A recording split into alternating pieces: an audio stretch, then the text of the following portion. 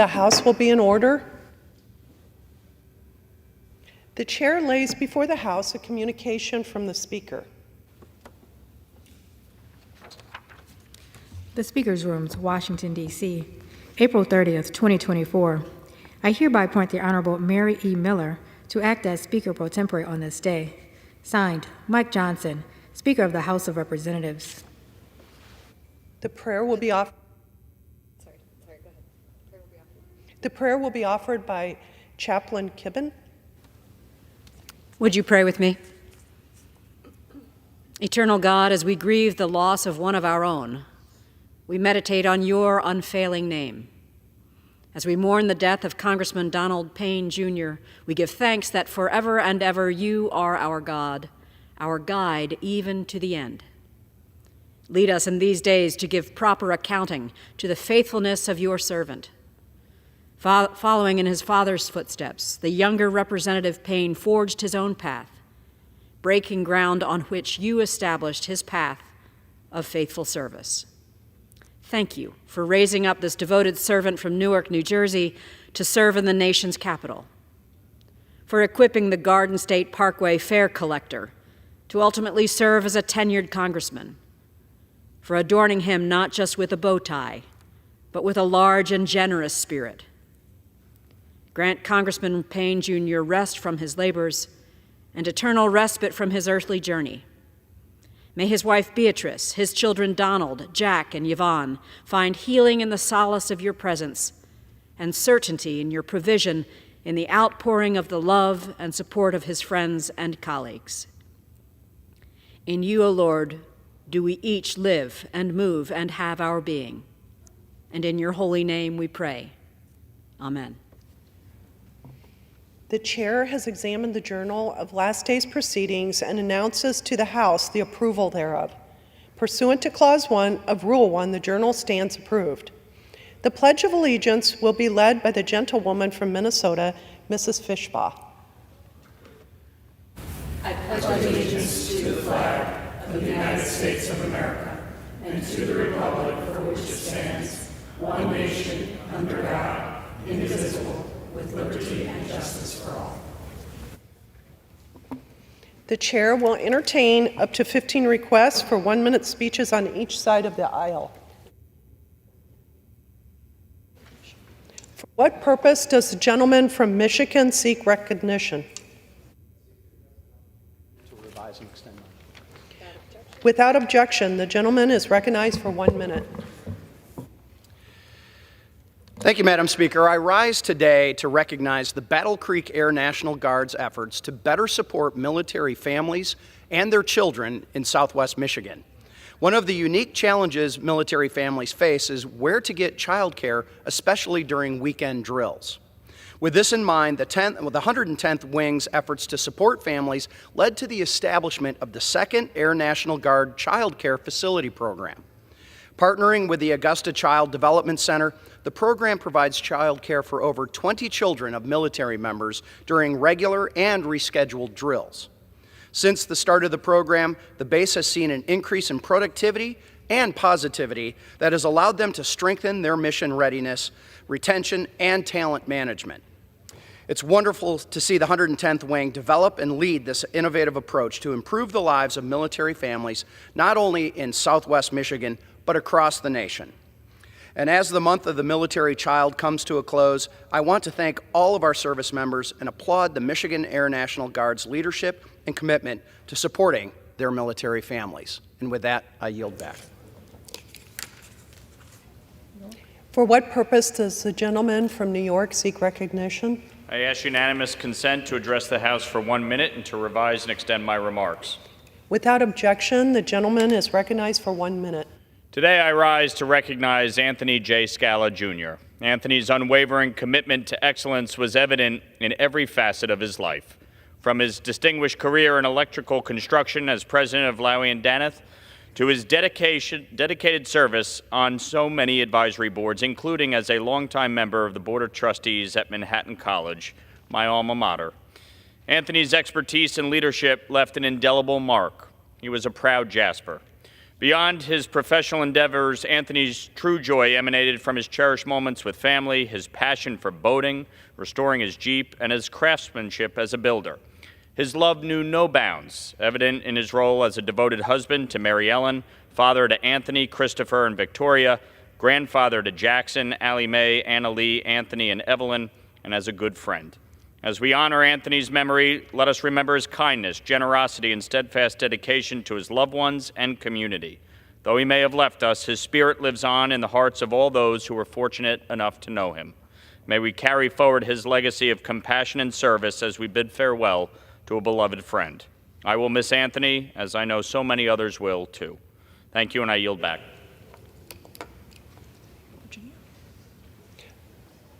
For what purpose does the gentleman from Virginia seek recognition? Request permission to address the House for 1 minute. Without objection, the gentleman from Virginia will be recognized for 1 minute. Madam Speaker, I rise to recognize the service of former Amherst County Sheriff Eve W. Vire, Jr. Sheriff Vire completed almost 40 years of service in law enforcement, including 8 years as the sheriff of Amherst County. He led many successful public safety initiatives, including expanding the K-9 program, using drone technology, and ensuring that there were school resource officers in every school to protect our students. Through his diligence and dedication to public service, Sheriff Vire worked tirelessly to create a safe county for all Amherst residents. I thank Sheriff Vire for his extensive career of law service and law enforcement, and I wish him the very best in his retirement. He's an example of the courage and bravery demonstrated by each member of law enforcement who selflessly works every day to keep our community safe. I'm honored to represent those like Sheriff Vire serving in law enforcement in Virginia's 5th District, and I thank them for their continued commitment and sacrifice. And I yield back. Purpose does the gentlewoman from Minnesota seek recognition? Madam Speaker, by direction of the Committee on Rules, I call up House Resolution 1173 and ask for its immediate consideration. The clerk will report the resolution. House Calendar Number 73, House Resolution 1173. Resolved that upon adoption of this resolution, it shall be in order to consider in the House any bills specified in Section 2 of this resolution. All points of order against consideration of each such bill are waived. The respective amendments in the nature of a substitute recommended by the Committee on Natural Resources, now printed in each such bill, shall be considered as adopted.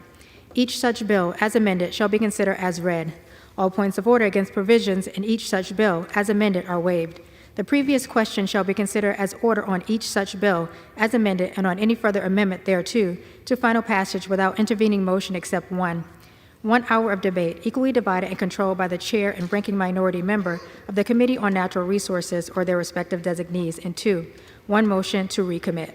Section 2, the bills referred to in the first section of this resolution are as follows. A, the bill, H.R. 615, to prohibit the Secretary of the Interior and the Secretary of Agriculture from prohibiting the use of lead ammunition or tackle on certain federal land or water under the jurisdiction of the Secretary of the Interior and the Secretary of Agriculture for other purposes. B, the bill, H.R. 2925, to amend the Omnibus Budget Reconciliation Act of 1993 to provide for the security of tenure for use of mining claims for ancillary activities and for other purposes.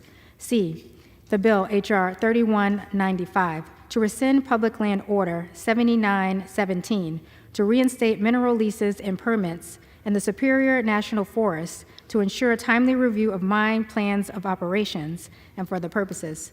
Section 3, upon adoption of this resolution, it shall be in order to consider in the House the bill, H.R. 764, to require the Secretary of the Interior to reissue regulations removing the gray wolf from the list of endangered and threatened wildlife under the Endangered Species Act of 1973. All points of order against consideration of the bill are waived. The bill shall be considered as read.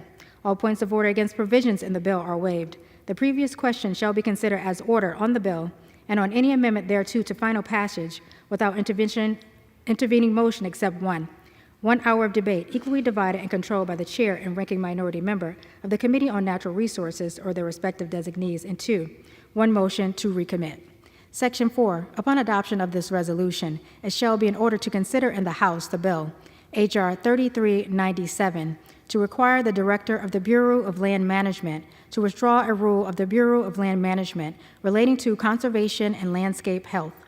All points of order against consideration of the bill are waived. In lieu of the amendment in the nature of a substitute recommended by the Committee on Natural Resources, now printed in the bill, an amendment in the nature of a substitute consisting of the text of Rules Committee Print 118-32 shall be considered as adopted. The bill as amended shall be considered as read. All points of order against provisions in the bill as amended are waived. The previous question shall be considered as ordered on the bill as amended and on any further amendment thereto to final passage without intervening motion except one. 1 hour of debate, equally divided and controlled by the chair and ranking minority member of the Committee on Natural Resources or their respective designees. And 2, 1 motion to recommit. Section 5, upon adoption of this resolution, it shall be in order to consider in the House the bill, H.R. 6285, to ratify and approve all authorizations, permits, verifications, extensions, biological opinions, incidental take statements, and any other approvals or orders issued pursuant to federal law necessary for the establishment and administration of the Coastal Plain Oil and Gas Leasing Program and for other purposes. All points of order against consideration of the bill are waived. The amendment in the nature of a substitute recommended by the Committee on Natural Resources, now printed in the bill, modified by the amendment printed in Part A of the report of the Committee on Rules accompanying this resolution, shall be considered as adopted. The bill as amended shall be considered as read. All points of order against provisions in the bill as amended are waived.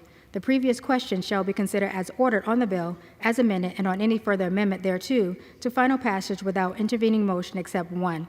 1 hour of debate, equally divided and controlled by the chair and ranking minority member of the Committee on Natural Resources or their respective designees. 2, the further amendment printed in Part B of the report of the Committee on Rules, if offered by the member designated in the report, which shall be in order without intervention of any point of order, shall be considered as read, shall be separately debatable for the time specified in the report, equally divided and controlled by the proponent and an opponent, and shall not be subject to a demand for division of the question. And 3, 1 motion to recommit.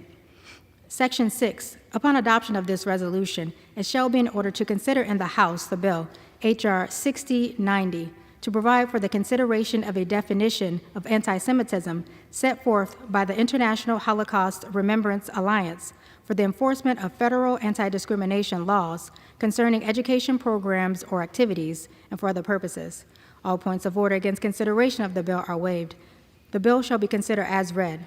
All points of order against provisions in the bill are waived. The previous question shall be considered as ordered on the bill and on any amendment thereto to final passage without intervening motion except one.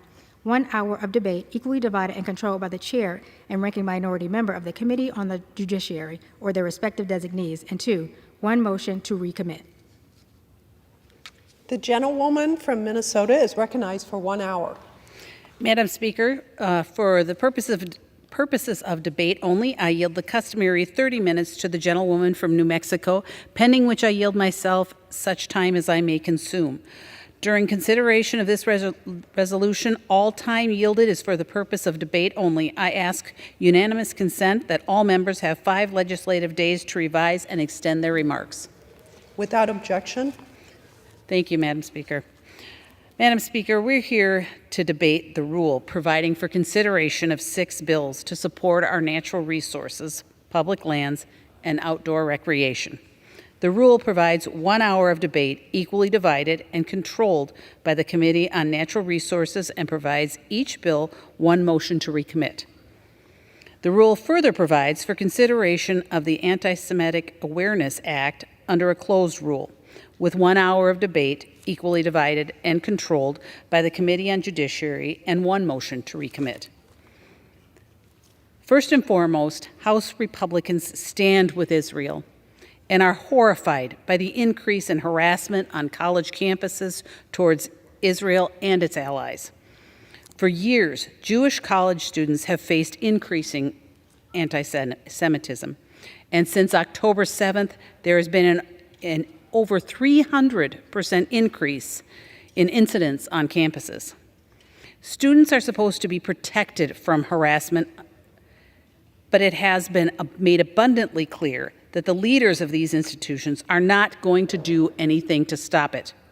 Instead, they are allowing large-scale harassment to reign, forcing Jewish students to stay home. Since these institutions refuse to protect their students, it is time for Congress to take action. H.R. 690 clearly defines anti-Semitism according to the International Holocaust Remembrance Alliance's working definition. This will empower universities to take clear steps to keep Jewish students safe and respond to hostile, hateful speech not protected under the First Amendment.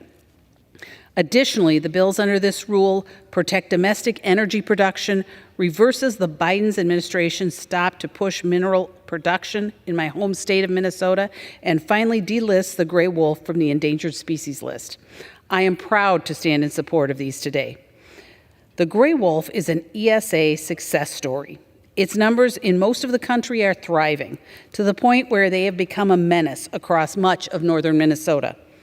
The only reason it has not been delisted is yet because there are a handful of activist groups and judges that would like to keep it listed forever. Rather than pushing for the radical environmental activism, we should be celebrating the fact that the ESA achieved its goal and gratefully turned management and conservation efforts back to the states. Madam Speaker, America is home to a wealth of natural resources, but this administration and my colleagues on the other side of the aisle continue to wage war on domestic production. From energy in Alaska to minerals in Minnesota, the bills under this rule empower our domestic producers. H.R. 6285 reverses Biden's decision to ban oil and gas development in the National Petroleum Reserve in Alaska, supporting energy independence and good-paying jobs, lower fuel prices, and economic security that comes with it. H.R. 3397 will ensure rural economies across the West maintain access to public lands for grazing, energy, and mineral development, recreation, and timber production. H.R. 615 upholds state wildlife management authority to protect against baseless claims that traditional lead fishing tackle and ammunition should be restricted. H.R. 2925 would ensure responsible mineral development can continue on federal lands. It unlocks mining projects across western states, returning to the past 100 years of precedents and removing uncertainty created by the Rosemont decision from the Ninth Circuit. And H.R. 3195 helps the United States meet the rise in demand for critical minerals across the world by unlocking access to critical minerals in Minnesota. The Biden administration is leaving America at a disadvantage while adversaries like China work to expand their global influence. We cannot let this happen. We can be both good stewards of our public lands and take advantage of the many resources they provide. Thank you, I reserve. The gentlewoman from Minnesota reserves. The gentlewoman from New Mexico is recognized. Madam Speaker, I thank the gentlelady from Minnesota, Ms. Fishback, for the customary 30 minutes. I ask unanimous consent to revise and extend my remarks and yield myself such time as I may consume. Without objection. America was blessed by our Creator with natural beauty and an abundance of natural resources, from grazing to farmlands to minerals, fossil fuels, solar, and wind, so we could feed our families and fuel our progress. But we owe the American people, and most importantly, our children and grandchildren, a duty to protect those resources so they are available for future generations, and Americans are not left with public lands that have been degraded, mines that have been depleted, and profits shipped off to foreign corporations. We owe a duty to those who love the forests and rivers in Minnesota, or the rangeland in the Southwest, to protect it and allow its use for recreation, grazing, and extraction. The natural resources bills that Republicans have made in order with this rule fail to protect America's blessed creation for future generations. The bills would eliminate environmental protections and increase mining corporations' ability to take public lands from the American public for free. Let me repeat that, because Americans may not know that right now, mining corporations, those big profit of mining corporations, guess what? They do not pay a dime in royalties when they take Americans' gold, silver, copper, or the precious minerals. That takes me to H.R. 2924, the Mining Regulatory Clarity Act. The 1872 mining law that we operate under now is old. It needs updating. It gives away our public resources for free. In the arid West, it allows mining companies to use as much precious water as they want and doesn't require those big corporations to fully clean up after themselves. Last week, I visited the Pecos watershed, a vital resource for northern New Mexico communities and a river that flows to Texas. In that watershed, a foreign company had mined, polluted, and abandoned the people and the river that I visited. We need to protect this type of land and these kinds of water resources. But H.R. 2925 would actually make it harder to protect this and other watersheds. It favors the biggest mining corporations and, even worse, favors foreign corporations. We all know there is a long history of bad actors exploiting, misusing, and abusing their mining claims. H.R. 2925 would give away our federal lands to these bad actors. Under the Republicans' proposal, corporations with the money could put 4 sticks in the ground, pay a fee, and then claim that land for mining without even proving the existence of minerals. The Republican proposal would also loosen restrictions so these corporations, even those based in countries like China or Russia, could more easily exploit American natural resources for free. Why would Republicans work on a bipartisan basis to ban China from mining American data with TikTok, but then be okay with China mining American natural resources for free? In the Rules Committee, I introduced an amendment to prohibit our adversaries like China from taking our public lands and minerals. Sadly, every Republican on the Rules Committee voted against making and order these amendments to prevent foreign adversaries from accessing these valuable American resources. I also introduced an amendment that would require mining corporations to make sure our waterways are not contaminated. Republicans blocked that too. Our current 150-year-old mining laws are not equipped for today's environmental challenges, but Republicans' response is to make it easier, not harder, for these greedy mining corporations to take what they want and leave their messes behind. As if that wasn't enough, this rule also makes in order what we should call the No Public Use on Public Lands Act. This bill would overturn a new Bureau of Land Management rule that finally recognizes conservation and public land management as a value on par with other uses. The BLM rule does not change their existing land management processes. BLM will continue to allow grazing, drilling, and other extraction on managed lands. What it does do is allow BLM to also include the important goal of conservation of the public lands as they consider new applications for Americans' public lands.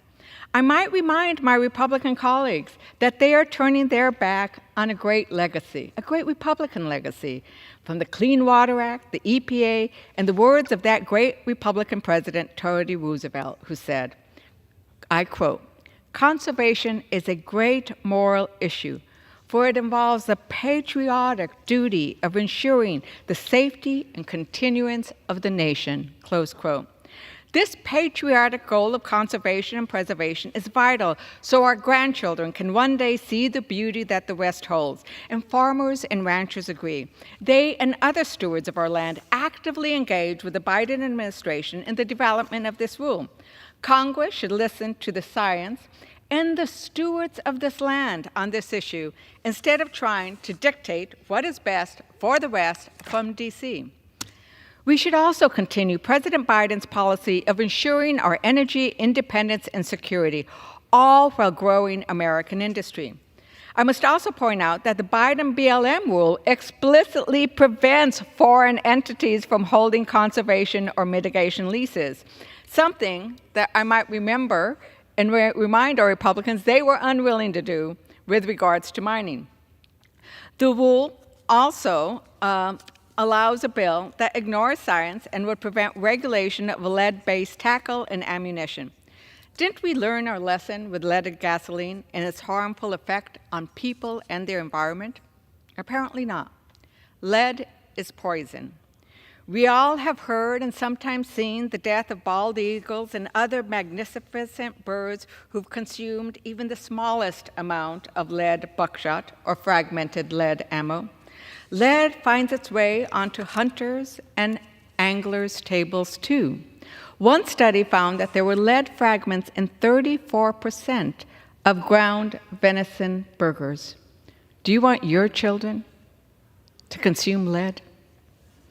Every year, I make tamales for Christmas, and as my family has done for generations, we use wild game, deer, elk, and antelope that's been hunted in New Mexico. We are grateful for lead-free ammunition because we don't want to poison ourselves or our environment.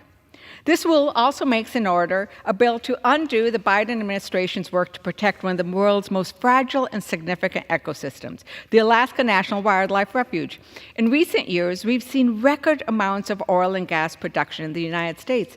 We are the top producer of oil in the world right now. We can do that while also preserving the beautiful lands that make our America the beautiful, the right song to sing.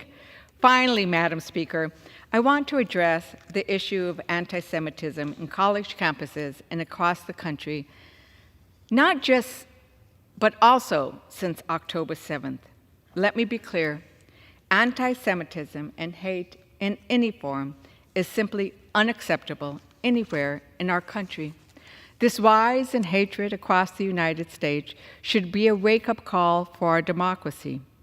However, last fall, House Republicans proposed a 25% budget cut to the office that is actively investigating incidents of anti-Semitism on campuses.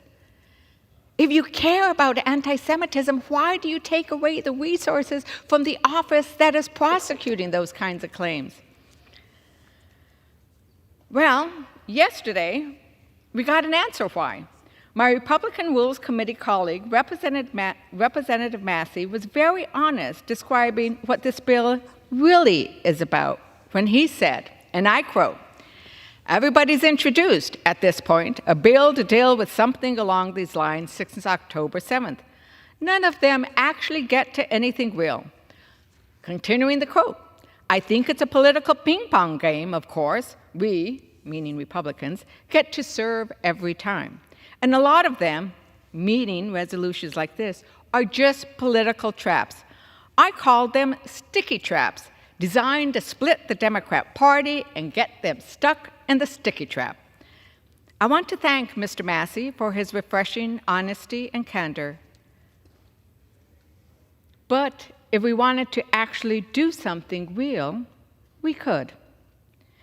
Rather than doing a sticky trap, we could take up my colleague Congresswoman Manning's bipartisan bill, H.R. 7921, the Countering Anti-Semitism Act, which would designate a senior official at the Department of Education to counter anti-Semitism on college campuses, among many other solutions that are also based on Biden's policy regarding attacking anti-Semitism. If we want to deal with anti-Semitism on college campuses, I suggest a bill with real solutions is a good place to start. I reserve. The gentlewoman from New Mexico reserves. The gentlewoman from Minnesota is recognized. Thank you, Madam Speaker, and I yield 4 minutes to the gentleman from New York. It's good to know that my Democratic colleague would rather children in the Congo mine for cobalt than to create American jobs here and put in place environmental safeguards. But thank you for putting that on the record. Madam Speaker, today I rise in support of the rule to bring my Anti-Semitism Awareness Act to the floor. I want to thank Chairman Burgess, Chairman Jordan, Leader Scalise, and Speaker Johnson for their support for consideration of this bill and their leadership in combating anti-Semitism on college campuses. What's happening on college campuses right now is horrifying. We've seen folks at these encampments telling Jews to go back to Poland. as if they weren't kicked out of their homes, murdered in cold blood, and sent to death camps less than a century ago.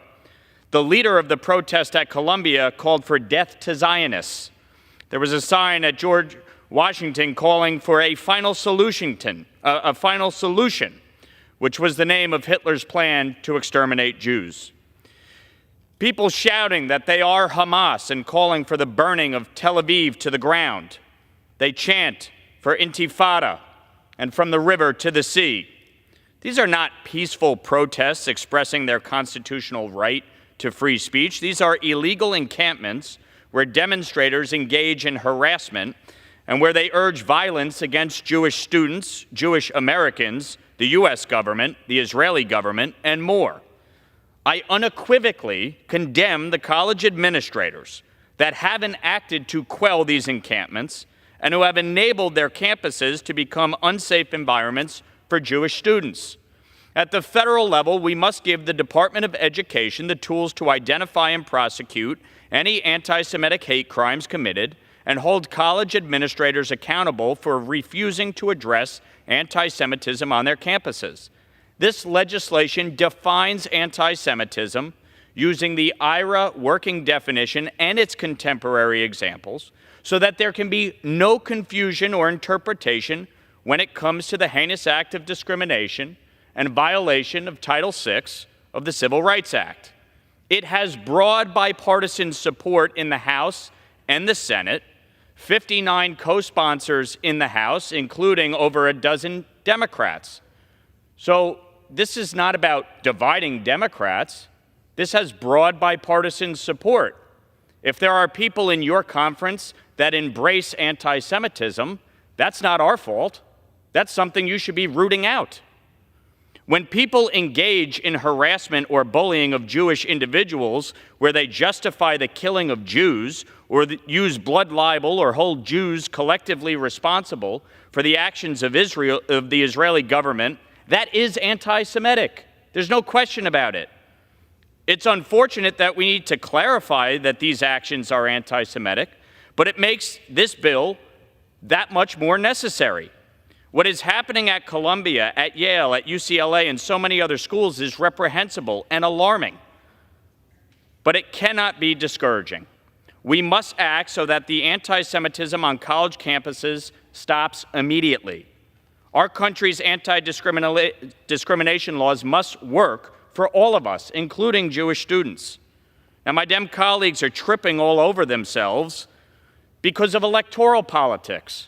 They're worried about votes in Michigan and Minnesota and trying to placate a pro-Hamas element of their party. People who are parroting Hamas talking points. Literally, when I was at Columbia University last Wednesday with Speaker Johnson, Hamas endorsed the protesters on the campus grounds, saying that they are the future leaders of America. If those are the future leaders of America, God help us. I would yield an additional 30 seconds. We should be very clear. Charlottesville was wrong. January 6th was wrong. Taking over a courthouse in Portland was wrong. Burning down a police station in Minneapolis was wrong. Breaking in and seizing control of the library at Columbia University is wrong. Let's call it all out and stop being a bunch of cowards.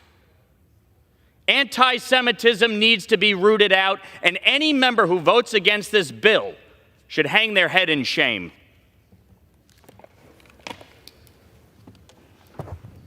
Madam Speaker, I appreciate my colleagues' words, and I reserve. The gentlewoman from New Mexico is recognized. How dare the party of Donald Trump and Marjorie Taylor Greene come down here and lecture Democrats about anti-Semitism? Remember, the leader of the Republican Party, Donald Trump, dines with Holocaust deniers and said there were fine people on both sides at a rally where white supremacists chanted, "Jews will not replace us." Representative Marjorie Taylor Greene appeared on stage at a white nationalist rally alongside a Holocaust denier. She tweeted out anti-Semitic videos and talks about Jewish space lasers. Madam Speaker, I'd like to enter into the record with unanimous consent the article from Politico titled, Donald Trump Dined with White Nationalist Holocaust Denier Nick Fuentes. Without objection. I'd like unanimous consent to enter into the record an article from The Atlantic titled, Trump Defends White Nationalist Protesters, some very fine people on both sides of the aisle. Without objection. I'd like to unanimous consent to enter into the record House GOP overlooks internal anti-Semitism, points at Democrats. Without objection. I'd like to enter into the record actually my objection to this absurd attack on Democrats for pointing out that in this bill it has the title of anti-Semitism, but there are problems with it. We need to address anti-Semitism and look at the root causes. Instead, what are we doing? We're debating, codifying a definition that numerous Jewish organizations, including Jewish Action, the Jewish Council for Public Affairs, and the New Israel Fund, among others, oppose. The reason these organizations oppose it is because we cannot equate criticism of Israeli policies with anti-Semitism. They are two very different things. And we need to remember that we are constitutionally bound to protect free speech, even and more importantly, when it is speech with which we do not agree. Yesterday, for example, in the Rules Hearing Committee for this bill, Representative Fry called Prime Minister Netanyahu's work in Gaza remarkable. He praised it. I personally don't think it's remarkable that over 35,000 people, and most of them children and women, are dead. I don't think it's remarkable that over 130 hostages are still not home. Netanyahu is being protested in his own country for these and many other things. I don't think it's remarkable that 27 kids have already died of malnutrition and that famine is imminent for 1.1 million Gazas. Saying none of this is anti-Semitic. I'm Catholic with Sephardi heritage, and I think that my love that comes from the teaching and my spirituality calls upon me to talk about these things, and that is not anti-Semitic. And that's the worry that these Jewish organizations, the ACLU and others, talk about today. If we really want to move forward on combating anti-Semitism, let's fund the office that investigates and takes actions against those colleges who fail to protect their students. Let's move forward with Congresswoman Manny's bipartisan bill, H.R. 7921, the Countering Anti-Semitism Act.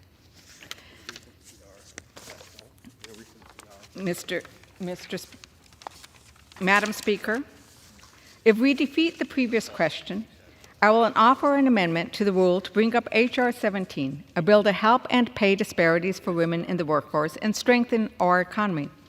Madam Speaker, rising costs are affecting American families and the American worker. But instead of helping families put more money in their pockets to save for retirement, to send their kids to college, or to simply put food on the table, House Republicans are focused on helping big oil and big mining corporations. My colleagues constantly talk about the economic hardship Americans face, but instead of bringing legislation to actually address that, nearly every bill in this rule would create a corporate giveaway at the expense of our public lands. We see where their real priorities are, with the biggest corporations, foreign corporations, even Chinese corporations.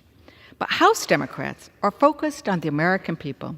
That's why we must bring up H.R. 17, the Paycheck Fairness Act, to address the wage gap for women in this country and make sure families aren't cheated out of dollars in the paycheck that they deserve.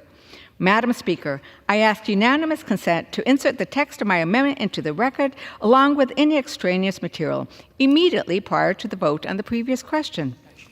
Without objection. Madam Speaker, to discuss our proposal, I yield 3 minutes to the gentlewoman from Connecticut, the ranking member of the Appropriations Committee, Ms. DeLauro. The gentlewoman is recognized. I thank you, Madam Speaker, and I thank the gentlelady for yielding time. Today, Americans are living paycheck to paycheck. They struggle with the high cost of living and wages that are not rising fast enough to keep up. But instead of addressing the real challenges that face American families, our Republican colleagues are wasting time with messaging bills. The gentleman on the other side of the aisle may recall that in a recent continuing resolution, he voted against $1 billion in aid to Israel. The gentleman from New York voted against $1 billion increase in aid to Israel.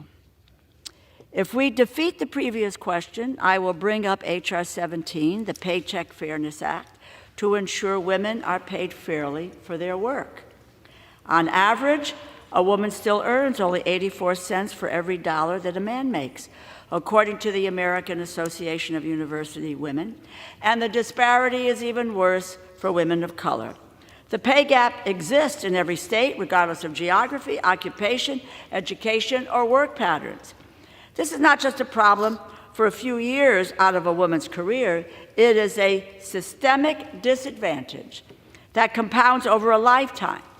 This gap can put women hundreds of thousands of dollars behind in earnings over their career, and in turn, severely reduce the amount they receive from Social Security, pensions, or investments after their working years are over. That puts more strain on working families and our safety net as a whole to support them in their older years. Unequal pay is not just an issue of fairness, it is a major economic burden on families across the country. America is in a cost of living crisis for many reasons. Families are living paycheck to paycheck. They can't pay their bills, they can't put food on the table, they can't get the health care they need for themselves and their families. So, this cost of living issue, if you continue to deal with unequal payment for women in our workforce, it only adds to economic insecurity. The pay gap persists because of loopholes in the Equal Pay Act. The Paycheck Fairness Act fixes those loopholes by mandating better data collection, protecting employees against retaliation for discussing wages or salaries, removes obstacles to lawsuits that challenge systemic discrimination. In short, it gives the Equal Pay Act the teeth that it needs to get the job done. At the end of the day, it is really this simple. Men and women in the same job deserve the same pay. It's true in the House of Representatives, not true pretty much everywhere else in this country. If we truly believe that, we should act on it, take the cost of living crisis head on today. Urge my colleagues to oppose the previous question of the rule. I yield back. I reserve. The gentlewoman from New Mexico reserves. The gentlewoman from Minnesota is recognized. Madam Speaker, I am disturbed by my colleagues that are shameless enough to argue in favor of anti-Semitism. It is not covered by the First Amendment. It is hateful. Universities have been rewarding bad behavior and punishing the ones being attacked who now don't feel safe enough to go to class. This cannot be the norm.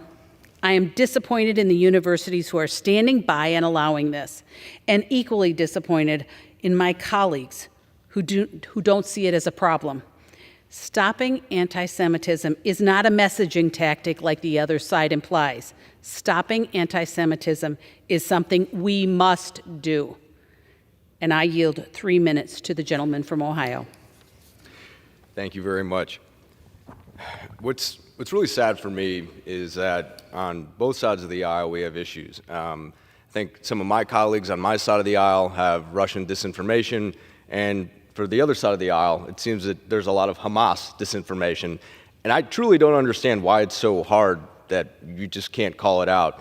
I digress. Madam Speaker, I rise in support of Anti-Semitism Awareness Act.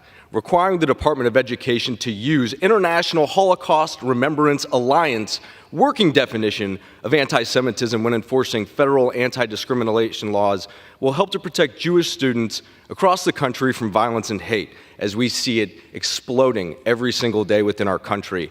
Anti-Semitism has spread like wildfire on college campuses, and it is rearing its ugly head in the wake of Hamas's ruthless attack on Israel. College students celebrate terrorists who brutally murder innocent civilians as martyrs, and faculty members call Hamas's assault exhilarating. When I saw a sign at the Columbia protest, if you want to call it a protest, a sign said, "Free Palestine," and then right next to it, it said, "Final solution." What does the final solution mean?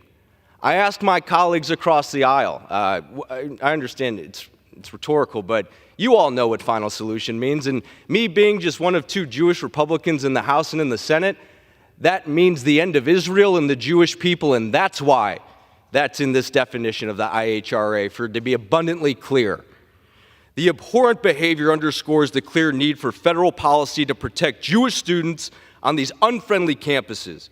Usage of the IHRA definition is in a context a key step in calling out anti-Semitism where it is and ensuring anti-Semitic hate crimes on college campuses are properly investigated and prosecuted. College campuses should be safe havens for learning, not nests of hatred. I urge my colleagues to say enough is enough and to support the Anti-Semitism Awareness Act. And I'll ask my colleagues on the other side of the aisle just one more time. When you see a sign and you're Jewish in this country on a college campus, and you say that being an anti-Zionist is not being an anti-Semite, which being an anti-Zionist is being an anti-Semite, to be very clear, but you see final solution, I think you have a hard time accepting especially when my family, almost 2/3 of them, were annihilated at Auschwitz. And we come to this country, and my daughter is going to grow up in this world and look at a sign that says final solution. I speak for myself. I speak for no one else. It's abhorrent, and you all need to condemn this type of behavior and rhetoric that has consumed our country. Enough is enough. Please, just be a human and put your political and politics affiliation aside for a second. Thank you, Madam Speaker. I yield back. I would like to remind members on both sides not to address the speaker and not to address each other. I reserve. Oh, the gentlewoman from Minnesota reserves, and the gentlewoman from New Mexico is recognized. Madam Speaker, I just want to make the record clear. Democrats and President Biden have repeatedly and constantly, and not just since October 7th, condemned anti-Semitism and taken actual actions to actually address it. And that is the problem with what we are hearing. As their own Rules Committee member has said it, these are about sticky bills. They are not about getting solutions. But we must remember that most of the bills on the rule today are actually talking about our natural resources and how Republicans want to turn the clock back on the progress that Americans have been demanding for decades to protect our natural beauty, but also to protect our natural resources for Americans. I want to talk a little bit about mining reform. 1872 mining law, that says it all. That law is way too old and needs fixing. But how do we make sure we go about fixing it? The Republicans' proposal is just give more of it away. Make it easier for foreign corporations, for big greedy corporations to take that land, to take those natural resources. What do Democrats propose? We propose responsible mining reform that allows for critical minerals to be extracted without destroying our environment. My good friend and ranking member, former chair of the House Natural Resources, introduced the Clean Energy Minerals Reform Act, the Clean Energy Minerals Reform Act, of which I'm a co-sponsor. That kind of bill would require annual rental payments for claimed public land, treating mine operators the same way we treat oil and gas or any other ones. Let's make them pay for our resources. They belong to us. Imagine if that like $300 billion of profits that's going to those foreign corporations went to Americans instead. We'd set a royalty rate of not less than 5%, not greater than 8% based on gross income. We would make sure that there would be a reclamation fund. So when the mining companies go in there and do their mess, that there would be a way for us to clean it up. I can tell you New Mexico is littered, Colorado, all the Intermountain West, with these abandoned mines that leach acid into our rivers and streams and make it so that we cannot hike and camp on those lands. I have picked up those rocks that when they are exposed to air and water create sulfuric acid, and they leave piles of them. Those are the things that we must be doing. We must be giving the Secretary of the Interior the right to protect our public lands, to protect the waters of Minnesota, right? To protect the waters of this great country. So with that, I reserve. Gentlewoman from New Mexico reserves. The gentlewoman from Minnesota is recognized. Madam Speaker, I would like to yield 2 minutes to my colleague from New Jersey. I thank Mrs. Fishbeck from the Rules Committee for yielding me time. Madam Speaker, I rise today in support of the rule and in support of H.R. 6090, the Anti-Semitism Awareness Act, introduced by Mr. Lawler from New York. On October 7th, 2023, Hamas launched a brutal surprise attack on the state of Israel, in which 1,200 Israeli citizens lost their lives. This represented the most significant attack on Israel since the Yom Kippur War. After those attacks, there was a massive increase in an outpouring of hatred towards the state of Israel and an increase in anti-Semitism. Let's look at the facts. According to data from the Anti-Defamation League, from October 7th, 2023, until the end of last year, there were more than 5,204 anti-Semitic incidents tracked by the ADL, more than the whole of 2022 in more than 2 months. Unfortunately, there has been no greater breeding ground for anti-Semitism than on campuses of our nation's colleges and universities. Jewish parents across my district and across this country are concerned for their children away at college. Jewish students should feel safe on college campuses. The anti-Semitic actions on college campuses across this country and the muted response from university administrators is absolutely unacceptable. While I respect the right to free speech as guaranteed by the First Amendment, the situation on campuses across the country has simply gotten out of control. Unfortunately, the Biden administration has not taken the steps needed to adequately protect Jewish students, and I'm glad that we, as Congress, are taking this important step. If colleges and universities are not willing to take the steps necessary to combat anti-Semitism and to protect their own students, we must ensure that there are consequences. I urge adoption of the rule and passage of this bill, and I yield back the balance of my time. Madam Speaker, I'm prepared to close.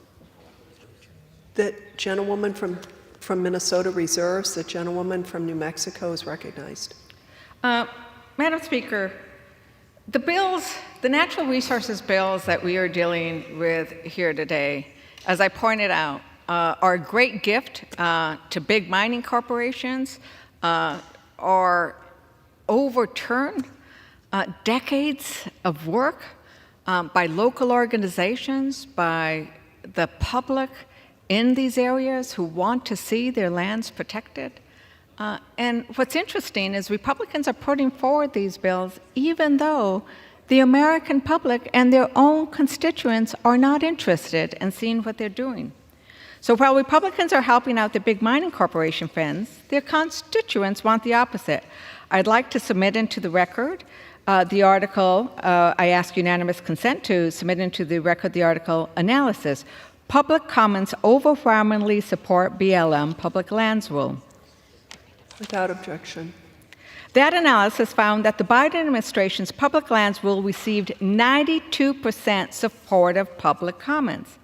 92% of the 150,000 Americans who commented on this rule agreed that the BLM is moving in the right direction by protecting our public lands. Many of them were farmers, ranchers, and stewards of the land. In fact, one farmer said to me, I said to me, I recognize how important it is to allow our land to recover so that we can use it in the future for grazing. I'd also ask unanimous consent to submit into the record the following article, the 2023 Conservation in the West poll from Colorado College. Without objection. This survey found that 82% of voters across 8 western states support the conservation of our public lands and waters. Let's listen to the people on the ground. While Republicans want to mine the beautiful forests of Minnesota, constituents actually want to protect the area from sulfide or copper mining. I request unanimous consent to submit into the record the article, The Campaign to Save the Boundary Waters 2022 Post-Election Poll. Without objection. The poll found over 70% of Minnesotans support proposed legislation to permanently protect the boundary waters from risks associated with the sulfide or copper mining. The boundary waters are one of the most visited national recreational areas in the United States. I look forward to going and looking at those lakes and those rivers and those forests and how they're intertwined and how those canoes glide along their surfaces. Minnesotans know what that beauty looks like, and they want to make sure that the mining that is proposed by the Trump administration, and I might remind people that the Trump administration overturned actions by Obama so they could give 2 leases to a Chilean billionaire.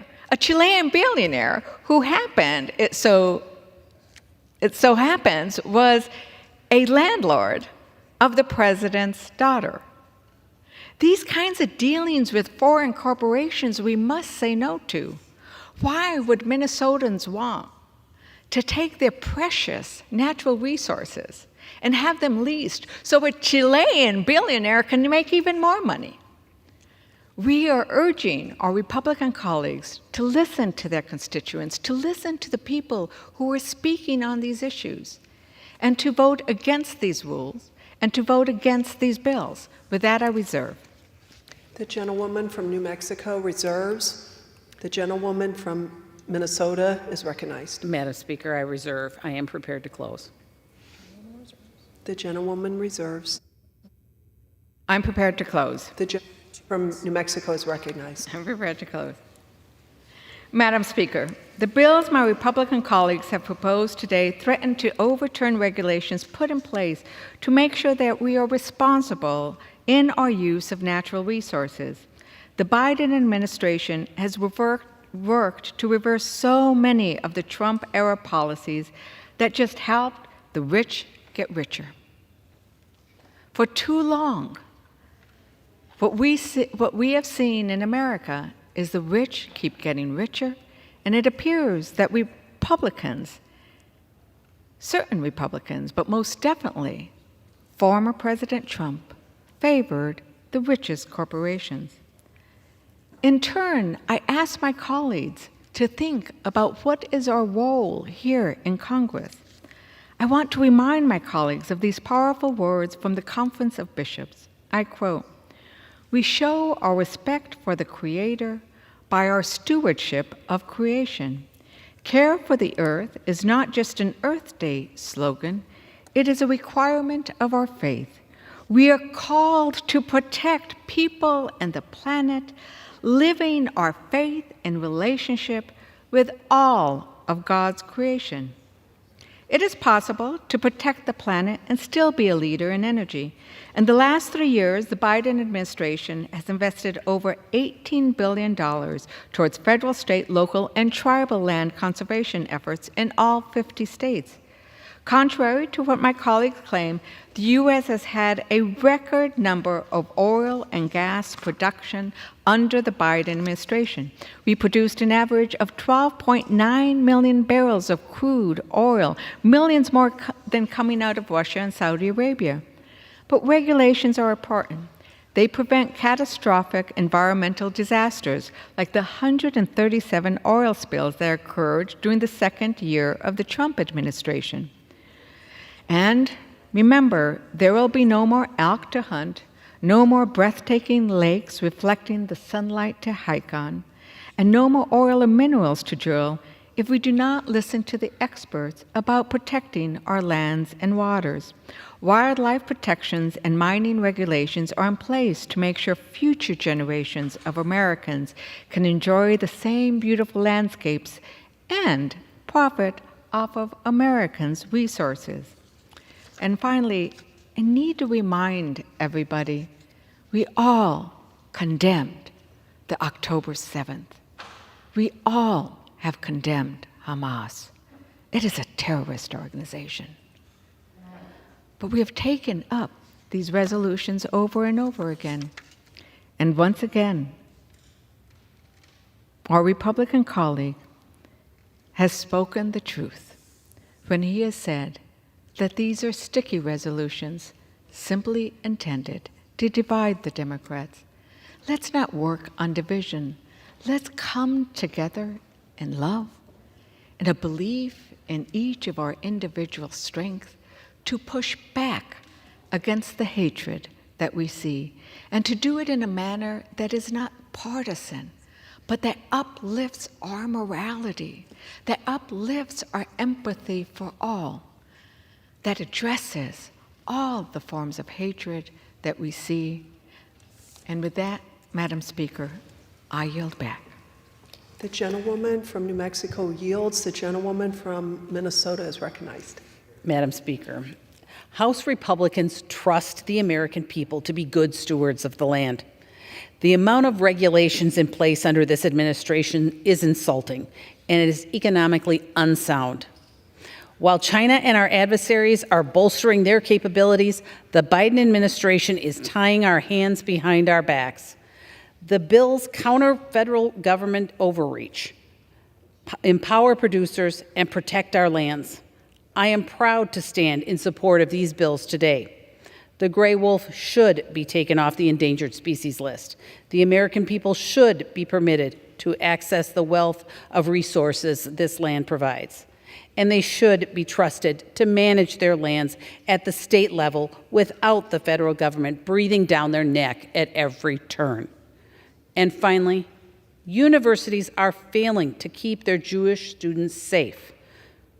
So Congress is taking action.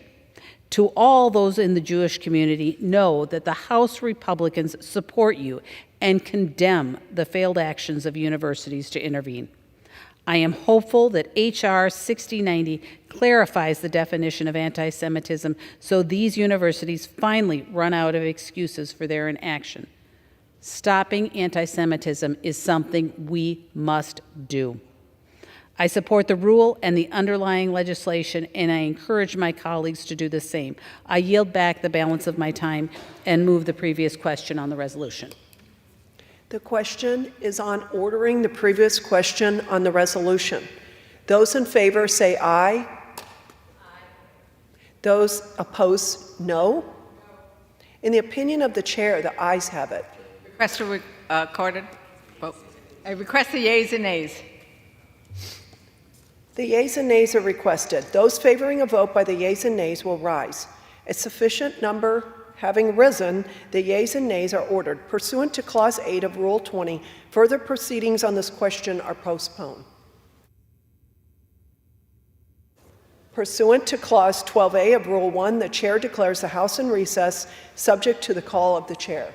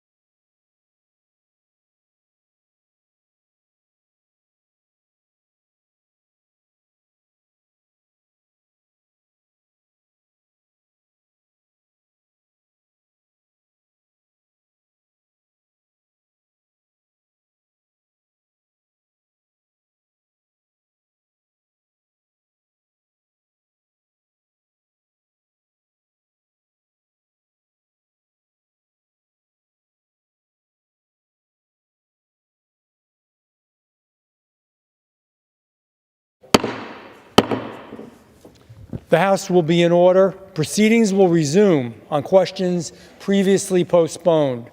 Votes will be taken in the following order. Passage of H.R. 529. Motions to suspend the rules and pass. H.R. 4824, H.R. 4877, H.R. 6093, H.R. 3738, H.R. 4016, H.R. 1767, ordering the previous question on House Resolution 1173, adoption of House Resolution 1173, if ordered. The first electronic vote will be conducted as a 15-minute vote. Pursuant to Clause 9 of Rule 20, remaining electronic votes will be conducted as either 5-minute votes or 2-minute votes. Pursuant to Clause 8 of Rule 20, the unfinished business is the vote on passage of H.R. 529, on which the yeas and the nays are ordered. The clerk will report the title of the bill. Union Calendar Number 361, H.R. 529, a bill to extend the customs waters of the United States from 12 nautical miles to 24 nautical miles from the baselines of the United States, consistent with Presidential Proclamation 7219. The question is on the passage of the bill. Members will record their votes by electronic device. This is a 15-minute vote.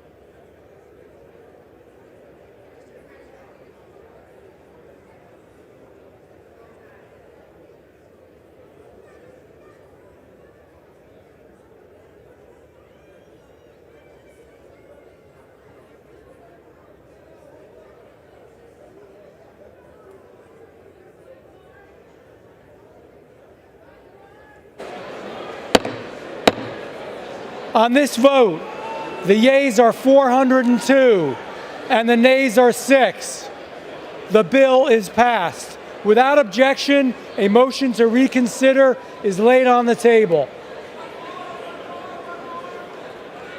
Pursuant to Clause 8 of Rule 20, the unfinished business is the vote on the motion of the gentleman from Oklahoma, Mr. Lucas, to suspend the rules and to pass H.R. 4824 as amended, as which the yeas and nays are ordered.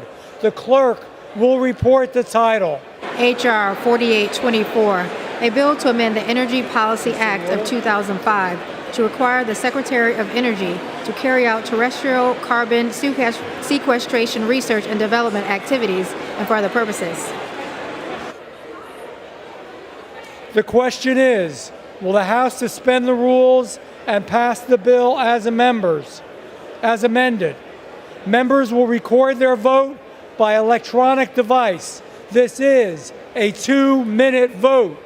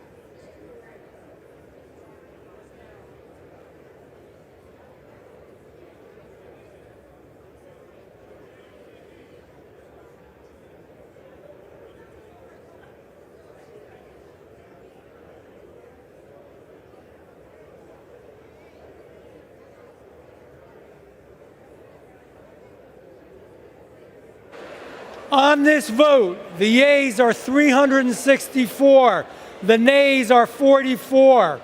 2/3 being in the affirmative, the rules are suspended. The bill is passed, and without objection, the motion to reconsider is laid on the table. Pursuant to Clause 8 of Rule 20, the unfinished business is the vote on the motion of the gentleman from Oklahoma, Mr. Lucas, to suspend the rules and pass H.R. 4877 as amended, on which the yeas and nays are ordered. The clerk will report the title. H.R. 4877, a bill to amend the Energy Policy Act of 2005 to direct the Secretary of Energy to carry out a research, development, and demonstration program with respect to abandoned whales and for other purposes. The question is, will the House suspend the rules and pass the bill as amended? Members will record their vote by electronic device. This is a 2-minute vote.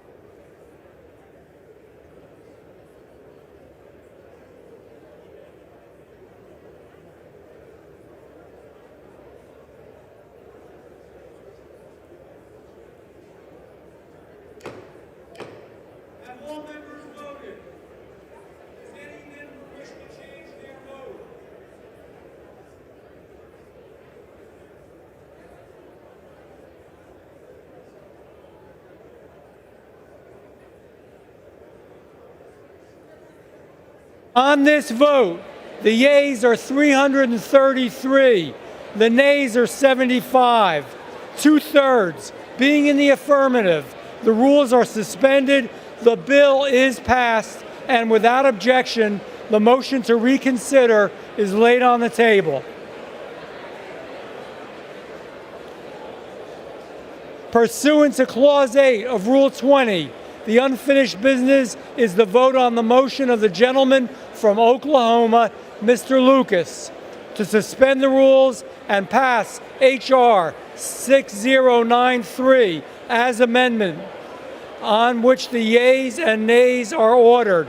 The clerk will report the title. H.R. 6093, a bill to improve the National Oceanic and Atmospheric Administration's weather research, support improvements in weather forecasting and prediction, expand commercial opportunities for the provision of weather data and for other purposes. The question is, will the House suspend the rules and pass the bill as amended? Members will record their votes by electronic device. This is a 2-minute vote.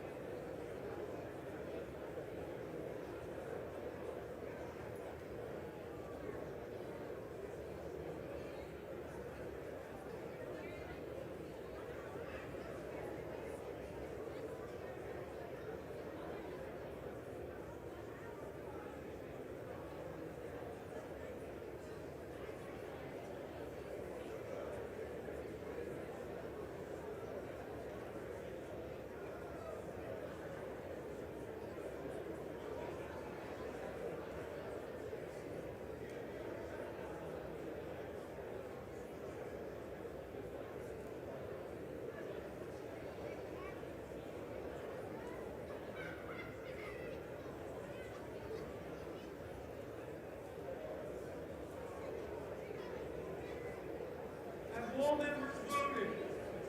Does any member wish to change their vote?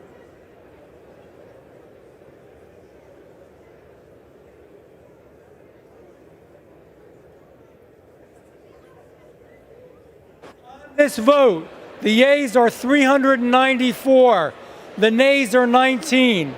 2/3 being in the affirmative, the rules are suspended, the bill is passed, and without objection, the motion to reconsider is laid on the table.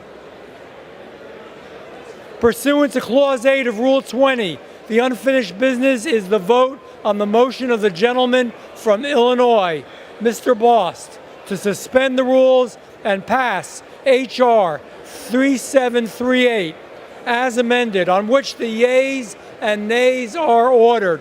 The clerk will report the title. H.R. 3738, a bill to amend Title 38 United States Code to establish in the Department of Veterans Affairs the Veterans Economic Opportunity and Transition Administration and for the purposes. The question is, will the House suspend the rules and pass the bill as amended? Members will record their votes by electronic device. This is a 2-minute vote.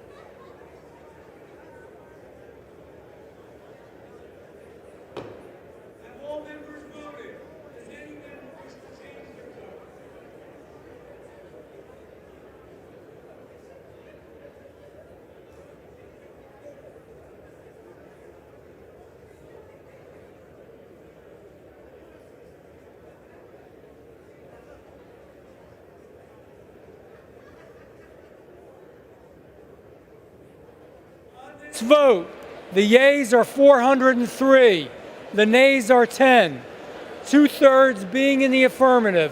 The rules are suspended. The bill is passed. And without objection, the motion to reconsider is laid on the table. Pursuant to Clause 8 of Rule 20, the unfinished business is the vote on the motion of the gentleman from Illinois, Mr. Bost, to suspend the rules and pass H.R.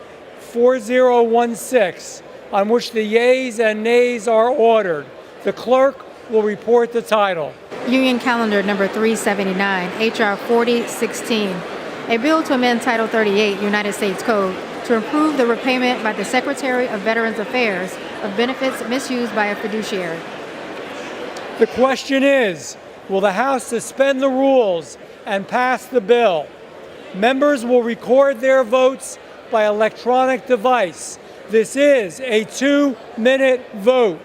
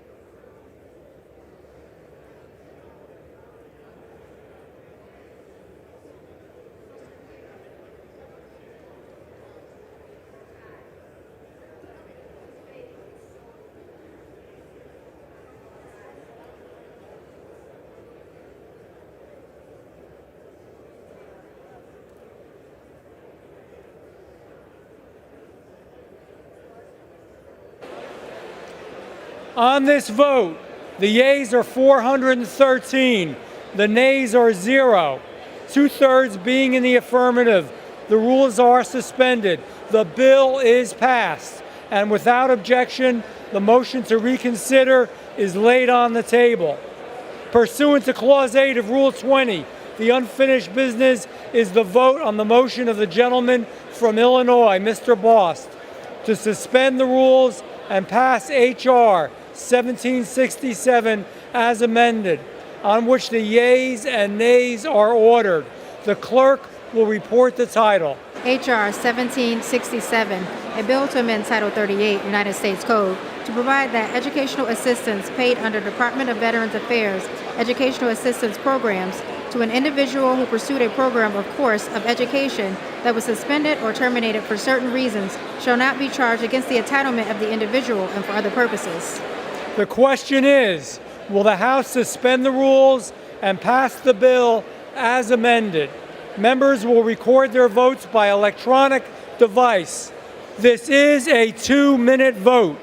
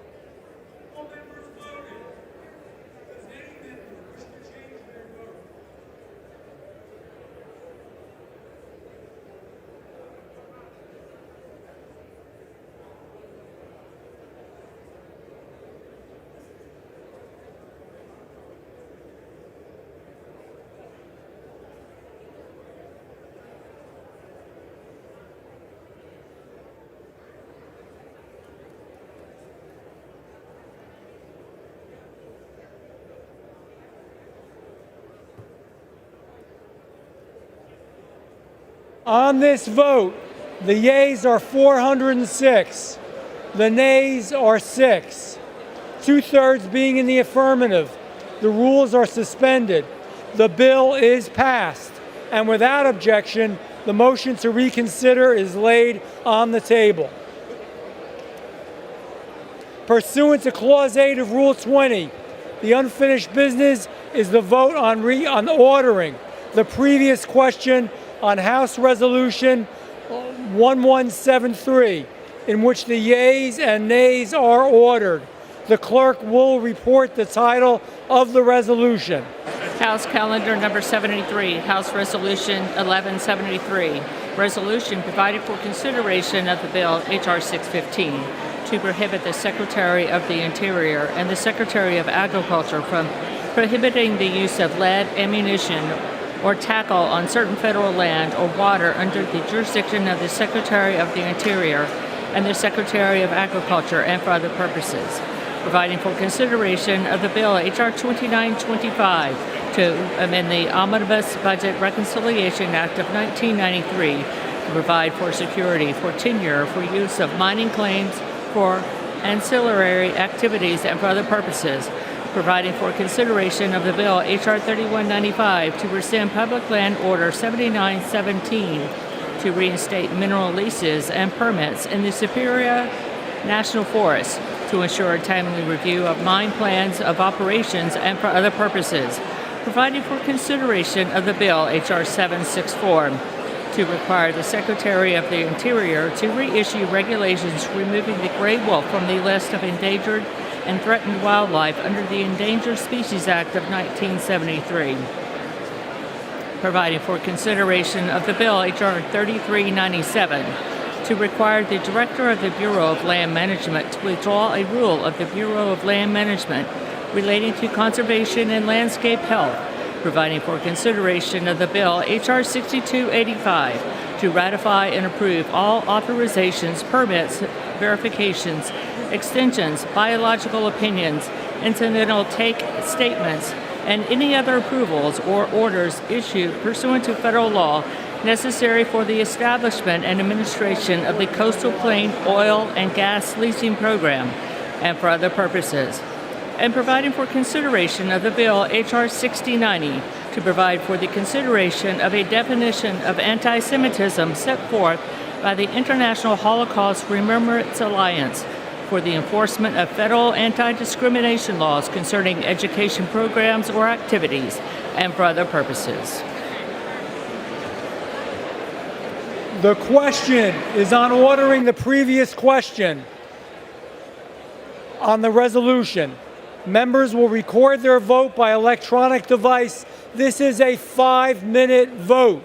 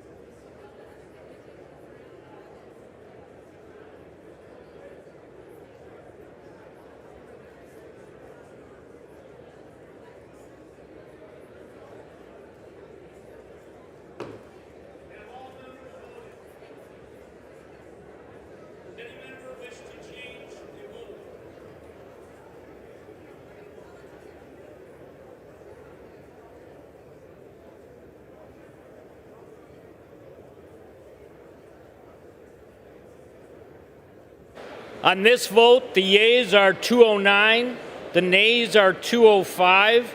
On this vote, the yeas. The previous question is now ordered.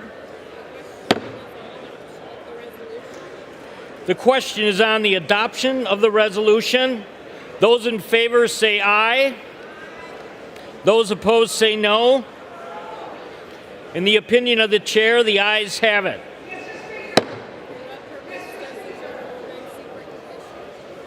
For what reason does the gentlewoman seek recognition? Recorded vote. A recorded vote is requested. Those favoring a recorded vote will rise. A sufficient number having risen, a recorded vote is ordered. Members will record their votes by electronic device. This is a 5-minute vote.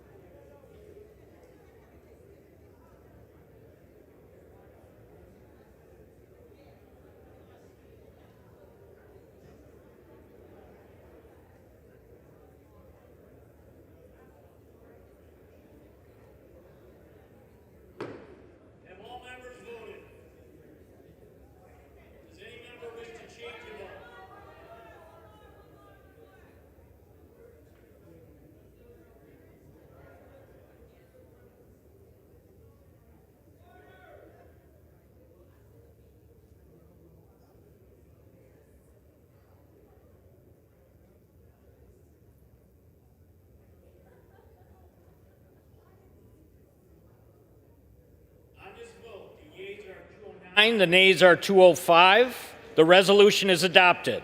Without objection, a motion to reconsider is laid on the table.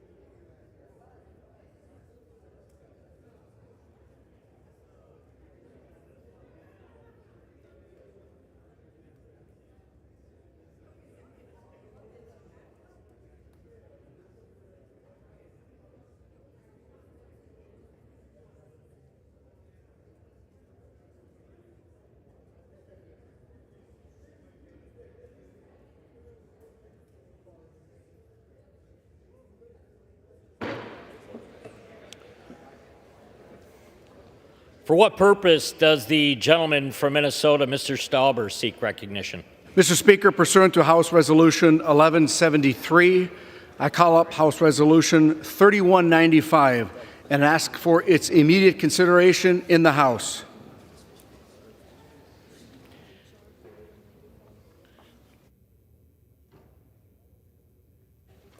Does the gentleman wish to call up H.R. 3195? 3195, correct. The clerk will report the title of the bill. Union Calendar Number 308, H.R. 3195, a bill to rescind Public Land Order 7917 to reinstate mineral leases and permits in the Superior National Forest to ensure timely review of the mine plans of operations and for other purposes. Pursuant to House Resolution 1173, the amendment in nature of the substitute recommended by the Committee of Natural Resources printed in the bill shall be considered as adopted, and the bill as amended is considered read. The bill as amended shall be debated for 1 hour, equally divided and controlled by the chair and the ranking minority member of the Committee on Natural Resources or their respective designees.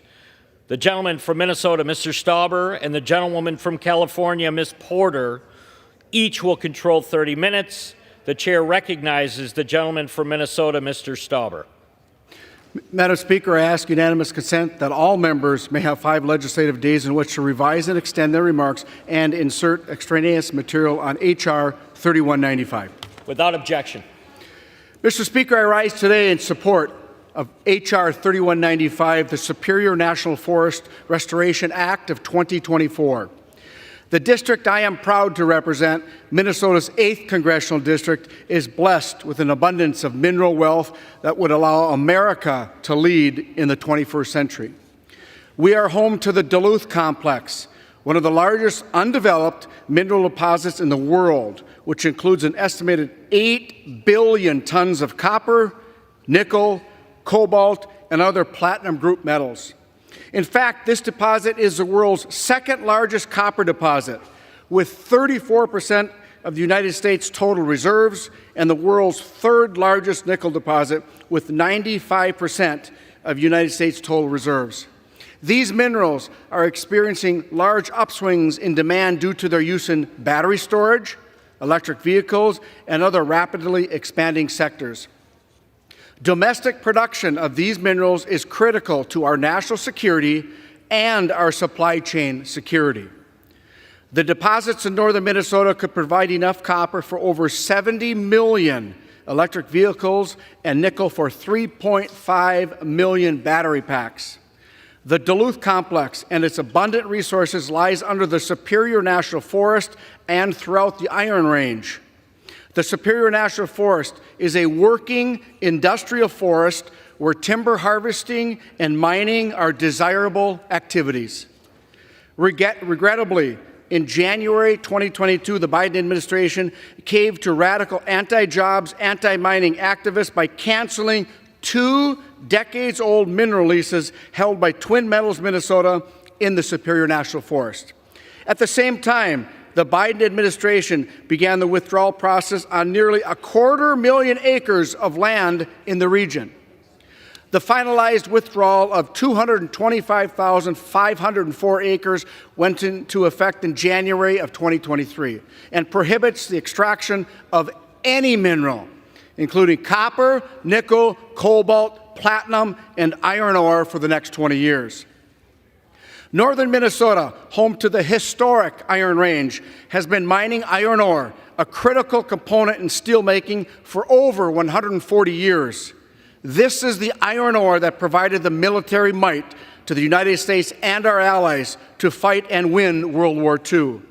The iron ore mined in the region accounts for over 80% of America's domestically produced steel. Now the Biden administration even wants to restrict iron ore mining in northern Minnesota.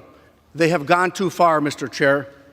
These 2 actions taken by the Biden administration are in immediate opposition to its stated campaign goals to increase domestic mining to meet rising global mineral demand.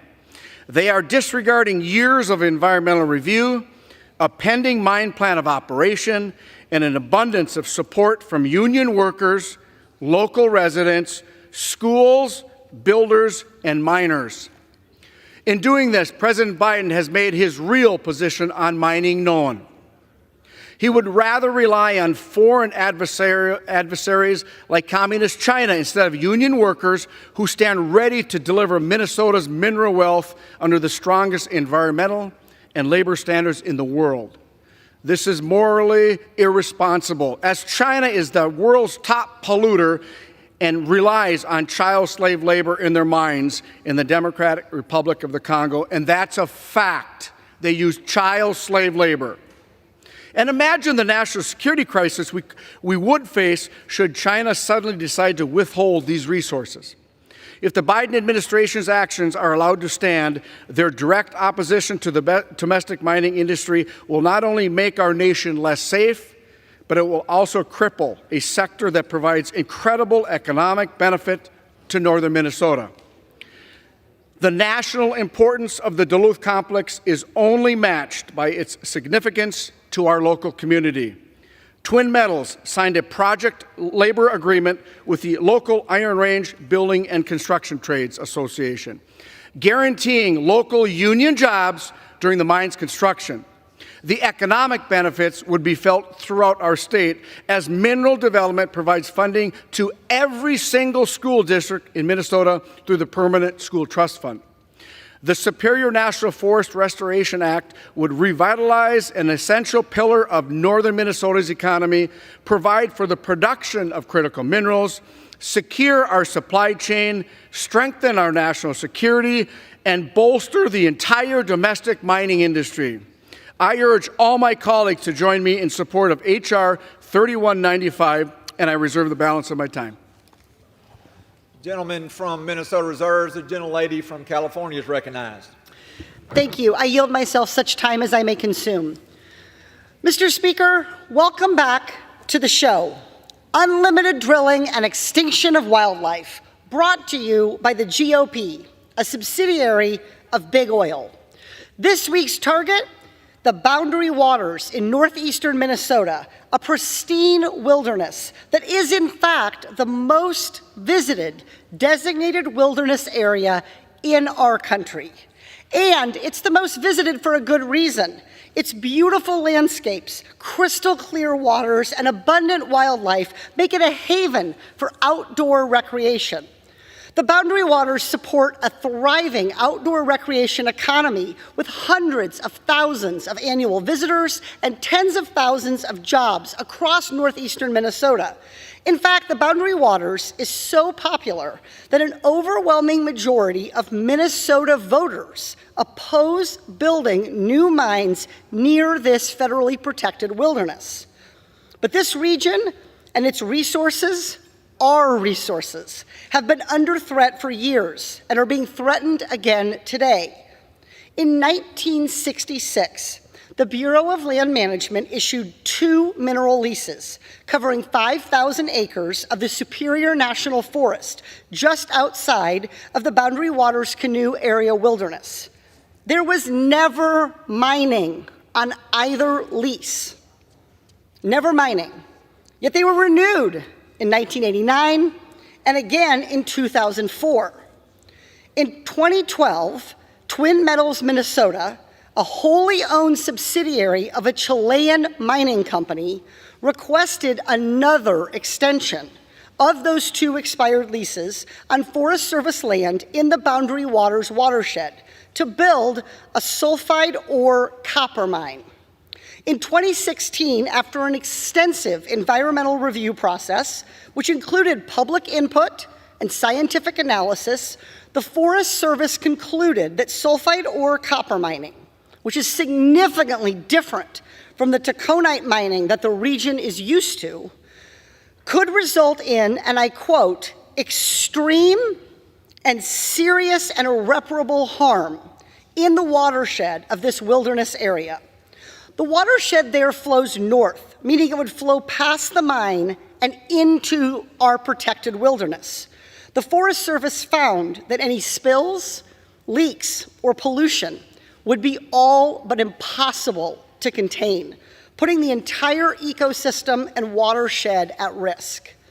This should have been the answer: no to this sulfide ore copper mine.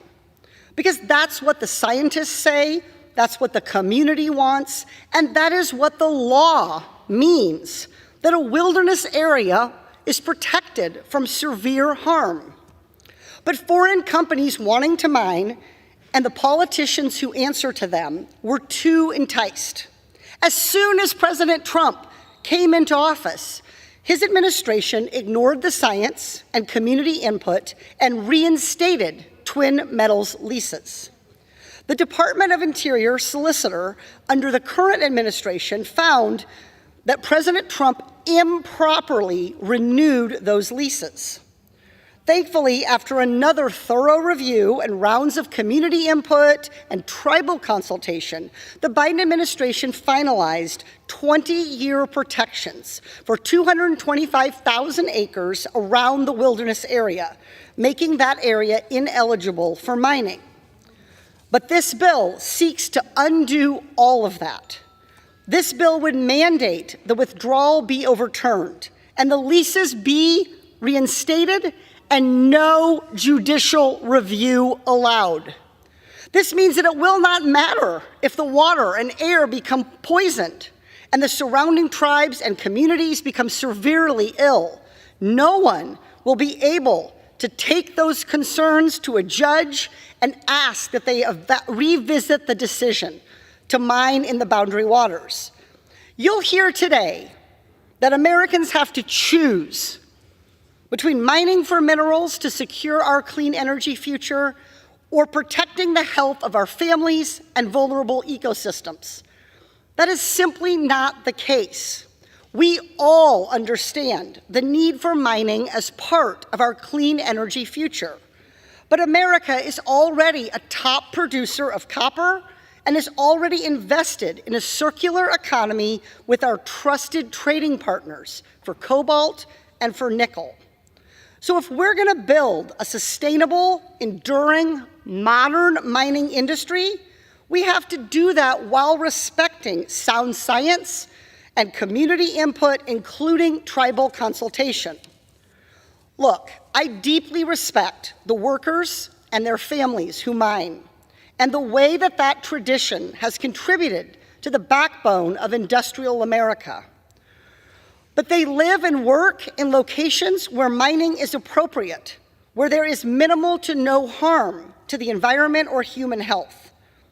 Unfortunately, this bill disregards all of that and seeks to destroy now and deal with the ramifications, not later, not at all. I oppose this legislation, and I reserve the balance of my time. The gentlelady yields. The gentleman reserves. I'm sorry. The gentlelady reserves. The gentleman from Minnesota is recognized. Thank you very much, Mr. Chair. I'll just share with you.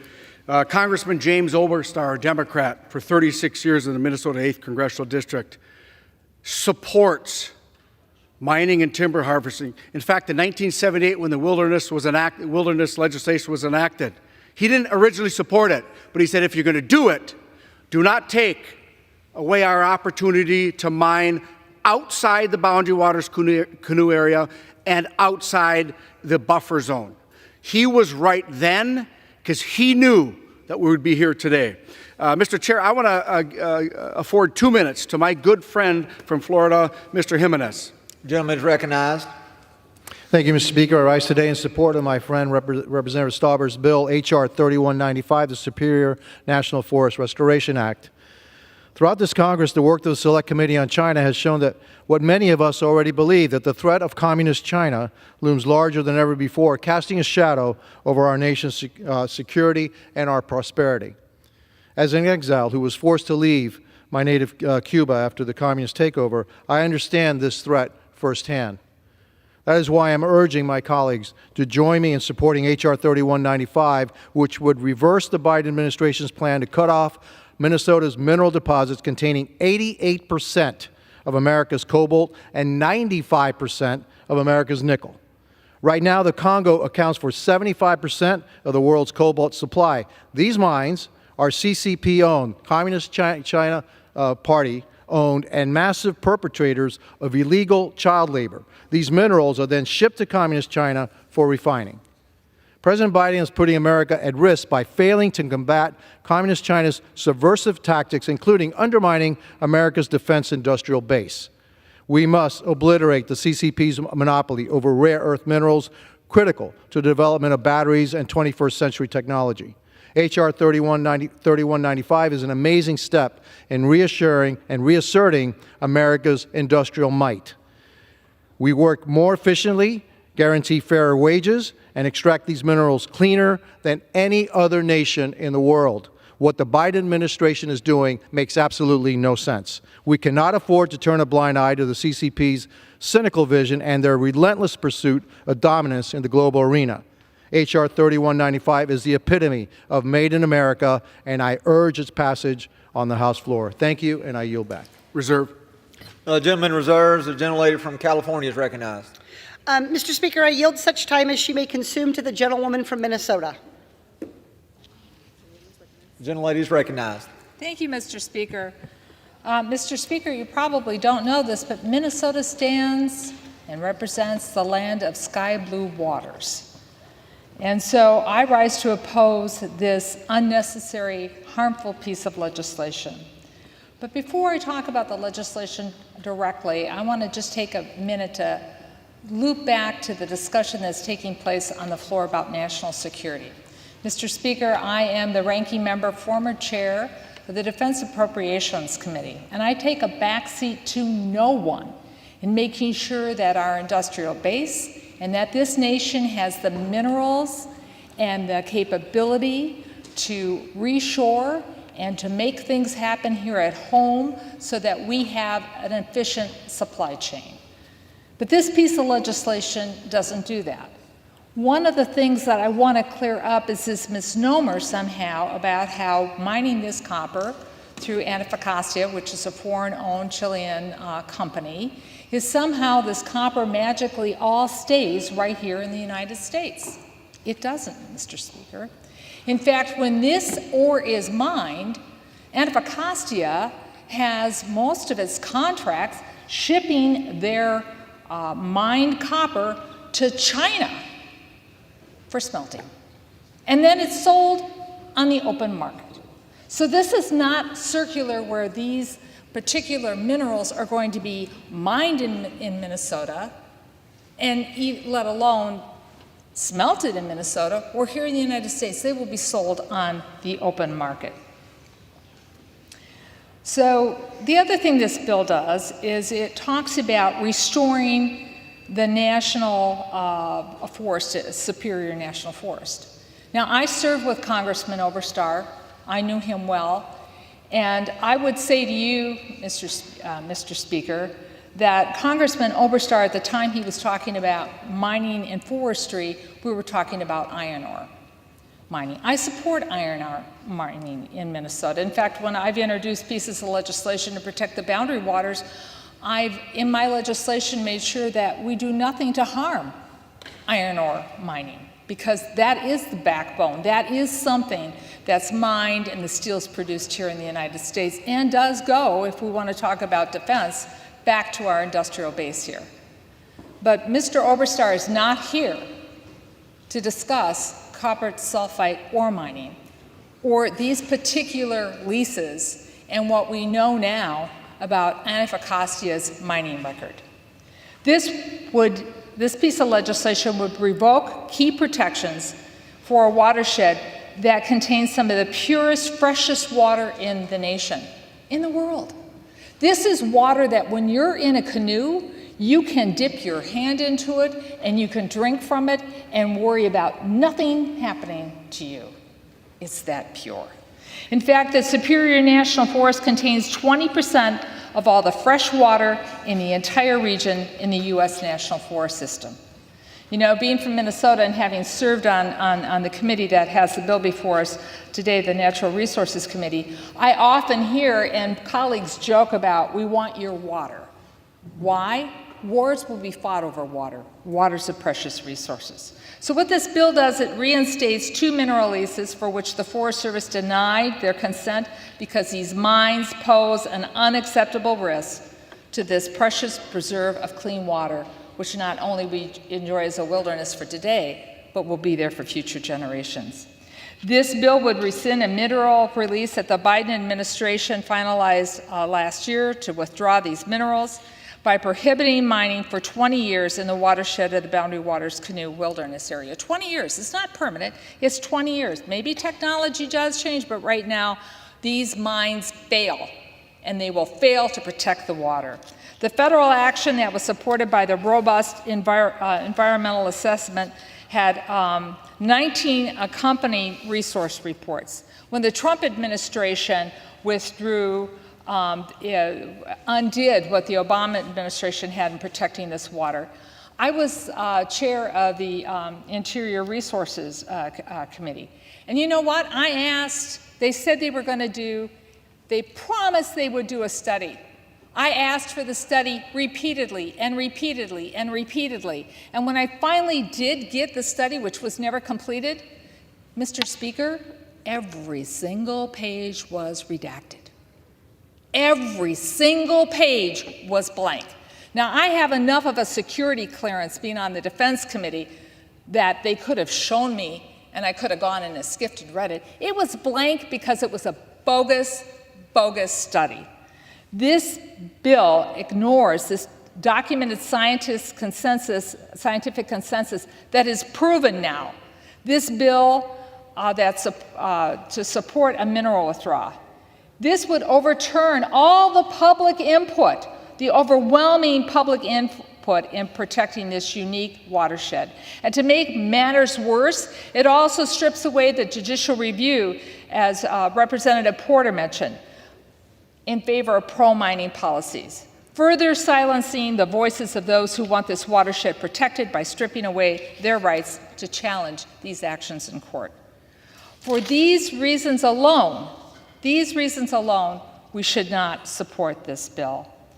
So I want to make sure that instead of undermining a 20-year mineral withdrawal, this amendment that I will offer later in the form of an MTR would protect the boundary shed of the water wilderness, the Boundary Waters Canoe Wilderness area.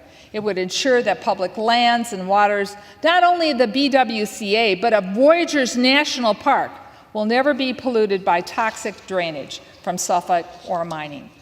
I will ask unanimous consent to insert into the record the text of the amendment that I will be offering. I hope my colleagues will support and join me in my amendment that was not allowed in committee, but as an MTR I will offer it to substitute the language with the Boundary Waters Wilderness Protection and Pollution Prevention Act. I thank the representative for yielding me the time, and Mr. Speaker, with that I yield back. The request is granted without objection. I reserve the balance of my time. Gentlelady reserves. The gentleman from Minnesota is recognized. Thank you very much, Mr. Chair. I will just underscore this. When the undersecretaries of Defense and Energy were asked if China stopped selling us their critical minerals today, what would it do to the United States? They said it would be devastating and dangerous. We cannot allow China to continue to dominate the critical mineral space when we have the opportunity right here. And by the way, Mr. Chair, I live, work, and play in northern Minnesota. As I said, this is the district that I'm privileged to represent. I know clean water. You know why? Because the cleanest water is in the heart of mining country in the great state of Minnesota. Mr. Chair, I want to offer 2 minutes to my good friend, Representative Fischbach from our state of Minnesota. The gentlelady is recognized. Thank you, Mr. Speaker. Let us be very clear about what this bill actually does. This bill does not reduce any environmental protections.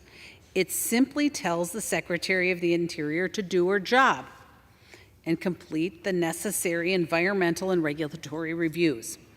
Apparently, President Biden and congressional Democrats are so opposed to mining here in America that they won't even allow a company to prove that they can mine in an environmentally safe way. By opposing this bill, Democrats are allowing mines with unregulated labor practices and environmental standards to control the critical minerals market. Republicans are for American jobs, economic security, supply chain security, and protecting the environment by mining here in the United States, where we have more environmental protections than anywhere else in the world. Thank you to my friend, Mr. Stauber, for his enduring work on this important issue, and I look forward to voting to reestablish mining for vital minerals in Minnesota's Superior National Forest. I yield back. Reserve. Gentleman reserves. The gentlelady is recognized. We are hearing a lot about America and America's mineral supplies.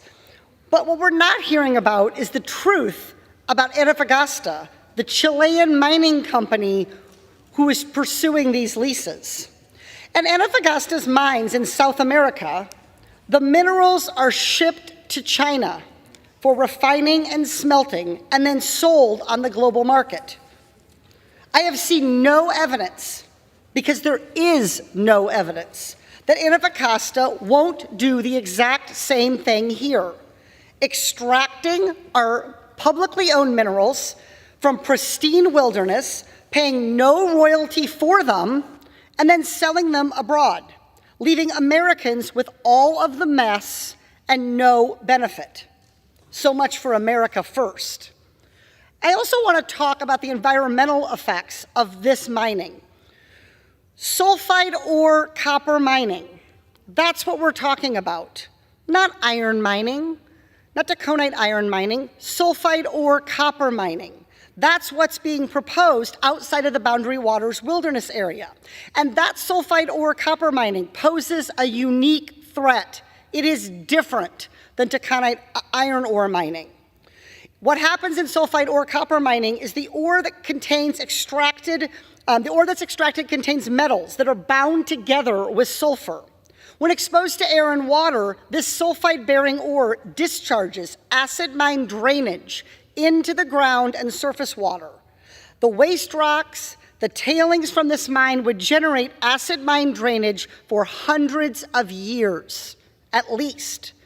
And just so everyone knows, these facts aren't hyperbole. This is available information, studied and reported by scientists, with some who have published their findings on the dangers of sulfide ore copper mining at universities, including the University of Minnesota. Proponents of this mine say that their tailing facilities would be safe from leakage. We hear that every time about every environmental extraction proposal. But the facts are clear here. The Forest Service found that 100% of sulfide ore copper mines in the United States experienced pipeline spills or accidental releases. All of them. So it is a near certainty that that is what will happen, that we will have a pipeline spill, we will have an accidental release, we will have irreparable, severe environmental damage if this sulfide ore copper mine is allowed to occur on this Forest Service land. It would infect and pollute the boundary waters, and we would be unable to reclaim our beautiful, pristine wilderness. I reserve the balance of my time. The gentlelady reserves. The gentleman is recognized. Mr. Chair, just so my colleagues understand, in the United States, we have the strongest environmental and labor standards. Any mine that mines in Minnesota or other states must follow those standards. And I will say for Twin Metals in particular, the mine's unique underground construction, as well as the mine's planned use of, quote, dry stack tailings, means there is no potential for acid rock drainage. And dry stack tailings was recommended for this mine plan of operation. Mr. Chair, I'd like to introduce, Mr. Speaker, I would like to yield 5 minutes to the gentleman from Wisconsin, Mr. Tiffany. The gentleman is recognized. Mr. Speaker, I rise in support of this legislation today because we have a very simple question that lies before us. Is the 21st century going to be an American century or a Chinese century? We all know the history of the 20th century. As we left the 20th century, America stood ascendant, that shining city on the hill. And now as we go into the 21st century, the question needs to be asked again. Whose century will this be? Because the Chinese seek hegemony. And one of the ways in which they do it is to control the minerals that are traded around the world. So we stand here today, and this is one of the small decision points that we're going to make. It's no different than right across from northern Minnesota, there's a natural gas plant that's being held up by the Biden administration and a few small select group of local people to prevent a natural gas-fired plant from being built.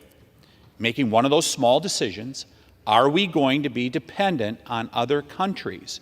Because if we are dependent, then we will not be that shining city on a hill. So I think about the goals that this administration has stated. They've talked about American manufacturing, and I hear it from both sides. We must have American manufacturing. How are you going to have American manufacturing if you don't produce some of the minerals and the metals that come out of the ground? How are you going to have American manufacturing if we don't produce some of that in America? I hear that this administration wants to make sure that there's union labor. There's a project labor agreement that is in place to be able to build this mine. This is going to create union jobs, one of the goals of this administration. And certainly they've talked about electrification. We want to electrify our vehicle fleet, as well as getting rid of natural gas-fired stoves. How are you going to get there if you don't have the minerals that produce those devices that are going to be able to provide that?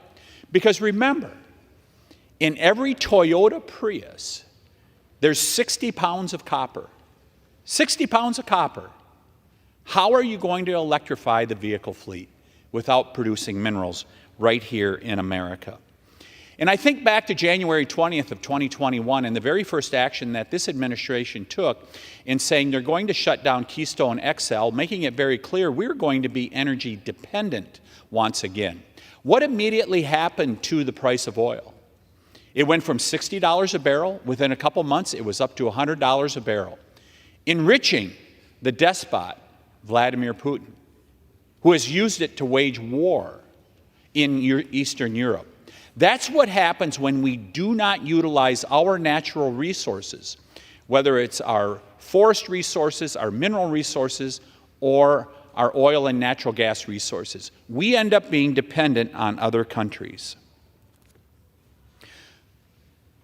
I hear consistently from the other side that I'm all for mining, but then I pose the question to them, where? Where do you support new mines? It's easy to say, well, a mine's been there for 100 years and to be able to support it and the union jobs that oftentimes come with it. But where do you support new mining in America? The opposing side's witness could not answer that question in our hearing. And I still don't hear an answer from them yet. Where do you support mining in America if you support mining? Twin Metals has went through an exhaustive process, and they've been proving that they can do this. Let them finish the process here of the rigorous environmental permitting that we have, not just at the federal level, but at the state level. Because living in Minnesota's neighboring state, Wisconsin, I know how rigorous the state of Minnesota's mining regulations are. So we have a choice before us today. Are we going to allow dirty mining around the world to be able to provide our natural resources in America? Or are we going to respect the health of people, which we have the best health standards of anyone in the world? We have the best safety standards. Go to the Congo and see the safety standards that are there with 8-year-olds mining in the Congo. And we have the highest and best environmental standards.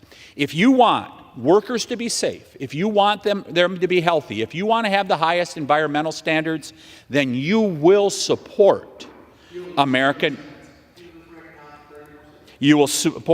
mining. I would just close with this. In 1960, John F. Kennedy went to my district in Hurley, Wisconsin, to the Montreal mine, thousands of feet down in that mine. He said to those miners, "You did as much to win World War II as I did on PT 109. Are we going to have a 21st century that's an American century or a Chinese century?" I yield back. Gentleman reserves, the gentlelady is recognized.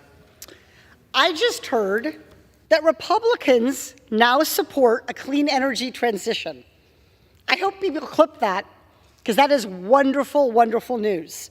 So I want to be the first to welcome you to the Clean Energy Transition Club, where we are going to support investments for states, municipalities, and tribal governments to purchase clean energy technology like solar panels, electric vehicle charging infrastructure, wind turbines, all of which, until today apparently, my colleagues on the other side of the aisle opposed.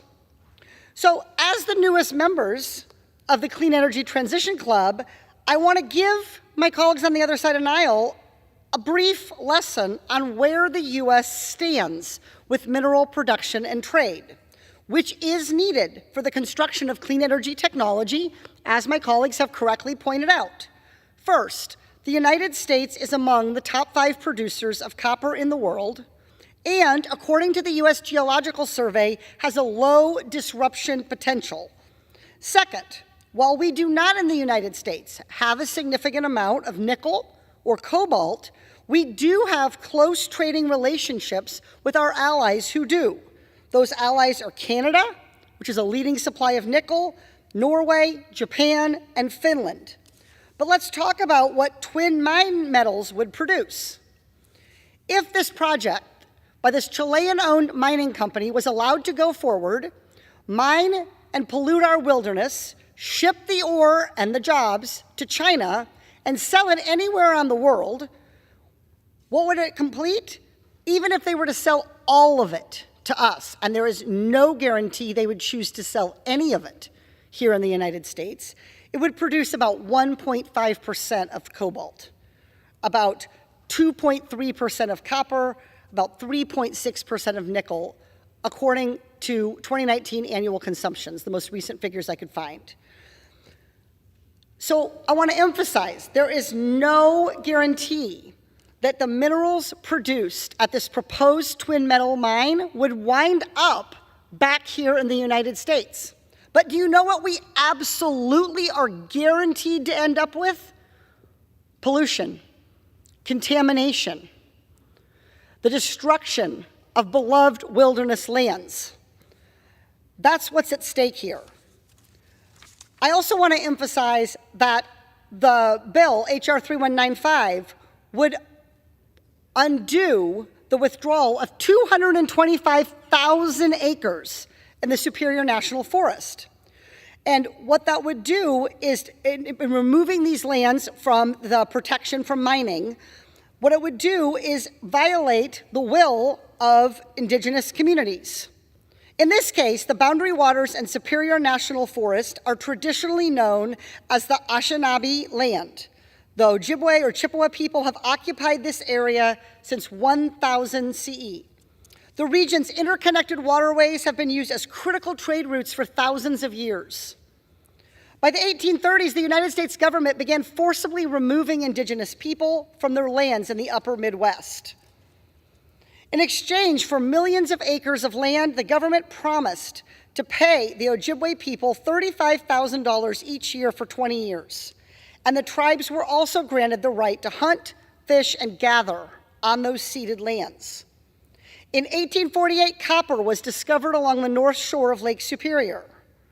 Mining companies pressured the government to open the land to mining, which required another land cession, including what would become the Boundary Waters Wilderness Area. So the tribes had to sue. In 1985 and 1989, they won confirmation of the tribe's right to hunt, fish, and gather on those ceded lands, something that had been previously denied. To further protect these treaty rights, the Minnesota Chippewa tribe supported the administration's withdrawal, and they support my colleague Representative McCollum's bill to permanently protect this region from mining. Because of their support for permanent protections, the tribe has faced boycotts from mining-aligned interest groups who have boycotted their casinos, event venues, and restaurants. That is a ridiculous and cruel response to a tribe that is simply trying to protect its ancestral lands and waters from toxic pollution. To add insult to injury, this bill restricts judicial review of the reinstatement of leases, a blatant attack on treaty rights. The U.S. government deciding on permits without allowing the tribes to address their concerns in court is an egregious overreach of legislation in general, but also of particular concern to tribal governments who would be directly affected but unable to address their concerns in the only legal means that they currently have. Mr. Speaker, I would like unanimous consent to enter into the record a letter from the Minnesota Chippewa tribe in support of permanent protection without for the Boundary objection. Waters. Mr. Speaker, I reserve. Gentlelady reserves. The gentleman is recognized. Mr. Chair, I'd like to remind my friends on the other side of the aisle that the United States imports 46% of the copper we consume every year from foreign nations ourselves. So the first step to reshoring and securing our mineral supply chain must be to allow and support domestic mining. H.R. 3195 does just that. I'd like to yield 3 minutes to the gentlewoman from Wyoming, my good friend, Ms. Hageman. The gentlelady is recognized. Mr. Speaker, I rise in support of the Superior National Forest Restoration Act presented by my good friend and colleague, Mr. Stauber. Northern Minnesota has a long, proud legacy of responsible mining that was pivotal in our nation's victory in World War II. As we enter into greater strategic competition with China, we are presented with a similar challenge. We can either source American critical minerals, such as those contained in the Superior National Forest ourselves, or become even more dependent on our chief adversary for our mineral and energy needs. America has the most stringent environmental standards in the world, and we are being forced to source minerals from dictators and despots who use child labor and who are without concern for the ecological impact. We have abundant resources here at home, including the abundant Duluth complex. Despite the environmental and economic benefits of these minerals, the Obama and Biden administrations have consistently worked to block exploration and development of these lands. This bill will reinstate the mining leases for the world's largest untapped copper-nickel deposit and help our nation dominate the critical mineral sector while providing hundreds of reliable, well-paying jobs. This is an economic issue and a national security issue. We can either be beholden or reliant on a foreign nation that seeks to supplant us, or we can be a global leader in the critical mineral industry. I support the Twin Metals project, I support this bill, and I encourage all of my colleagues to do the same. Thank you, and I yield back. Reserve. Gentleman reserves. The gentlelady is recognized. I want to talk about what's good for our economy. There have been studies showing that what is best for the economy, including of this area, is to continue to protect these public lands. I'd like to enter into the record, Mr. Speaker, a study by James Stock and Jacob Brandt, Harvard economists, outlining the regional economic impacts of two scenarios. The first being the now finalized withdrawal, and the second being if this mine is allowed to proceed. Without objection. If mining were permitted, these economists find that there would be an initial but temporary net growth in employment. But over time, any economic benefits of mining would be outweighed by the negative impacts of mining on the existing recreational industry and on folks moving to this area. Under any scenario where sulfide ore copper mining is allowed, it leads to a boom and bust cycle where the local economy is left worse off than before. Look, these leases sat for decades and decades with no mining used. Now, when it's economically convenient, they want to mine. That illustrates that this is a boom-bust economy. And what will be destroyed, though, is of enduring, lasting economic value. By protecting the region, by protecting this land, that will help preserve and grow the 22,000 jobs and $1.4 billion in annual visitor spending, including at small businesses, which is essential for a strong and robust, diversified economy. The other choice, the alternative, is to allow a Chilean mining company to pollute our land, take our minerals without paying royalty, ship them overseas to China, smelt them, and sell them on the global market, including to our competitors. What is best for our American economy is to protect the strong recreational economy we have now in this area and continue to protect these public lands. I reserve the balance of my time. Gentlelady reserves. The gentleman is recognized. Mr. Speaker, the gentlewoman from California is right. The United States does produce a lot of copper, but it uses even more. In 2016, the United States was only 29% import reliant on copper. 8 years later, that number has risen to 46%. This trend cannot continue. We must support our new domestic mines to meet our own demand. And Mr. Speaker, my colleague just referenced a study that was not peer-reviewed. It was the Harvard study she brought forward that was not peer-reviewed. And I would like to yield 2 minutes to the gentleman from Georgia, Mr. Collins. The gentleman is recognized. Thank you, Mr. Speaker, and thank the gentleman for yielding. And I also want to thank Mr. Stauber for your commitment, not just for your district, not just for the communities in your district and the industry, but the communities and industry across this whole country. You know, we had the opportunity last year to visit your district, hold a field hearing. As a matter of fact, Mr. Speaker, there was not a single person, colleague from the other side of the aisle that attended that field hearing. If they did, they would have learned a few things. Number one, that's one of the largest deposits of critical minerals in the world. That federal land sits beside state land that does have permits for mining. The same thing. The federal land is being held up. As a matter of fact, 80% of all critical minerals that are mined in this country are sent over to China to process and be processed because we have shut down smelters in this country. We're down to 3. She'd also, or my colleagues would have also seen the look on the community's face up there. The face of people in a community is being devastated, and they're worried, not just about them, but for the generations that are to come. These are people that set the standard from mining around the world. So, Mr. Speaker, this bill is one more step in overturning this and untangling this web that these out-of-control federal agencies have placed on a good industry, a great industry in our country.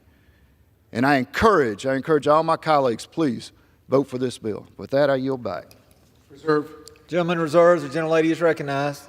Mr. Speaker, I'd like unanimous consent to enter into the record the following: a letter from the Wilderness Society in opposition to this legislation, Without objection. a 2022 poll citing a 2-to-1 margin of Minnesotans opposing sulfide ore copper mining on the edge of the Boundary Waters, and testimony in opposition to the legislation from Becky Rahm, National Chair of the Campaign to Save the Boundary Waters, a coalition of businesses, conservation groups, and outdoor recreation organizations. I reserve. The gentleman is recognized. Thank you, Mr. Chair. I would like to say that my colleague from California just mentioned temporary jobs. When we first started mining iron ore, the Merritt and Rockefeller family, 145 years ago, they thought they were going to be just temporary jobs as well. I would like to yield 3 minutes to the gentleman from Michigan, Mr. Bergman. Gentleman is recognized. Thank you, Mr. Speaker, and thank you to my friend and colleague from northern Minnesota. We share a lot of commonalities. One is our love of the outdoors and of our national treasures. I rise in favor today of H.R. 3195, the Superior National Forest Restoration Act. For those of us in the Northwoods of Michigan, Minnesota, and Wisconsin, mining is a core part of our history, economies, and way of life. From the long heritage of copper country in the Upper Peninsula of Michigan to the millions of tons of iron ore that come from Minnesota each year, it's a treasure. The abundant resources in our region are now more important than ever, with sources of nickel, cobalt, titanium, and now even helium being discovered and poised to play a huge role in the growth in renewable energy technologies and mineral independence. At the same time, those of us in the Great Lakes region are fiercely protective of our forests, waters, and wilderness, which is why I am a proud supporter of programs like the Great Lakes Restoration Initiative and the North American Wetlands Conservation Act. It's the job of the Bureau of Land Management and the Forest Service to properly balance responsible resource extraction with the protection of our natural treasures. Instead of balance, the Biden administration pushed a 20-year ban on mining on more than 200,000 acres of land entirely outside the Boundary Waters Canoe Wilderness area. This decision ignored a very simple truth. Environmental conservation and utilization of our natural resources are not mutually exclusive. Projects should be approved or disapproved based on their individual merits and risks after proper environmental reviews are completed, not just banned wholesale. This abrupt cancellation also goes directly against the Biden administration's efforts to secure domestic supply lines for critical minerals that go into solar panels, batteries, and other renewable energy infrastructure. The United States cannot lead the world in clean energy while at the same time being reliant on the minerals produced by countries with absolutely no regard for environmental standards like China and Russia. This reliance on foreign adversaries for our domestic mineral manufacturing and energy supply lines also poses significant risks to our national security. We are blessed to have abundant natural resources within our borders, and we have the responsibility to protect the environment while we secure America's mineral and energy independence into the future. I strongly urge all of my colleagues to support the bill, and I yield back. Reserve. Gentleman reserves. The gentlelady is recognized. How much time remains, Mr. Speaker? Gentlewoman has 6.5 minutes remaining. Thank you. I want to start by noting that the Harvard study was, in fact, peer-reviewed. And as a former professor, I am very familiar with the peer review process. It is a reliable study, and what it shows is that what is best for the economy of this region is to protect these public lands and waters. Let me ask, what is the value of clean water? Water is also a valuable resource. It is also a resource in scarce supply around the country. If this bill moves forward, it would allow for the irreversible pollution of this pristine and incredibly valuable landscape. Remember, the Forest Service concluded after scientific study that there is a virtual certainty of severe and irreparable economic harm. All 100% of the sulfide ore copper mines in this country have had leakages and environmental contamination. That is what will happen here. This will mean the decimation of local economies that depend on visitation. This is the most visited wilderness area in our country. It belongs to the people of the United States. It does not belong and should not belong to a Chilean mining company, which under our outdated mining laws will pay no royalty at all to the American people. If the U.S. wants to reduce our demand for copper, which is increasing, then we should invest in recycling, in reuse, in manufacturing improvements. That would create jobs domestically and not risk special places like the Boundary Waters. When this water, if this mine proceeds, and if this water is contaminated and destroyed, there is no known remediation strategy. It cannot be undone. The U.S. Forest Service has conducted an environmental review. They have consulted with communities, they have consulted with tribal members, and they have relied on cutting-edge science, and they have concluded that these mines should not go forward. The science is done here. It just doesn't line up with the answer of my colleagues' donors. I reserve the balance of my time. Recognized. Mr. Chair, first off, they've never completed an environmental review. I want to be very clear. There will never be mining in the Boundary Waters or the buffer zone around it. That was decided in 1978. This bill will not circumvent or shortchange environmental review in any way. We are not requiring any permits or mine plans be approved. We are simply requiring that they go through the review process the way any other project would move forward. Mr. Chair, I now yield 2 minutes to the Majority Whip from Minnesota, Representative Emmer. The gentleman is recognized. Thank you for yielding. Thank you, Mr. Speaker. I rise to support the Superior National Forest Restoration Act. For the last 3 years, the domestic mining industry in Minnesota and around the country has been under assault. Mining supports good-paying jobs, and it's critical to our economy and national security. But rather than putting Minnesota miners to work, those opposing this legislation would rather rely on China and Russia to supply our critical materials, making us less secure and causing greater environmental harm. This bill strengthens Minnesota's economy while promoting a safe and clean energy supply. Thank you to Congressman Stauber for his relentless work on this issue, and I urge all of my colleagues to support his bill. I yield back. Mr. Chair, how much time remaining for us? Gentleman has 5.5 minutes remaining. Reserve. Gentleman reserves. The gentlelady is recognized. Gentlelady, I reserve. Gentlelady reserves. The gentleman is recognized. Mr. Chair, I want to reiterate the fact to the American people. There will be no mining in the Boundary Waters, and there will be no mining in the buffer zone around the Boundary Waters. That was settled in 1978.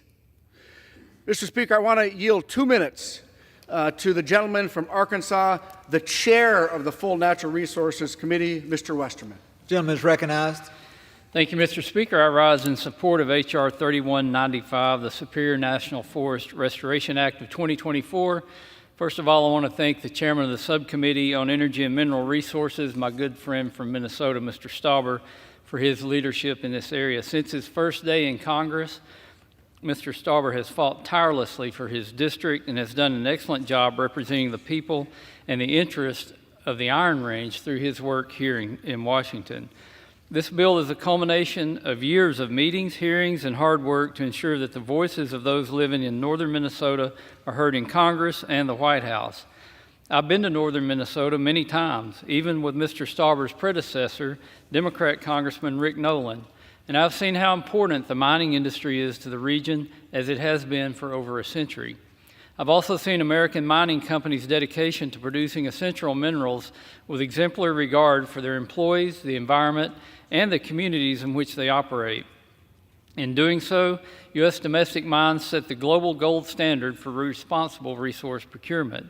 The Duluth Complex in northern Minnesota contains one of the largest deposits of minerals in the world, including the world's second largest deposit of copper. And according to S&P Global Market Intelligence, global copper demand is expected to double by current production in the next decade, driven primarily by the push to electrification. In fact, annual copper output from the Twin Metals project alone would support the production of 13,000 megawatts of wind turbine power or 10,000 megawatts of solar power per year. Yet from 2022 to 2023, U.S. copper production dropped by 11%, even as our net import reliance, meaning the amount of copper we have to buy from foreign sources, rose 46%. The Duluth Complex also contains world-class reserves of critical minerals such as cobalt and nickel. The Biden administration's recent actions to restrict access to the treasure trove of vital and increasingly scarce minerals simply does not make sense for our national security, for the people of northern Minnesota. 30 seconds, Mr. Chair. Gentleman is recognized for an additional 30 seconds. The Biden administration's recent actions to restrict access to this treasure trove of vital and increasingly scarce minerals simply does not make sense for our national security, for the people of northern Minnesota, or even for President Biden's own mineral-intensive goals to build out renewable energy production and achieve net zero emissions. I urge my colleagues to support H.R. 3195 and reinstate Minnesotans' rights to access their abundant resources. I yield back. Mr. Speaker, I have no further requests for time and am prepared to close. I continue to reserve. Gentleman reserves and is prepared to close. The gentlelady from California.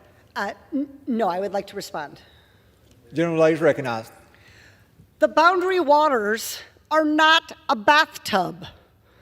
The water flows from one place into the other. And in this case, the watershed flows north, meaning it would flow past the mine and into the protected wilderness.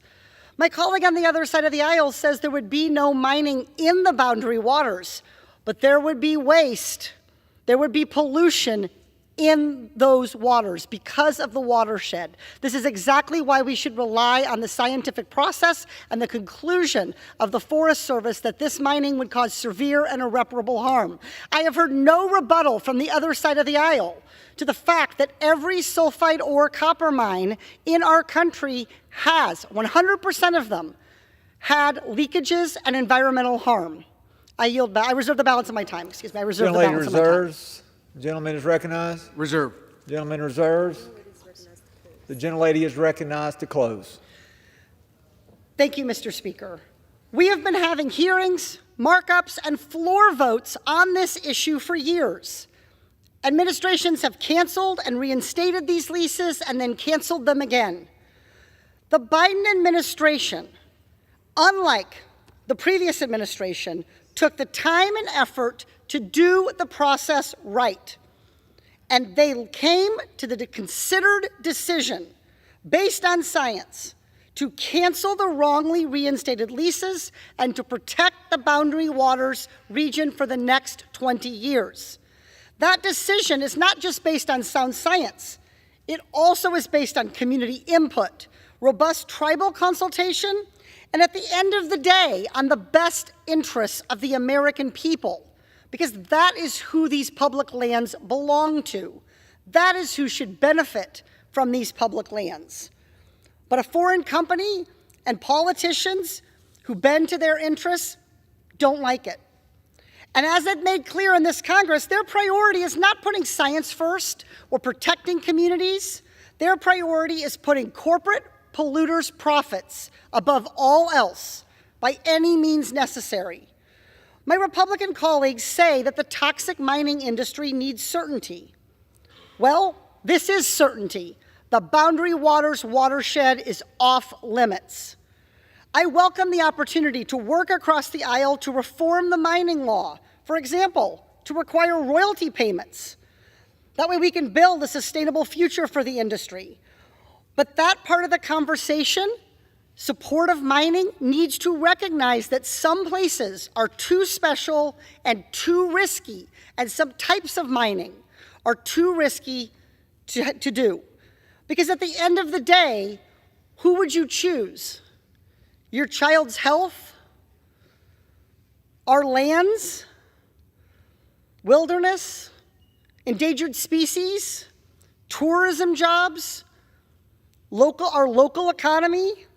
Or would you choose a foreign company who wants to mine in a location that would hurt the environment, our economy, and our health? I know what I would choose. I urge opposition to this bill, and I yield back. Gentlelady yields. The gentleman is recognized. Thank you very much, Mr. Chair. The Biden administration's mining policy is anywhere but America, any worker but the American worker. The Republicans refuse to allow child slave labor to happen. We refuse to allow the country, this great country, to purchase minerals mined by child slave labor in the Congo.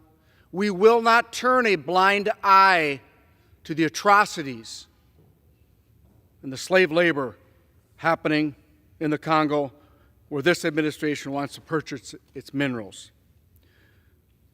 In closing, I again urge my colleagues to support H.R. 3195. The bottom line is that you can't be a proponent of national security, a proponent of reducing global emissions, and a proponent of fair labor, and yet be against domestic mining at the same time. Congress voted to spend billions of dollars on building out transmission and increasing renewable energy development, all of which require enormous amounts of copper, nickel, cobalt, and other minerals that can be sourced right here in the United States of America, in my home state of Minnesota. Issuing directives to pursue renewable energy development while at the same time denying access to the minerals needed to domestically manufacture the products simply does not make sense. The International Energy Agency estimates that achieving net zero by 2050 would require 6 times more mines than are currently operating today.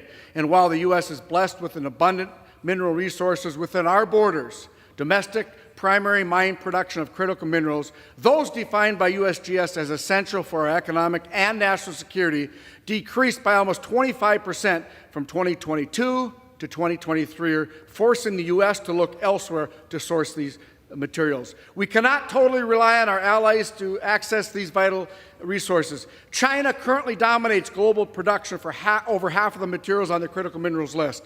Biden's mining policy of anywhere but America, any worker but American, must be stopped. We can mine these minerals domestically under the best labor and environmental standards in the world. We know this all too well in northern Minnesota, where mining is our past, our present, and our future. If we get the politics out of the way, our mining future will be bright. Minnesotans know how to do it, and I urge adoption of this piece of legislation. I yield back. Gentleman yields back. Pursuant to House Resolution 1173, the previous question is ordered on the bill as amended. The question is on engrossment and third reading of the bill. Those in favor say aye. Those opposed, no. The ayes have it. Third reading. A bill to rescind Public Land Order 7917 to reinstate mineral leases and permits in the Superior National Forest to ensure timely review of mine plans of operations and for other purposes. For what purpose does the gentlewoman from Minnesota seek recognition? Mr. Speaker, I have a motion to recommit at the desk. The clerk will report the motion. Ms. McCollum of Minnesota moves to recommit the bill, H.R. 3195, to the Committee on Natural Resources. Pursuant to Clause 2B of Rule 19, the previous question is ordered on the motion to recommit. The question is on the motion. All those in favor say aye. Those opposed, no. The noes have it. The motion is not agreed to. For what purpose does the gentlelady seek recognition? Mr. Speaker, I request a recorded vote. Does the gentlelady request the yeas and nays? Yes, I do. The yeas and nays are requested. Those favoring a vote by the yeas and nays will rise. A significant number having risen, the yeas and nays are ordered. Pursuant to Clause 8 of Rule 20, further proceedings on this question are postponed.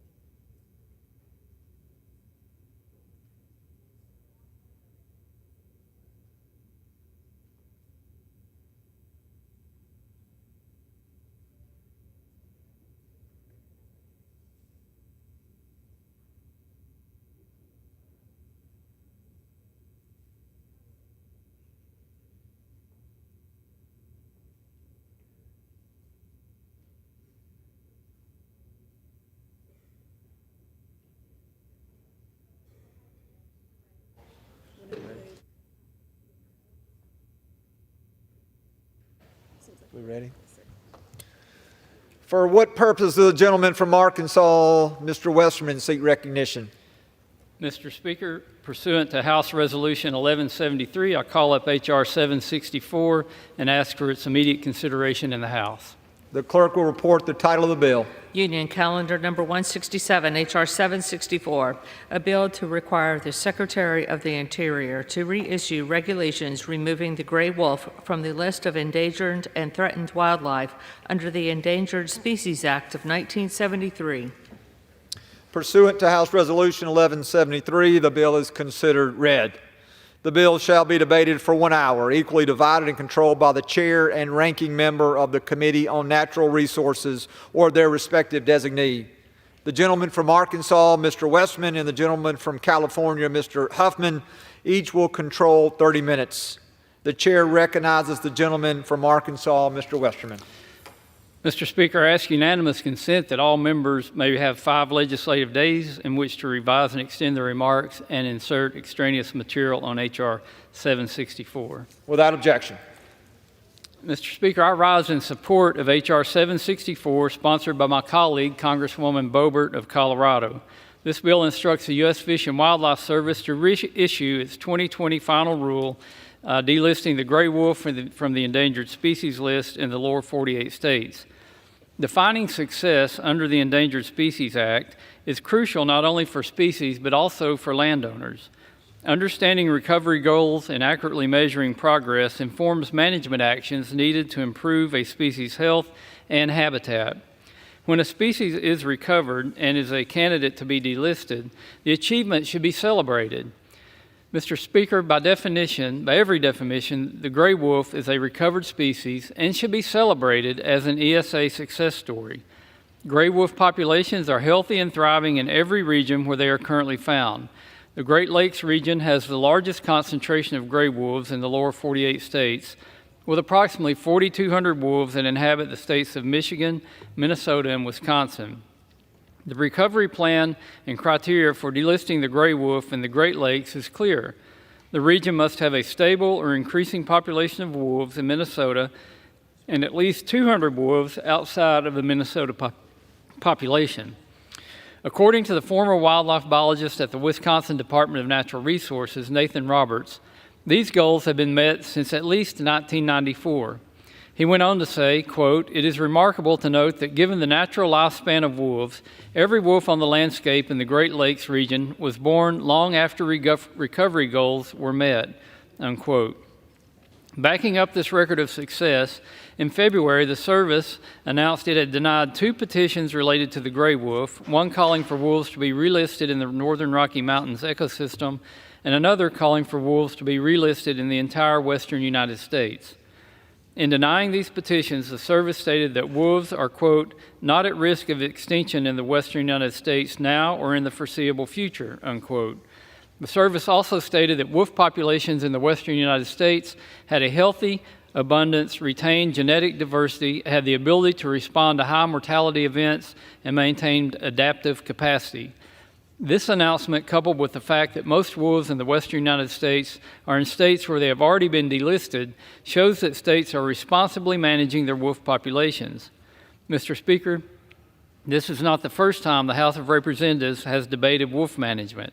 In 2011, Congress directed the service to reinstate a 2009 rule that delisted wolves in Idaho and Montana and prohibited judicial review. In fact, delisting the gray wolf in the lower 48 states has bipartisan support. In 2013, the Obama administration proposed delisting the gray wolf in the lower 48 states, and the Biden administration is currently appealing the federal court orders that are preventing the 2020 delisting rule from taking effect. This is a rare occurrence where the Biden administration is actually defending an action taken by the Trump administration. In 2018, the House of Representatives passed language similar to the bill before us today with the support of 9 Democrats, some of whom are still in Congress. Yet we are here again pursuing a delisting that should have been accomplished long ago. I urge my colleagues to celebrate the recovery of the gray wolf and support its delisting and the legislation that's before us today. I reserve the balance of my time. The gentleman reserves. The gentleman from California is recognized. Thank you, Mr. Speaker. Before I turn to my own opening remarks, I'd like to yield 4 minutes to a gentleman from Virginia who is one of the most passionate and knowledgeable champions for wolf conservation in the Congress, Mr. Byer. The gentleman is recognized. Thank you, Mr. Speaker, and thank you, Ranking Member Huffman. Mr. Speaker, I rise today in strong opposition to H.R. 764. Rather than celebrate the 50th anniversary of the Endangered Species Act and the many species our nation's most successful conservation legislation has saved, House Republicans have relentlessly targeted the ESA and the wildlife it has protected. As co-chair of the Congressional Endangered Species Caucus, I'm deeply concerned about how House Republicans have proposed to weaken this popular, bipartisan framework that preserves our nation's rich biodiversity. Today's scheme, a bill comically and ironically named Trust the Science Act, ignores what scientists are actually recommending to preserve the gray wolf iconic species and allow them to reach adequate recovery. The protections of the ESA have allowed gray wolf populations across the country to stabilize and regain strength. But if delisted nationally, gray wolves will once again be hunted and trapped to extinction. Some of the things that my friend has mentioned across the aisle, where they've been delisted in states, 90% of the wolves have been killed already. We've already seen proof of this in Idaho, Montana, and Wyoming. Trophy hunting of these beautiful wolves is recently being reintroduced in Wisconsin, with states such as Michigan and Minnesota ready to follow suit. Just last week, the Washington Post reported that photos of muzzled, injured wolves have gone viral worldwide, inundating the Wisconsin Game and Fish Department with complaints. If we actually wanted to trust the science, we'd see the gray wolf has actually made progress in the recovery, but also that wolves in the northern Rocky Mountains are being killed in dramatic numbers, even the celebrated Yellowstone National Park's gray wolves. And why? To protect livestock? Wolves kill 9 out of every 100,000 cows in America. Wolves overwhelmingly feed on deer and elk, not farm animals, and prefer habitats with high forest coverage. Dogs kill twice as many cattle as wolves and 13 times more sheep. In Colorado, where wolves were recently reintroduced, so far they have killed 1 calf. Yet we don't say that all good dogs should go to the gravel pit when dogs kill twice as many cows as wolves. Premature listing not only hinders wolf research, but in this environment, it puts a nationwide target on gray wolf packs. I love my dog. I've seen the emotional complexity of canine consciousness, which they inherited from their ancestors. If you love your dog, thank a wolf. Wolf families are more like human families than almost any other species. They mate for life of their partner. They keep their children in the pack until they're old enough to look for a mate. Please read Farley Mowatt's Never Cry Wolf to see just how intelligent and charismatic these animals are. We're in the midst of a biodiversity crisis. Rather than weakening regulations that safeguard important carnivores who strengthen our ecosystems, we should be supporting all current scientific efforts by fully funding the agencies that carry out ESA extinction preservation work. I know appropriation deadlines are quickly approaching. If you don't like species being delisted, I have a letter you can join. I urge my colleagues to reflect on the successes of the Endangered Species Act so far. A 99% success rate, one of the most effective pieces of legislation in our history. and why allocating adequate resources is essential to promoting species recovery and monitoring. Instead of mocking science, we should embrace it. So here's a scientific fact for the fearful among us. Not a single human being in the lower 48 states has been killed by a wolf in the last 100 years. I urge my colleagues to oppose H.R. 764, and I yield back. And Mr. Speaker, I thank my colleague for his eloquence and thoughtfulness, which stands in such contrast to the Kristi Noem School of Animal Welfare that we see reflected in the legislation before us. I reserve the balance of my time. Gentleman reserves. The gentleman from Arkansas is recognized. Mr. Speaker, I just want to point out that although the accusations have been made that hunting would adversely affect the populations of wolves, that is contrary to proven data that we have from all species that are hunted. And in particular, in each state where wolves have been delisted, there is a state management plan in place that has been proven to be effective in managing wolf populations. Each state recovery plan calls for wolf populations to remain well above recovery goals, and science from the U.S. Fish and Wildlife Service proves that wolf populations remain healthy post-delisting. While states may vary on population size management, they all plan for and set policies to have a sustainable and secure population. And just to be clear, a reduction in population size is not the same as eliminating a population. Each state recovery plan calls for wolf populations to remain well above recovery goals. And with that, Mr. Speaker, I'd like to yield 5 minutes to the gentlewoman from Colorado, the sponsor of the legislation, Ms. Boebert. The gentlewoman is recognized. Thank you, Mr. Chairman, and I too stand here today celebrating the success story of the Endangered Species Act, seeing that the gray wolf has been fully recovered. I also stand today, Mr. Speaker, in defense of our farmers and our ranchers, just like the Farrell family in Grand County, Colorado, who has lost up to 5 of their cattle in a 10-day span in Colorado from wolves attacking their ranch in Grand County. In my home state of Colorado, out-of-touch Denver and Boulder leftists voted to reintroduce gray wolves. Since then, 10 wolves were reintroduced in December, and 8 have confirmed wolf livestock depredations and 6 separate incidents involving wolf attacks in Colorado just this month. My Trust the Science Act delists the gray wolf from the federal endangered species lists and returns the issue of the wolf management to states and tribal wildlife agencies. Again, a success story that we should be celebrating here today. Specifically, my bill requires the Secretary of Interior to reissue the 2022 Department of Interior final rule that delisted gray wolves in the lower 48 United States and ensures that the reassurance of the final rule will not be subject to judicial review. Gray wolves were first listed under the Endangered Species Preservation Act in 1967. That's 57 years ago. In 2009, the Obama administration upheld the decision to delist gray wolves when their Interior Secretary, Ken Salazar, a Democrat from Colorado, announced the decision at a press conference that the Fish and Wildlife Service decision to delist gray wolves was a, quote, a supportable one. Scientists have concluded that recovery has occurred, end quote. In 2011, Congress directed USFWS to reinstate a rule to delist the gray wolf in the Northern Rockies ecosystem.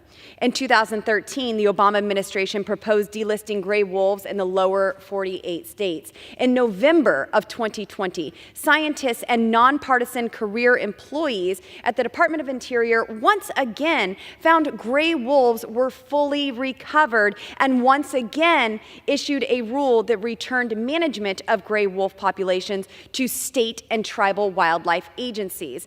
Unfortunately, frivolous litigation was filed by the Defenders of Wildlife, Wild Earth Guardians, and other extremist groups, and an activist California judge subsequently pandered to these groups by vacating the 2020 rule and ultimately relisting the gray wolf by judicial fiat. In April of 2022, the Biden administration appealed the ruling of this California activist judge and supported the 2020 rule that delisted gray wolves in the lower 48 United States. In February of this year, the Biden administration announced a not warranted finding for 2 frivolous petitions that tried to list gray wolves under the ESA in the northern Rocky Mountains and in the western United States. In the 115th Congress, the House of Representatives passed similar legislation to my bill by a vote of 196 to 180, with 9 Democrats voting in favor of passage.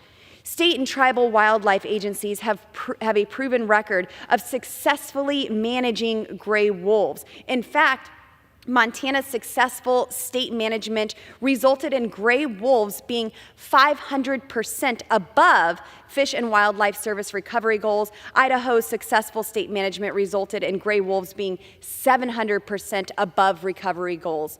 There are now, as estimated, up to 6,000 wolves in the lower 48. Furthermore, there are an estimated 7,000 to 11,000 gray wolves in Alaska, and there are an estimated 30,000 gray wolves in Canada. Again, an endangered species list success story. Let's do as my bill says, trust the bipartisan science, and pass this bill so we can finally delist the fully recovered gray wolf and focus scarce taxpayer funding on endangered species that actually need help being recovered. Thank you, Mr. Speaker. I yield. The gentleman yields. I reserve. The gentleman reserves. The gentleman from California is recognized. Thank you, Mr. Speaker. Throughout this Congress, my Republican colleagues have tried at every turn to weaken our bedrock environmental laws, and the Endangered Species Act has, of course, been one of their favorites to attack. Once again, Republican leadership has taken an opportunity to vilify an endangered species today here on this floor, to sacrifice it to their precious industry groups. Guns, oil, and polluters. That has come to be what the GOP stands for, at least in this Congress. Last summer, they rushed to the House floor with bills to increase the extinction risk of the lesser prairie chicken and the northern long-eared bat. Today, it is the iconic gray wolf. Do my Republican friends truly have nothing better to do with their time, with the time of this body? We should be working on issues that make a difference to everyday life in America. But this Congress has been mostly about Republicans fighting with each other in a circular firing squad, and the only time they seem to take a break from that is when they want to do something to enrich the wealthiest Americans, harm the environment, or now to kill wolves. This bill is falsely named. It's called the Trust the Science Act. And it would legislatively delist the gray wolf in the Endangered Species Act in the lower 48. That is not something that is done based on science. It is something this bill would do by political fiat. The gray wolf is one of America's most iconic species. And while it is making a comeback, the science and the facts on the ground tell us that it still needs help. This bill would make it so that not a single gray wolf in the United States, in the entire country, would be protected by the Endangered Species Act. Yes, it is true that the Yellowstone, the National Park wolf reintroduction, is one of the great success stories of the ESA. We saw that as apex predators, wolves help to rebalance and revitalize vibrant ecosystems and flourishing wildlife populations in one of the crown jewels of our national park system. The ESA has kept the wolf from going extinct. We've gone from only several hundred wild wolves in America, and these were inhabiting northern parts of Michigan and Minnesota, to approximately 7,500 wolves today, with populations in at least 11 states. That is the ESA in action. It's a great success story, but that doesn't mean that we can just unfurl a banner and declare mission accomplished. And certainly not when folks who took wolves to the brink of extinction are ready to rev up the wolf killing machine once again and put us right back on that path to extinction. Wolf numbers have grown in the western United States, but the ESA rightly requires more than just population counts for delisting. Otherwise, we can quickly devolve right back to where we started.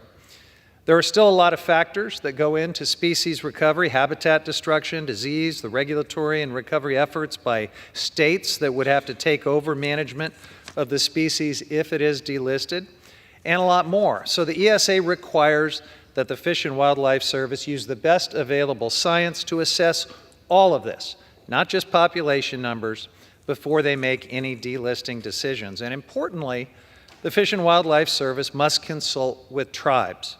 Right now, the service is following these processes and developing a recovery plan. But if this bill was signed into law, all of that would be skipped. They would have to ignore any scientific evidence of remaining threats to the wolf. And this is the danger of legislatively delisting a species. While I believe my colleagues are capable of going onto Google and pulling up some population numbers on gray wolves, it is pretty brazen to suggest that they, as members of Congress, are more qualified than the scientists and experts with years of training to determine if a species is actually recovered. The ultimate goal of the ESA is to recover species and then set them up for success post-recovery. We need durable, not temporary outcomes. Passing this bill would simply call wolves recovered, but that does not make it so. The bill ignores science, and it sets a species back down the path to extinction by reinstating a Trump-era delisting rule that the courts have overturned because it violated the Endangered Species Act as well as the Administrative Procedure Act. This bill ignores the careful analysis of the U.S. Fish and Wildlife Service over the past year. It ignores the fact that although wolf populations are doing well in some places, they haven't met recovery goals in others. It does nothing to require federal consultation with tribes. And on top of that, there's nothing in the bill to push states to improve their conservation measures for wolves. When wolves were delisted in 2011 and 2021, some states raced to approve the killing of significant portions of their wolf populations, even using harvest quotas. States in the northern Rockies actually incentivized hunting. They paid hunters to kill wolves. Now, this does not demonstrate a commitment to conserving the species once it's delisted. All of these state policies would simply further villainize wolves and reward the type of killing that caused the population to crash in the first place. So no, a simple head count is not a scientifically sound basis for declaring open season on the gray wolf. My Republican colleagues know that what they're trying to do will never stand up to scrutiny in the courts. It would never stand up to consideration of the best available scientific and commercial data, and that's why this bill prohibits judicial review. And that really gives the game away. If you really trust the science, then you shouldn't be afraid of a little scrutiny. Based on the talking points that we've heard throughout this legislative process, this is all just so people can shoot more wolves. Why would Congress invest millions of taxpayer dollars in recovering this iconic species just to turn around and let states start killing them all over again? We'll hear a lot in debate today about how these apex predators, which are vital to our ecosystems, are scary, cold killers. That is ancient ignorance, not science. If we're lucky, we may even hear some of the wild conspiracy theories that we've heard in previous debates about larger, faster, more aggressive Canadian gray wolves. We've heard practically everything except the claim that these Canadian wolves have laser eyes. Look, Congress shouldn't be overriding conservation decisions made by scientists. Fortunately, we have this type of extreme, baseless language. We heard it a few years ago as dozens of Republicans made these claims during debate. I urge my colleagues and fellow conservationists to actually trust science, to vote no on this Trust the Ignorance Act. And with that, I reserve the balance of my time. The gentleman reserves. The gentleman from Arkansas is recognized. Mr. Speaker, the only rule that, or the only science that this bill would maybe not hold up to is the political science that's being pushed back and forth in this chamber today. If you look at the real wildlife management, we know that maintaining healthy populations of wolves also affects other species. And I would say if you could talk to an elk or a deer, you might ask them if a wolf is a violent killer, or talk to somebody's cattle, because they do kill. They are apex predators. We need them in the ecosystem, but we have to manage those numbers. And just because a species hasn't been recovered in its native range doesn't mean that that species should be on the endangered species list. If that were so, we would have black bear and elk on the endangered species list. The real science, the data shows that delisting the wolf and letting states manage the wolf population, we're not talking about wiping out the wolf population, we're talking about maintaining it at healthy levels. That is what would be best for the wolf and for all others concerned. And with that, I yield 3 minutes to the gentlewoman from Wyoming, Ms. Hageman. Thank you, Mr. Speaker. Delisting the gray wolf does not mean we no longer monitor or manage the population. In fact, the exact opposite is true. But this bill allows state agencies who know their land and wildlife best, who already have management plans in place, to manage wolves in a way that protects life and property and allows all species in the ecosystem to thrive. Minnesota has the largest population of wolves in the lower 48. There's over 6,000 wolves in Minnesota, and they refer to the northern part of the state as the dead zone, because wolves have largely wiped out all other wildlife, the deer, the muskrats, the beavers, etc. It is our states, not the federal government, who supply the vast majority of time, money, and expertise to manage wildlife, and their record of success demonstrates clearly that species management is more effective when carried out by state and local agencies. It is state management agencies, not the federal government, that recovered and delisted the gray wolf in 2020, only to have radical enviro activists sued to keep them listed. For years, populations throughout the West have been well above the recovery thresholds prescribed in the Endangered Species Act. Yet officials in the Department of the Interior, being beholden to radical environmental NGOs, continually shift the recovery goalposts to keep species like the gray wolf and greater Yellowstone ecosystem grizzly bear listed as endangered, preserving their budget and control over Western lands. Instead of wasting taxpayer dollars on a recovered species, the Fish and Wildlife Service should focus its time and efforts on species that are actually at risk of becoming extinct. The science demonstrates how successful state management plans for the gray wolf have been, and the Fish and Wildlife Service's own research has stated that gray wolves are, quote, likely to retain a healthy level of abundance, end quote, and, quote, do not meet the definition of an endangered species or a threatened species, end quote. Mr. Speaker, I believe it is our state management officials, those who are on the ground and in the community, who are best equipped to manage our wildlife and conserve our environment, not unelected officials working from concrete buildings in Washington, D.C.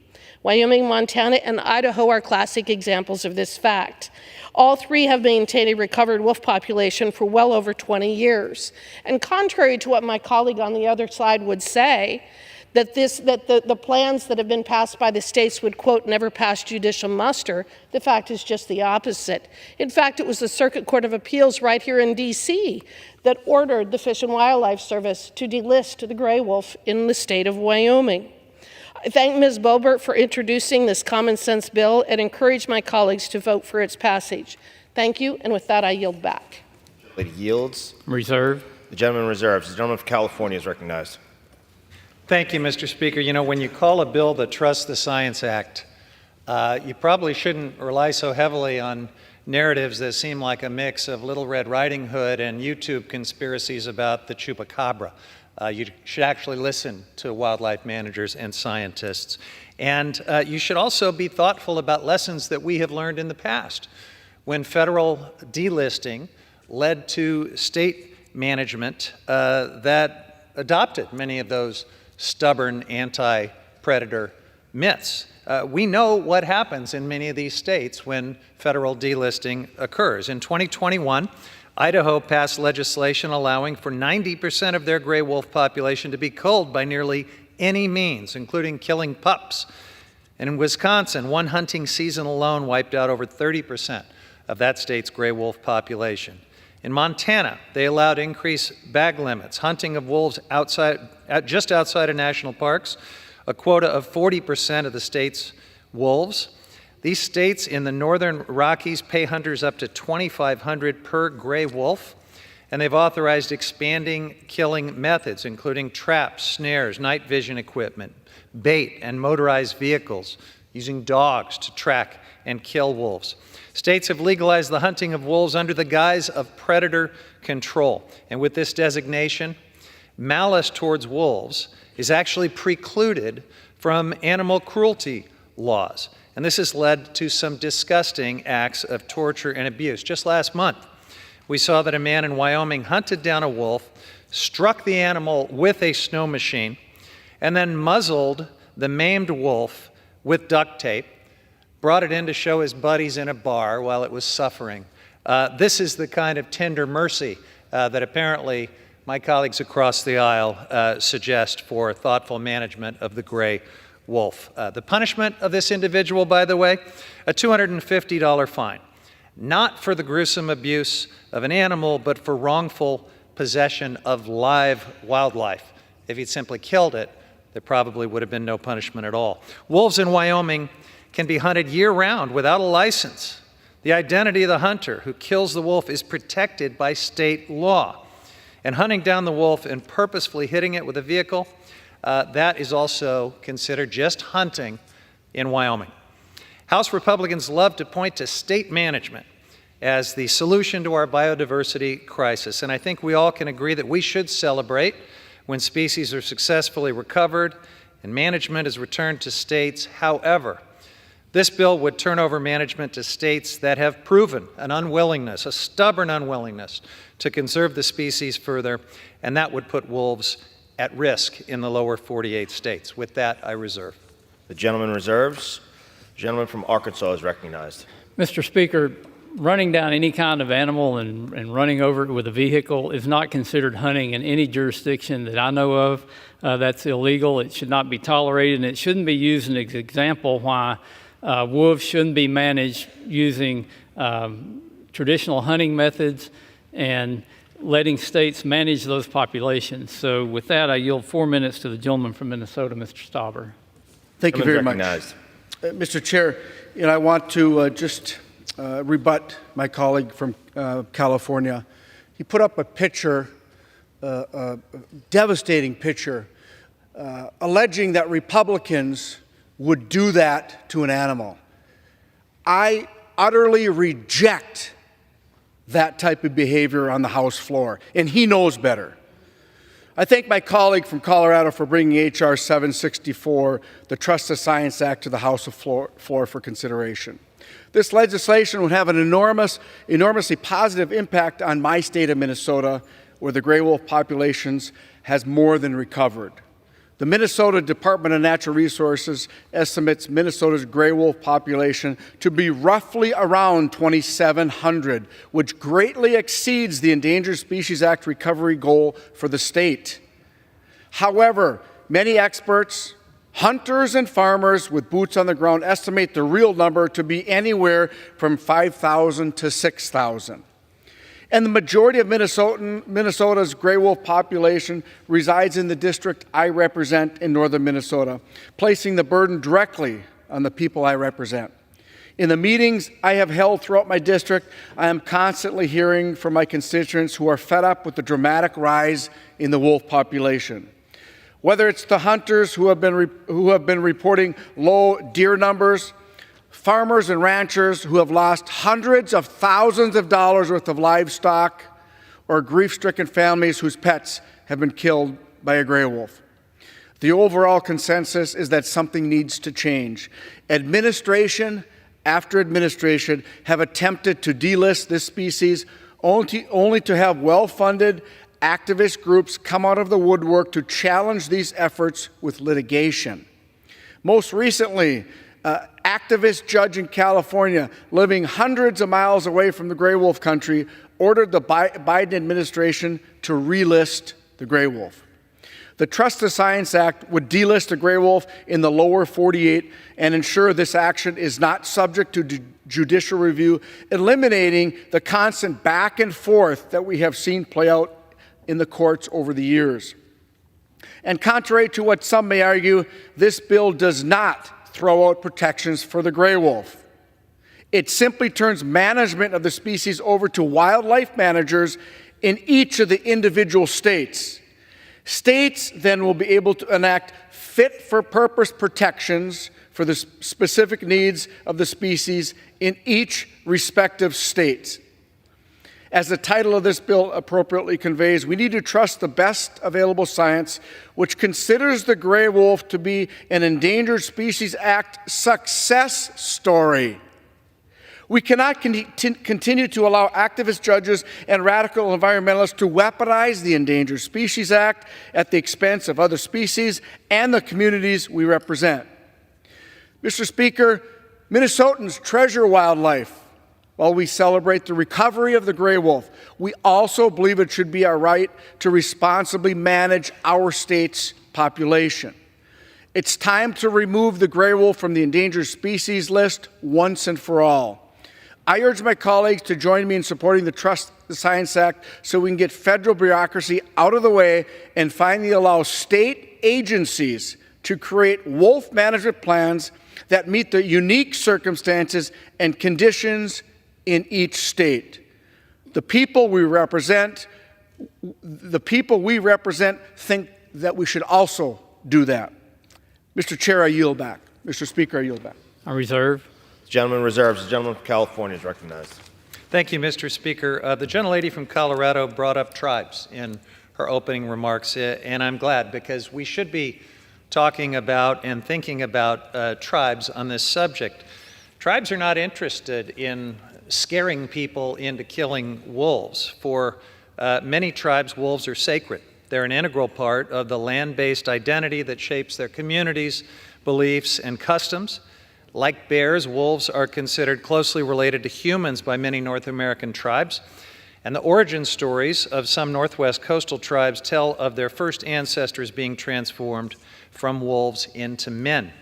In Shoshone mythology, the wolf plays the role of the noble creator god, while in Anishinaabe mythology, a wolf character is the brother and true best friend of the culture hero. Among the Pueblo tribes, wolves are considered one of the 6 directional guardians associated with the East and the color white, and associated with protection, ascribing to them both healing and hunting powers. Wolves are also one of the most common clan animals in Native American cultures. Tribes with wolf clans include the Creek, Cherokee, Chickasaw, Chippewa, Algonquin, along with the Shawnee and the Menominee, Iroquois tribes, Plains tribes like the Caddo and Osage, the Pueblo tribes of New Mexico, and Northwest coastal tribes. It's essential that the United States government uphold its trust responsibilities to engage in meaningful, good faith consultation with all affected Indian tribes.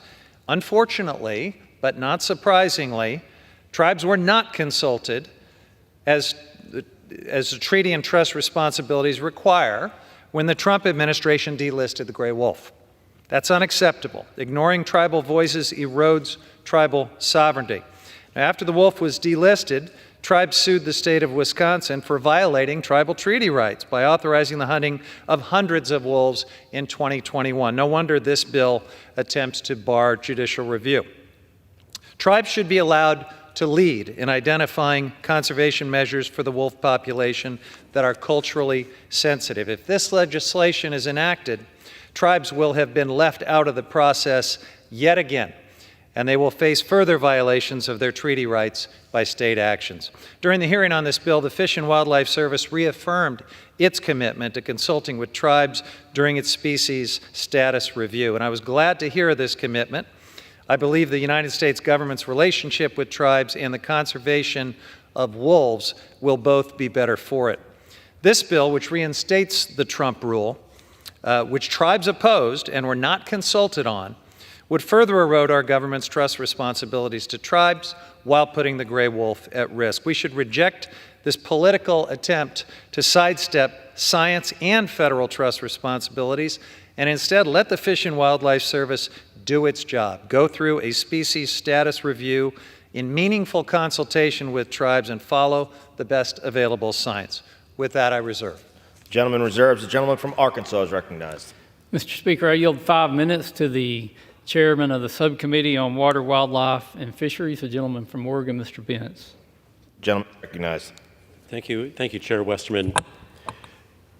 You know, I don't think I've encountered such an amazing display of ignorance regarding the nature of a wolf until this afternoon.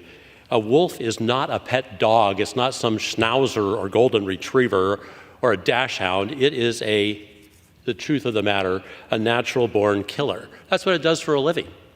That's how it stays alive. It kills things. It eats them. And it does not kill them in a kind and humane fashion. It's a wolf. We would be led otherwise to believe by what we've been hearing from the other side of the aisle. It's obvious to me that those who have suggested that ranchers are apparently not to be concerned about haven't grown up on a ranch, as did I. They don't have a clue about what it's like to have to get up in the middle of the night to try to go out and protect your livelihood from nocturnal killers like wolves. They don't get it, they don't want to get it, they don't want to understand it because they don't have to.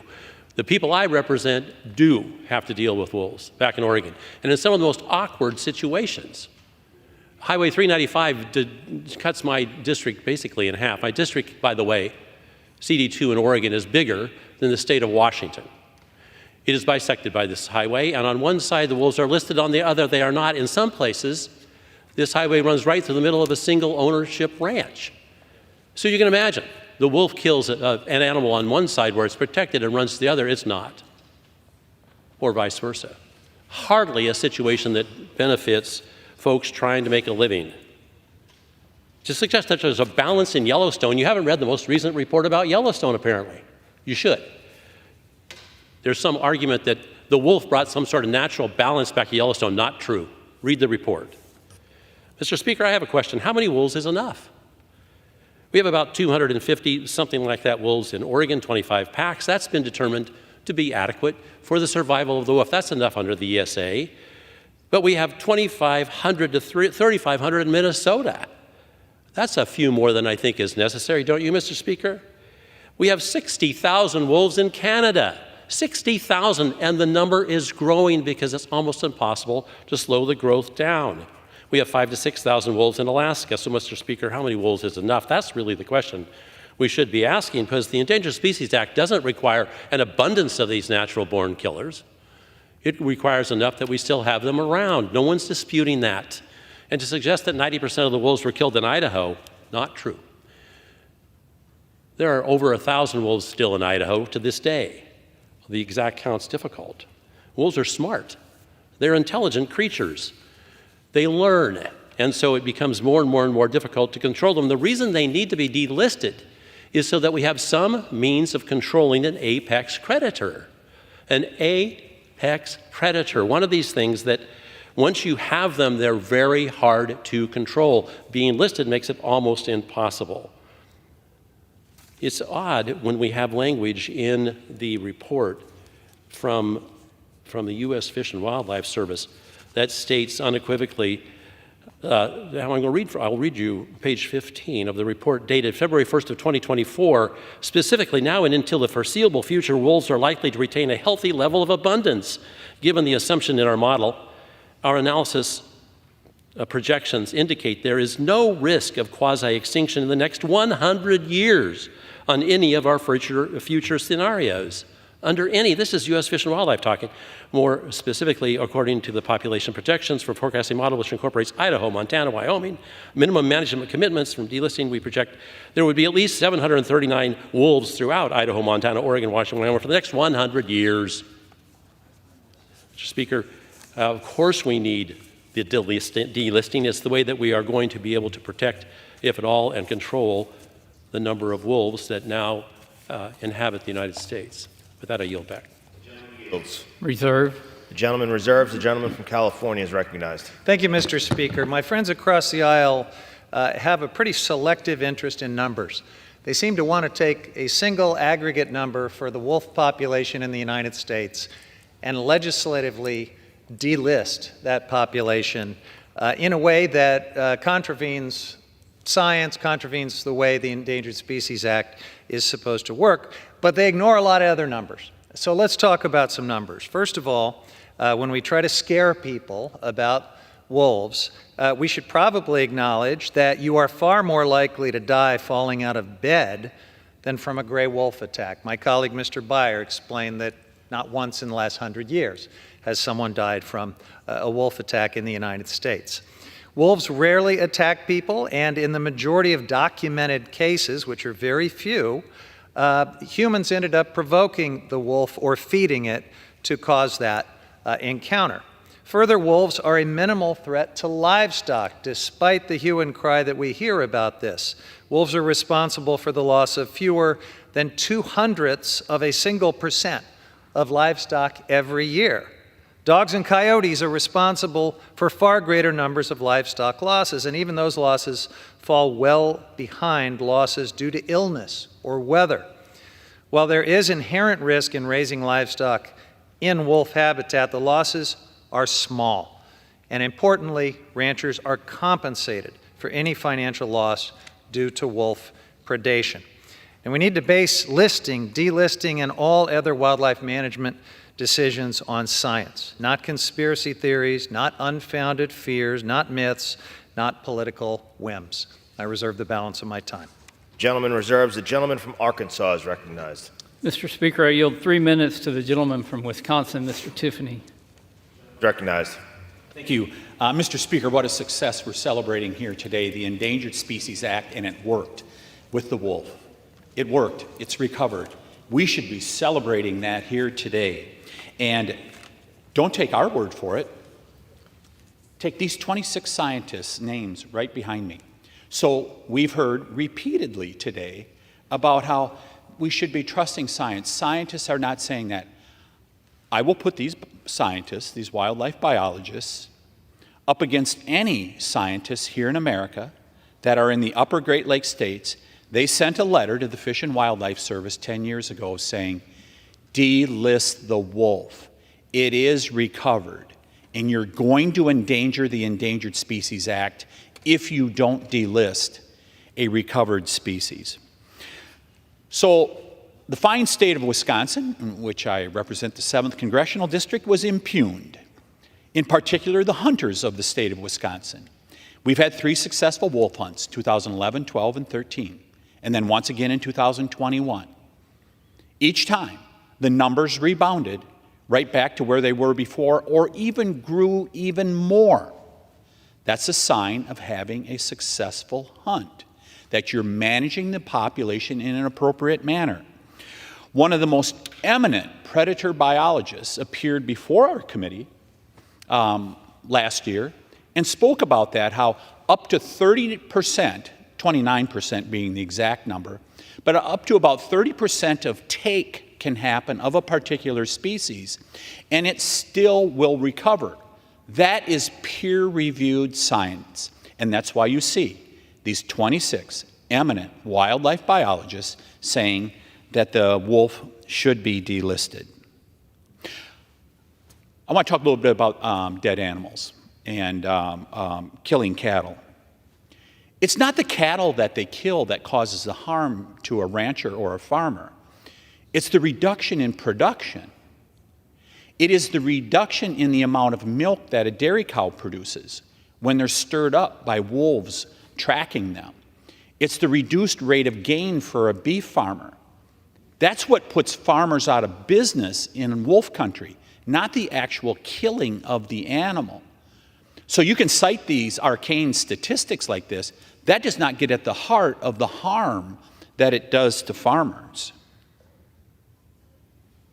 It's time to let the states manage the wolf population, because there are other species, as was said in our hearing, that perhaps we should be dedicating time to. So if you have a recovered species, and additional time is being put, additional time and effort by, like the Fish and Wildlife Service, into a species that's already recovered, like the wolf, we aren't able to deal with other species. May I?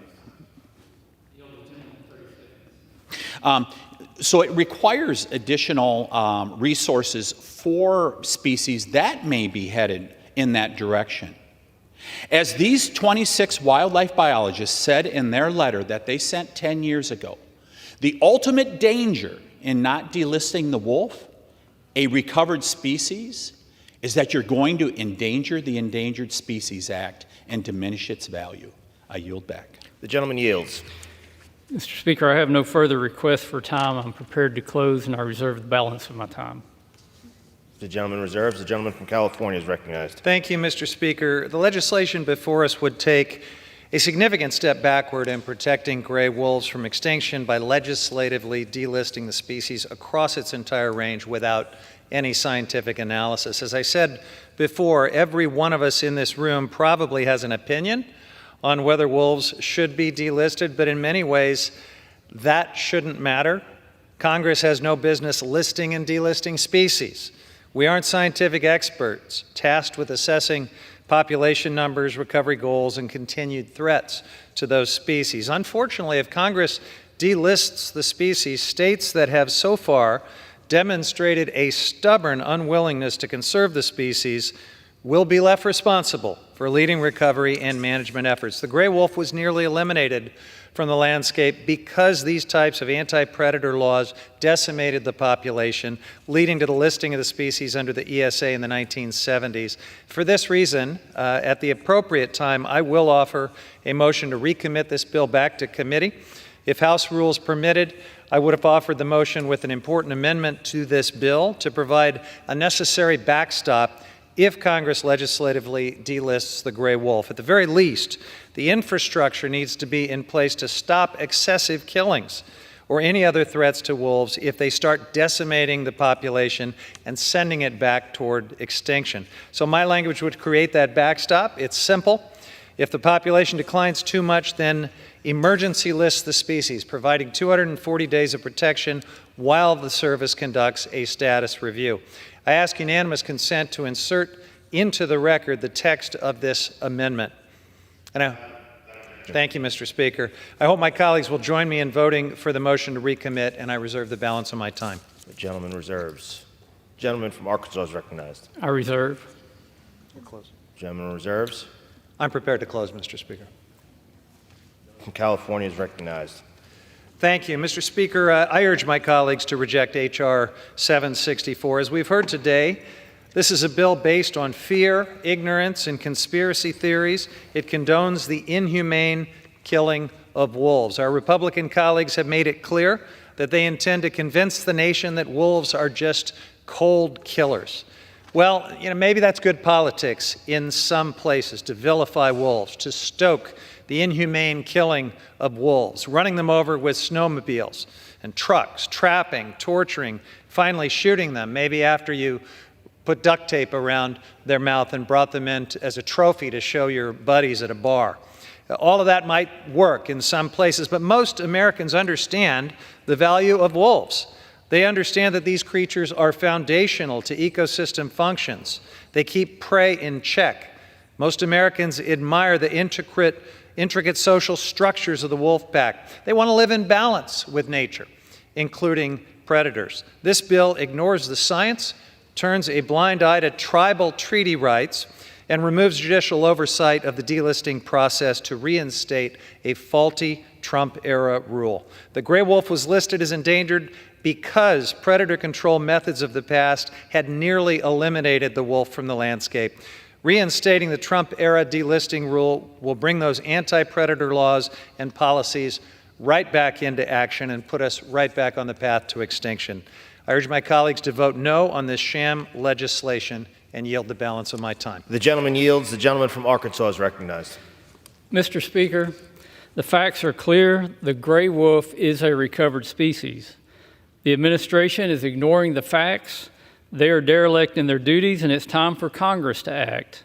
As we have heard from members today, the impacts of an unmanaged wolf population are growing and will continue to grow as long as the administration doesn't take action, and that is why Congress must take action.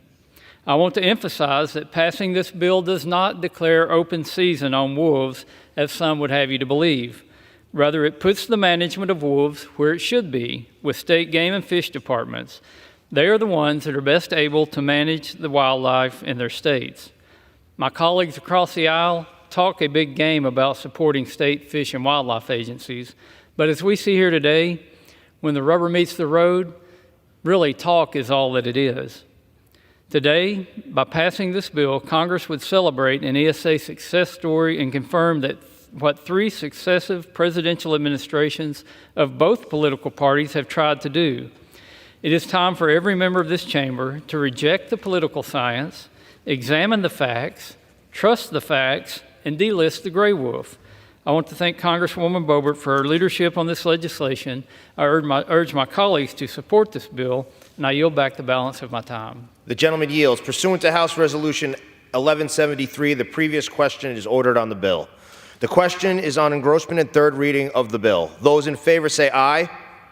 Those opposed, no. The ayes have it. Third reading.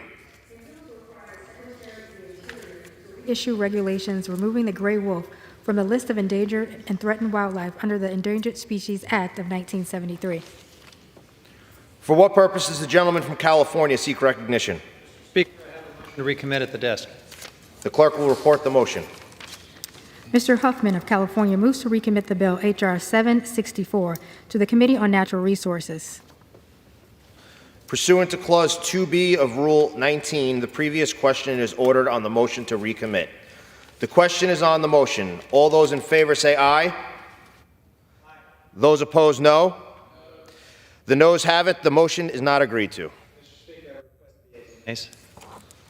The yeas and nays are requested. Those favoring a vote by the yeas and nays will rise. A sufficient number having risen, the yeas and nays are ordered. Pursuant to Clause 8 of Rule 20, further proceedings on the question are postponed.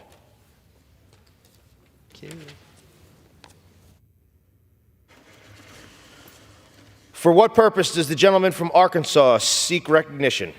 Mr. Speaker, pursuant to House Resolution 1173, I call up H.R. 615 and ask for its immediate consideration in the House. The clerk will report the title of the bill. 164 H.R. 615, a bill to prohibit the Secretary of the Interior and the Secretary of Agriculture from prohibiting the use of lead ammunition or tackle on certain federal land or water under the jurisdiction of the Secretary of the Interior and the Secretary of Agriculture and for other purposes. Pursuant to House Resolution 1173, the amendment in the nature of a substitute recommended by the Committee on Natural Resources printed in the bill shall be considered as adopted, and the bill as amended is considered read. The bill as amended shall be debatable for 1 hour, equally divided and controlled by the chair and ranking minority member of the Committee on Natural Resources or their respective designees. The gentleman from Arkansas, Mr. Westerman, and the gentleman from California, Mr. Huffman, each will control 30 minutes. The chair recognizes the gentleman from Arkansas, Mr. Westerman. Mr. Speaker, I ask unanimous consent that all members may have 5 legislative days in which to revise and extend their remarks and insert extraneous material on H.R. 615. Without objection. Mr. Speaker, I rise in support of H.R. 615, sponsored by my colleague, Congressman Whitman of Virginia. This common sense bill protects hunters and anglers' ability to continue using cost-effective lead ammunition and fishing equipment in our National Wildlife Refuge System. At the same time, this legislation gives the U.S. Fish and Wildlife Service the flexibility to make targeted decisions on lead use in refuges based on sound, site-specific science and in coordination with state fish and wildlife agencies. In the United States, sportsmen's and women's participation is crucial to the success of wildlife conservation. The North American model of wildlife conservation operates on 7 interdependent principles. Embedded in these principles are sound science, active management, and access to hunting and fishing. This model is a success story that is best characterized by the millions of dollars paid by hunters and anglers for wildlife conservation each year through excise taxes on the equipment that they use. In fiscal year 2024, the service apportioned nearly $1 billion in receipts from excise taxes on firearms manufacturers. Of that, $800 million was targeted to wildlife restoration. Similarly, $381 million was generated from excise taxes on fishing equipment for fish conservation. Last year, after significant pushback from stakeholders and members of Congress, the Fish and Wildlife Service denied a petition from far-left environmental groups to ban the use of lead ammunition and tackle throughout the system. However, the Fish and Wildlife Service is still pressing ahead with refuge-specific lead bans.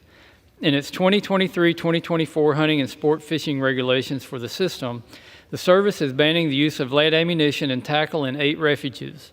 It tries to lessen the blow by expanding access for hunting and fishing in 3 other refuges, but this expansion also includes a lead ban. Why does this matter? It's about access and how the service's actions are limiting access. In 2021, the National Shooting Sports Foundation concluded that lead-free hunting ammunition is on average almost 25% more expensive than lead. Not only are alternative materials such as copper more expensive, but this administration also continues to push policies that prohibit mining such resources here in America. Their lead bans will result in decreased hunting and fishing participation for all but the wealthy and the reduction in wildlife conservation and restoration funding. Instead of regulating hunters and anglers off of our federal lands, the service should be working with state managers, conservation organizations, and sportsmen and women. Where lead is shown to cause harm to wildlife populations, it should be addressed accordingly. But a system-wide ban or refuge-by-refuge bans where no scientific link can be made is the wrong approach and ultimately undermines wildlife conservation. I urge my colleagues to support this bill, and I reserve the balance of my time. The gentleman reserves. The gentleman from California is recognized. Thank you, Mr. Speaker. I rise in opposition to H.R. 615, a bill that incorrectly claims in its title that recreation access is threatened by efforts to protect wildlife from lead poisoning. Instead, this legislation could actually reduce the areas open to our sportsmen and women because it is a wrong-headed attempt to take away a common-sense tool for allowing sustainable hunting and fishing.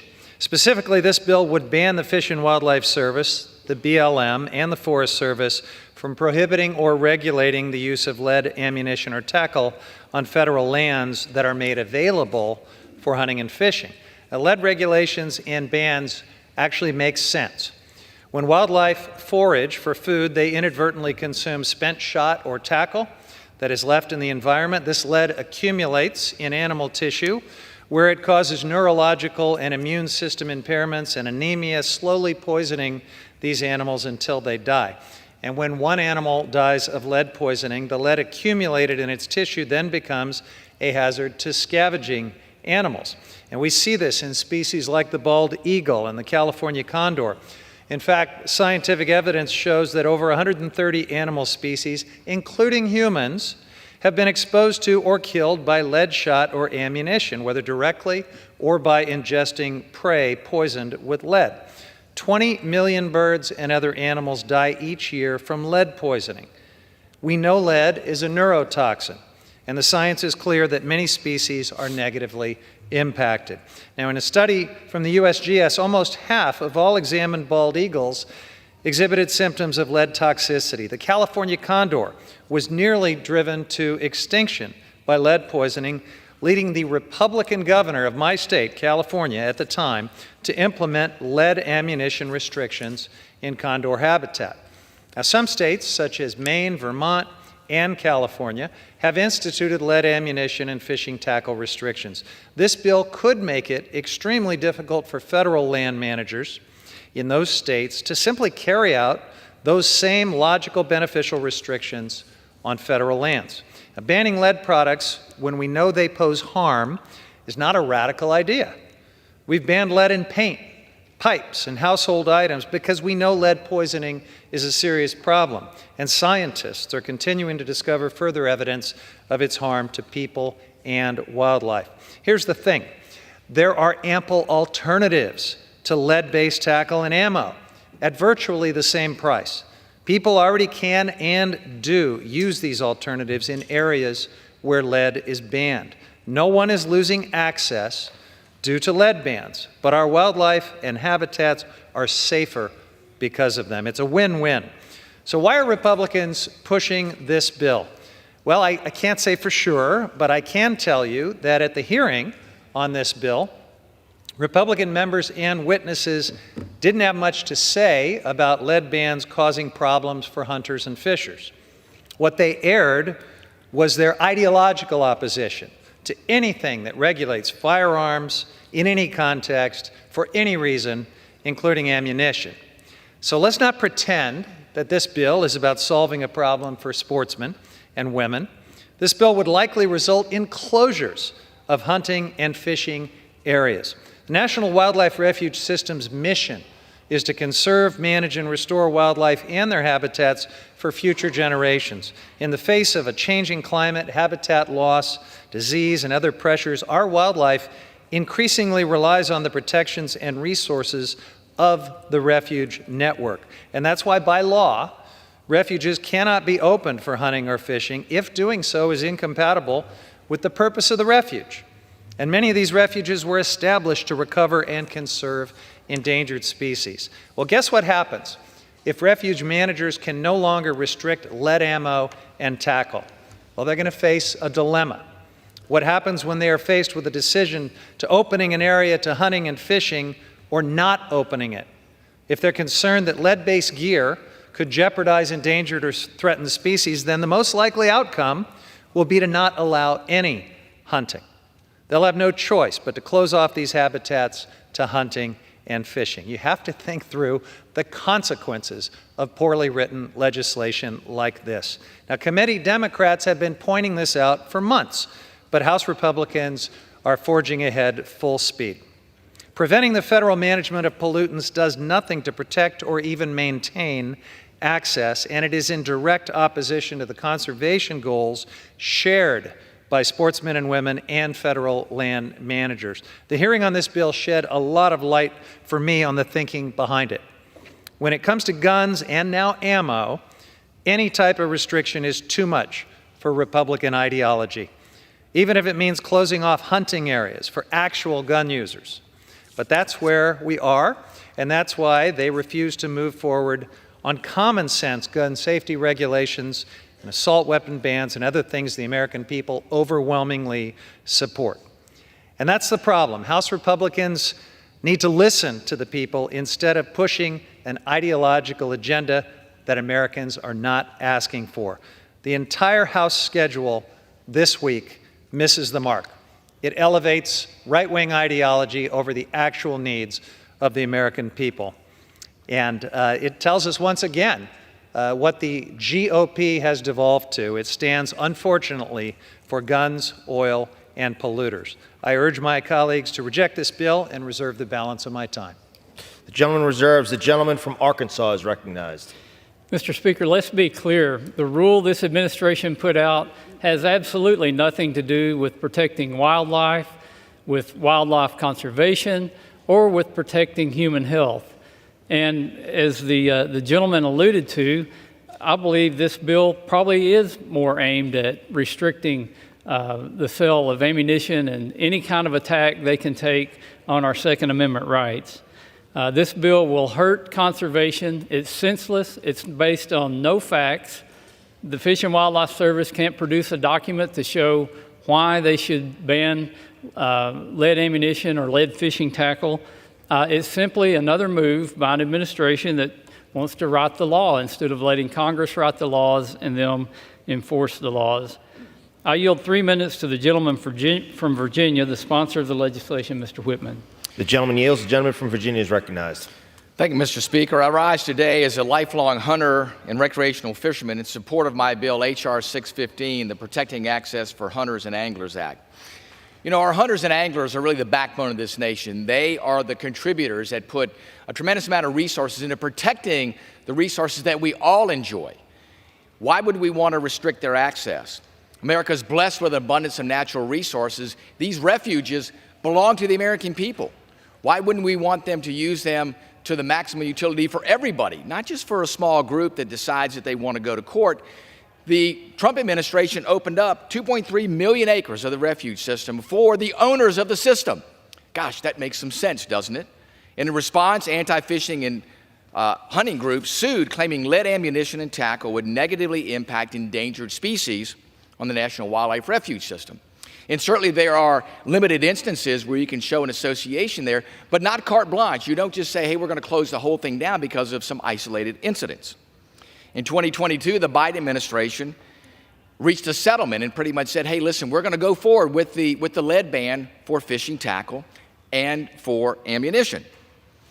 And for those that said, oh, it's not a big deal because you can substitute other materials and it's kind of the same price, or people have never gone to hunt and fish before, don't know what the heck they're talking about. If you take a lead sinker that you're going to now replace with tungsten, you have to know by common sense, tungsten is going to cost more than lead, significantly more. And when you have a family that's suffering through Bidenomics, suffering from higher fuel prices, when they go to the pump today and paying almost $4 a gallon, when they're paying more for a loaf of bread and a dozen eggs, and you say, by the way, we're going to have government charge you more in something that can be avoided, and then for them to say, oh, we're making it difficult for the feds to regulate. Isn't that our job? Shouldn't we make sure our federal government is doing its due diligence in regulating?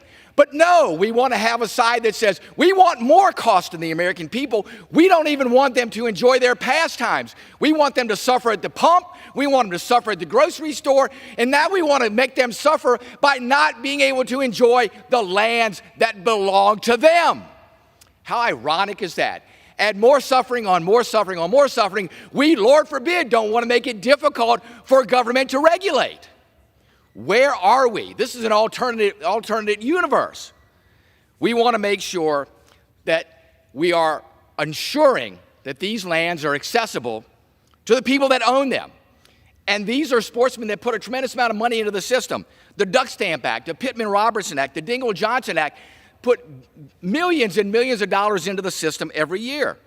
Hunters and anglers help protect these assets. They protect the natural resources on these public lands.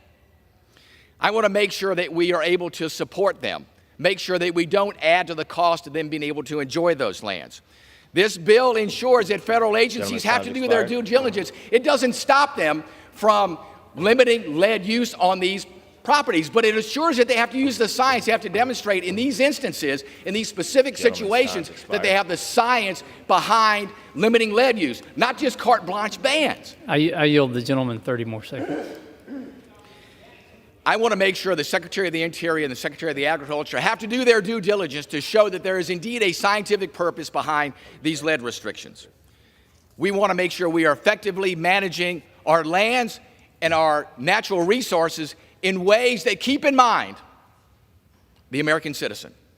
With that, Mr. Speaker, I yield back the balance of my time. Gentleman yields. I reserve. The gentleman reserves. The gentleman from California is recognized. Thank you, Mr. Speaker. Just a reality check. No one has lost hunting or angling access because of lead, ammunition, or tackle restrictions. That has not happened. But if you take away this management tool from fish and wildlife managers and you allow lead pollution and lead poisoning to continue to build up, you will start to see the loss of that access. This ready, shoot, aim approach to wildlife management is actually going to hurt the people that the gentleman says he wants to protect. With that, Mr. Speaker, I would like to yield 6 minutes to the gentlewoman from Michigan, Ms. Dingell. The gentleman yields. The gentlewoman is recognized for 6 minutes. Thank you, Mr. Speaker.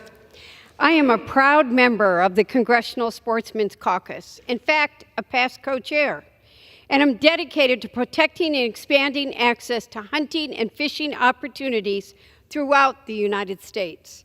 Sportsmen and women are some of the country's leading conservationists, and I applaud their work to protect lands and wildlife for current and future generations.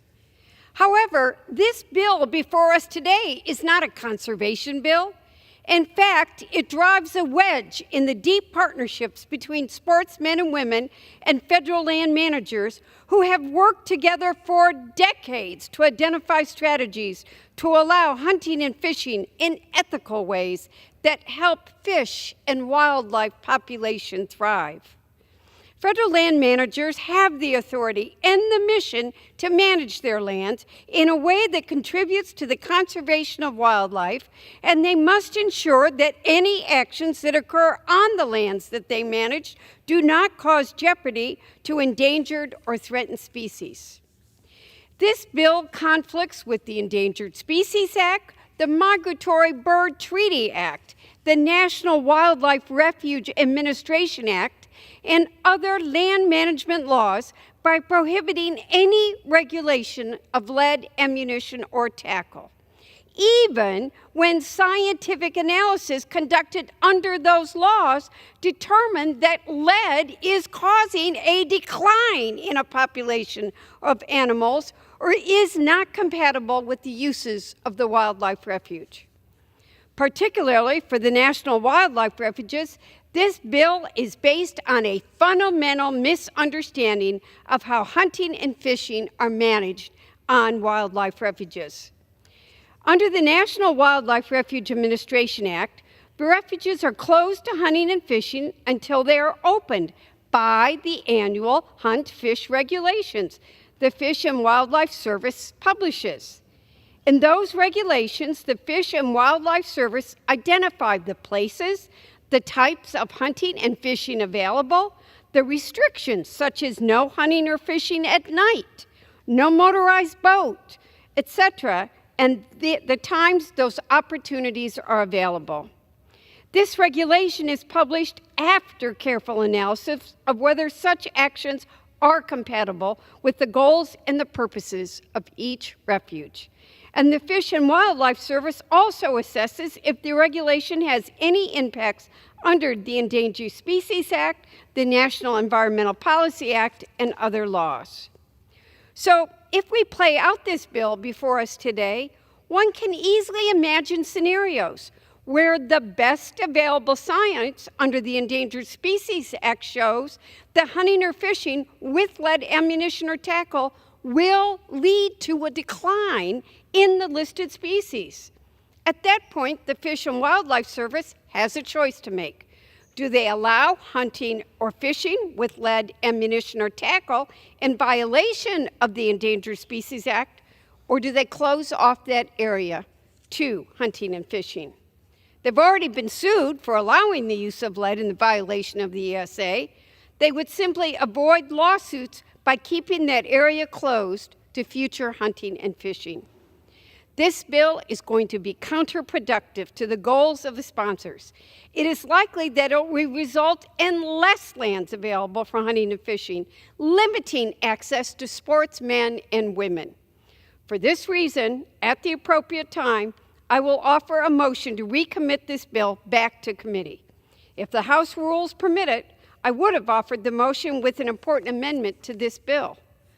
This amendment would ensure that sportsmen and women won't be harmed by reduced access to hunting and fishing if this bill is enacted, by tasking the Fish and Wildlife Service and its partners with analyzing the likely outcomes of this legislation and assessing whether they would have to close areas to hunting and fishing to comply with this bill and other laws, such as the Endangered Species Act and the National Wildlife Refuge Administration Act. It's common sense to assess the possible outcomes of legislation before it takes effect. And in this case, Democrats have been asking these difficult questions with little response from the Republicans. I ask unanimous consent to insert into the record the text of this amendment. Thank you, and I hope my colleagues will join me in voting for the motion to recommit. And with that, I yield back the balance of my time. The gentlelady yields. Reserved. Gentleman reserves. The gentleman from Arkansas is recognized.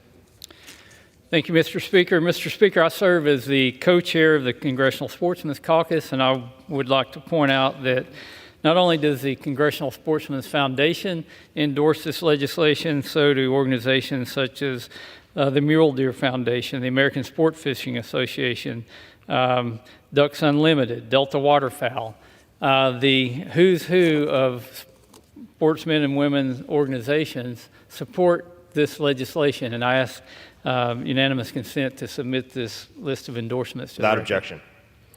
Thank you, Mr. Speaker. I would like to yield 2 minutes to the gentleman from Georgia, Mr. Carter. The gentleman's recognized. I thank the gentleman for yielding. Mr. Speaker, I rise today to speak in support of H.R. 615, the Protecting Access for Hunters and Anglers Act of 2023, led by my friend, Mr. Whitman of Virginia. In 2022, the National Fish and Wildlife Service proposed to ban lead ammunition and tackle in 7 national wildlife refuges by 2027. To put it plainly, this rule makes no sense whatsoever. It's simply another example of the Biden administration giving in to radical environmentalists who do not hunt nor fish in our national refuges. America's hunters and anglers contribute over $1 billion a year, $1 billion a year in conservation funding via taxes on outdoor equipment like ammunition and tackle. On top of that, lead products are significantly cheaper than their lead-free counterparts, often costing 25% more. Everything, thanks to Bidenomics, everything from gasoline to fishing tackle. Why is it that this administration tries to limit access to wildlife refuges and jeopardize critical wildlife funding dollars? Hunters and anglers are the original conservationists, and without regulation, based on science, this rule does nothing but hurt the environment it's attempting to protect. I urge my colleagues to support this measure, and I yield back. The gentleman yields. I reserve. The gentleman reserves. The gentleman from California is recognized. The gentleman reserves.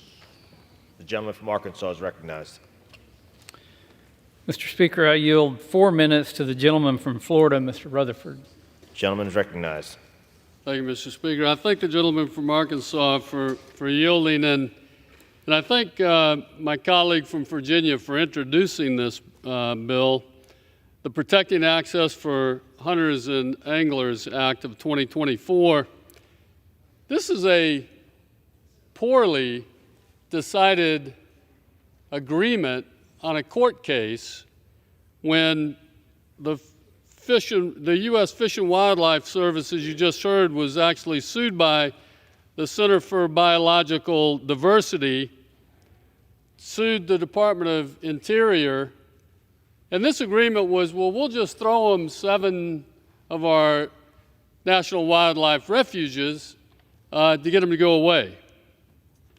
That's not the best science. It's not based on science at all. And in fact, it's best regulated by the states. And our colleague across the aisle even said some states have actually shut down areas because of lead issues. That's what all of these states should be doing. Managing these resources themselves, not from some bureaucrat in Washington, D.C. trying to settle a lawsuit in throwing away people's rights to enjoy the land. Because millions of Americans, including myself, are avid outdoorsmen and women who greatly enjoy hunting and fishing, and we depend on reliable access to these public lands and waters. And that's why a ban on the cost-effective traditional lead ammo and tackle is so concerning. It will affect hunters, it will affect recreational and commercial anglers, and it will simply increase the cost, which will reduce the participation by those who enjoy these 2 American pastimes. And we will lose, as you heard earlier from my good friend from Georgia, it's a 25% higher cost for the non-lead ammo versus the traditional lead ammo. And when you start cutting that, you're going to cut the excise tax that actually provides money for wildlife conservation here in America. States already have the ability, as I mentioned earlier, to regulate lands for conservation purposes. Instead of these federal mandates, we should be leaning on the states that know an area's conservation needs better than anyone else. State-driven public-private partnerships are much better than top-down federal mandates that do not take into consideration site-specific science necessary to make these decisions. In fact, the Center for Biological Diversity, in their suit, they said that lead hunting and fishing on these lands might or could create lead issues. Might. There's no science there, Mr. Speaker. None. None. This is strictly a top-down land grab. So I want to urge my colleagues to vote yes on this important bill. We must protect our hunting and fishing and on our national wildlife refuges. Let's leave it to the states and local authorities to decide what can and can't be used on public lands, and keep the Biden administration's Green New Deal agenda out of these great American pastimes. And with that, Mr. Speaker, I yield back. The gentleman yields. The gentleman from Arkansas is recognized. Thank you, Mr. Speaker. I appreciate the gentleman pointing out some important facts about how this rule came to be from this administration that's anything but transparent. It's an administration that rejects any kind of oversight. I couldn't even start to tell you how much information they're behind on sending to the committee that we've requested just so we can do oversight. But I can imagine how this meeting probably went down. You know, the radical environmental groups go over to the administration to have a meeting, and the administration says, well, there's no facts, no science, nothing that supports what you're wanting to do. But you know, wink, wink, if you were to sue us and we went to court, then we could settle that. And, you know, maybe we'll give you a half dozen to a dozen refuges that we will ban lead on, and that would make their friends happy. And I think that's exactly what happened. And that's why we're here today with a bill in Congress to say you can't do that. Enough is enough. Manage these lands for the public, not for your special interest radical environmental groups. And I think Congress has to take the lead on this. With that, I reserve the balance of my time. Gentleman reserves. The gentleman from California is recognized. Thank you, Mr. Speaker. You know, I am continually puzzled by the things that my friends across the aisle embrace and seem to hold sacred, from toilets that require 5 gallons for every flush to inefficient incandescent light bulbs that even the market and consumers want nothing to do with. And of course, today we hear this love affair with lead. I think it is really important to remember that the science is really clear. Lead is harmful to both humans and wildlife.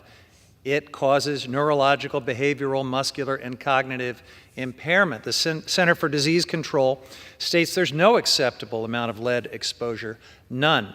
And in my home state of California and many other places, we have almost lost iconic species, the California condor in our case, because of lead ammunition and the way it bioaccumulates in the environment, especially for scavengers like the condor. We cannot save the condor, even though we've had a very successful reintroduction, even though there are signs that we could recover this species, but we can't do it if we have this stubborn rule that restrictions on lead ammunition are off the table because of Republican ideology. So look, we have hundreds of studies documenting that lead ammo and tackle cause both acute and chronic lead poisoning. Its impact on hundreds of species and millions of individuals is not even debatable. And yet this bill requires a completely unworkable standard for fish and wildlife managers to even consider restricting lead.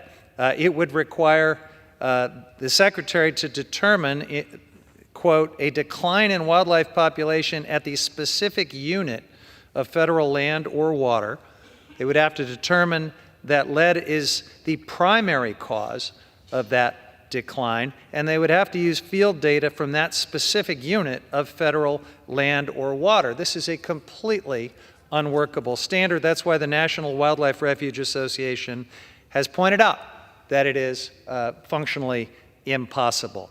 Mr. Speaker, I reserve the balance of my time. The gentleman reserves. The gentleman from Arkansas is recognized. Mr. Speaker, I have no further requests for time.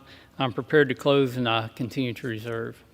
Gentleman reserves. Gentleman from California is recognized. I too am prepared to close, Mr. Speaker.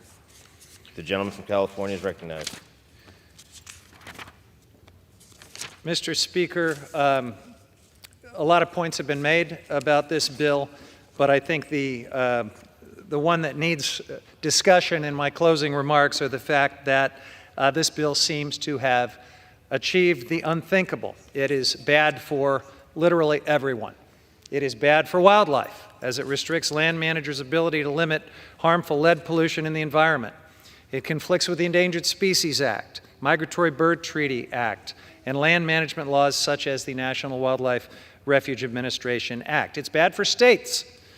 It is unclear whether federal land managers could even carry out state laws that ban the use of certain types of lead ammunition or tackle on neighboring federal lands. And it's even bad for hunters and anglers, who will be left with less land and water available for hunting and fishing because of this wrong-headed legislation.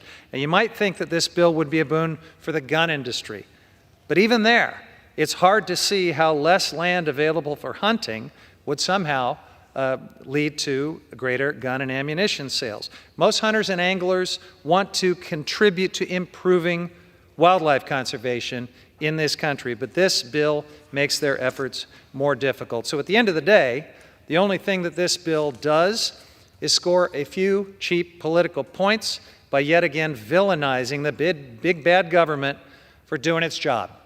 In this case, for carrying out key wildlife conservation laws and keeping hunting areas open. I urge all my colleagues to reject H.R. 615 and yield the balance of my time. The gentleman yields. The gentleman from Arkansas is recognized. Mr. Speaker, hunters and anglers are the backbone of American wildlife conservation efforts and are invested in the long-term health of wildlife. It is important that Congress comes to their defense against ideologically driven and unscientific decisions that limit access to our public lands.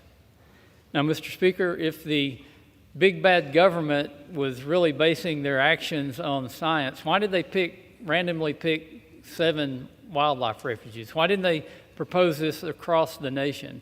Again, this is a classic sue and settle. They got sued by their friends in the radical environmental groups, and they decided to settle and give them a little consolation prize of a few wildlife refuges, thinking we might just turn our backs and say, oh, it's just a few refuges. They're just giving a little gift to their friends in the radical environmental movement. Let's go on and work on something else. But you have to stop these actions where they start. And to be clear, this bill doesn't prevent the federal government from banning the use of lead ammunition and tackle, but it does say that any ban must be supported by site-specific science showing that the use of lead is harming wildlife in that refuge. It also requires that states be properly consulted when the federal government proposes to ban the use of lead.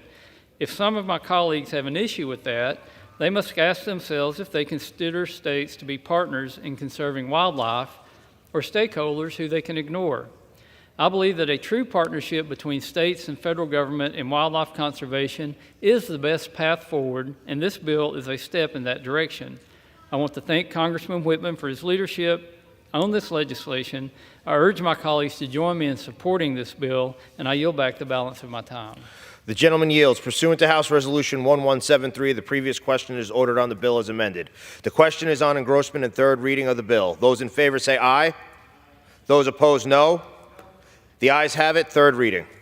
Bill to prohibit the Secretary of the Interior and the Secretary of Agriculture from prohibiting the use of lead ammunition or tackle on certain federal land or water under the jurisdiction of the Secretary of the Interior and the Secretary of Agriculture and for other purposes.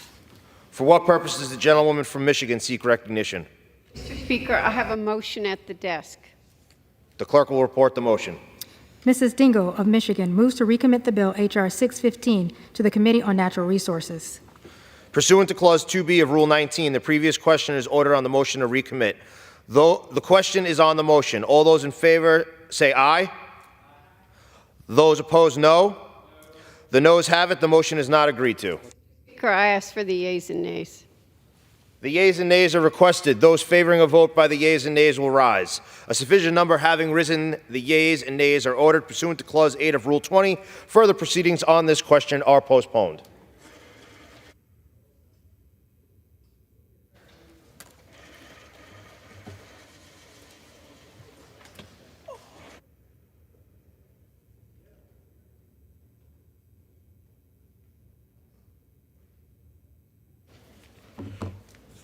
For what purpose does the gentleman from Arkansas, Mr. Westerman, seek recognition? Mr. Speaker, pursuant to House Resolution 1173, I call up H.R. 3397 and ask for its immediate consideration in the House. The clerk will report the title of the bill. Union Calendar Number 309, H.R. 3397. A bill to require the Director of the Bureau of Land Management to withdraw a rule of the Bureau of Land Management relating to conservation and landscape health. Pursuant to House Resolution 1173, in lieu of the amendment in the nature of the substitute recommended by the Committee on Natural Resources, printed in the bill, an amendment in the nature of a substitute consisting of the text of Rules Committee Print 118-32 shall be considered as adopted, and the bill as amended is considered read. The bill as amended shall be debatable for 1 hour, equally divided and controlled by the chair and ranking minority member of the Committee on Natural Resources or their respective designees. The gentleman from Arkansas, Mr. Westerman, and the gentleman from Colorado, Mr. Neguse, will each control 30 minutes. The chair recognizes the gentleman from Arkansas, Mr. Westerman.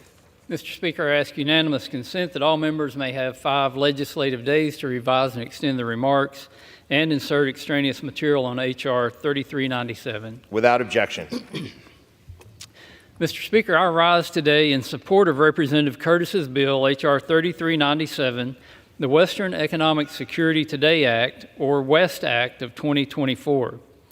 The WEST Act withdraws the flawed illegal conservation and landscape health rule, which was finalized earlier this month by the Bureau of Land Management, or the BLM. You may be asking, why is a rule focused on conservation and landscape health so bad? Well, it wouldn't be bad if that's what it was really focused on, but the name is very misleading. This rule is a poorly concealed effort to lock up more lands to advance the Biden administration's radical 30 by 30 agenda. It has absolutely nothing to do with true conservation or improving the health of our landscapes. Responsible uses of BLM lands are central to the Western way of life. This rule would fundamentally upend more than 50 years of land management practices across the West that rural communities have relied on for their livelihoods. Under the Federal Land Policy and Management Act, or FLPMA, the BLM is mandated to manage lands in accordance with multiple use and sustained yield. If responsible use and development of public lands are prohibited, family and small businesses, multi-generation ranches, local communities, and schools will suffer from a lack of economic development, access, and tax revenue. This is more than just a Western issue. If you ate a hamburger this week or filled your car with gas, this rule affects you. This rule will severely impact the lives and wallets of every single American. Haven't we had enough of that already? Haven't we had enough of inflation and rising prices? The finalized rule will broadly allow the BLM to lease lands under new and vaguely defined, quote, restoration and mitigation leases, and change standards around land use decisions.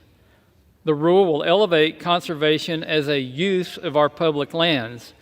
This is clearly contradictory with both the plain reading of FLPMA and Congress's intent.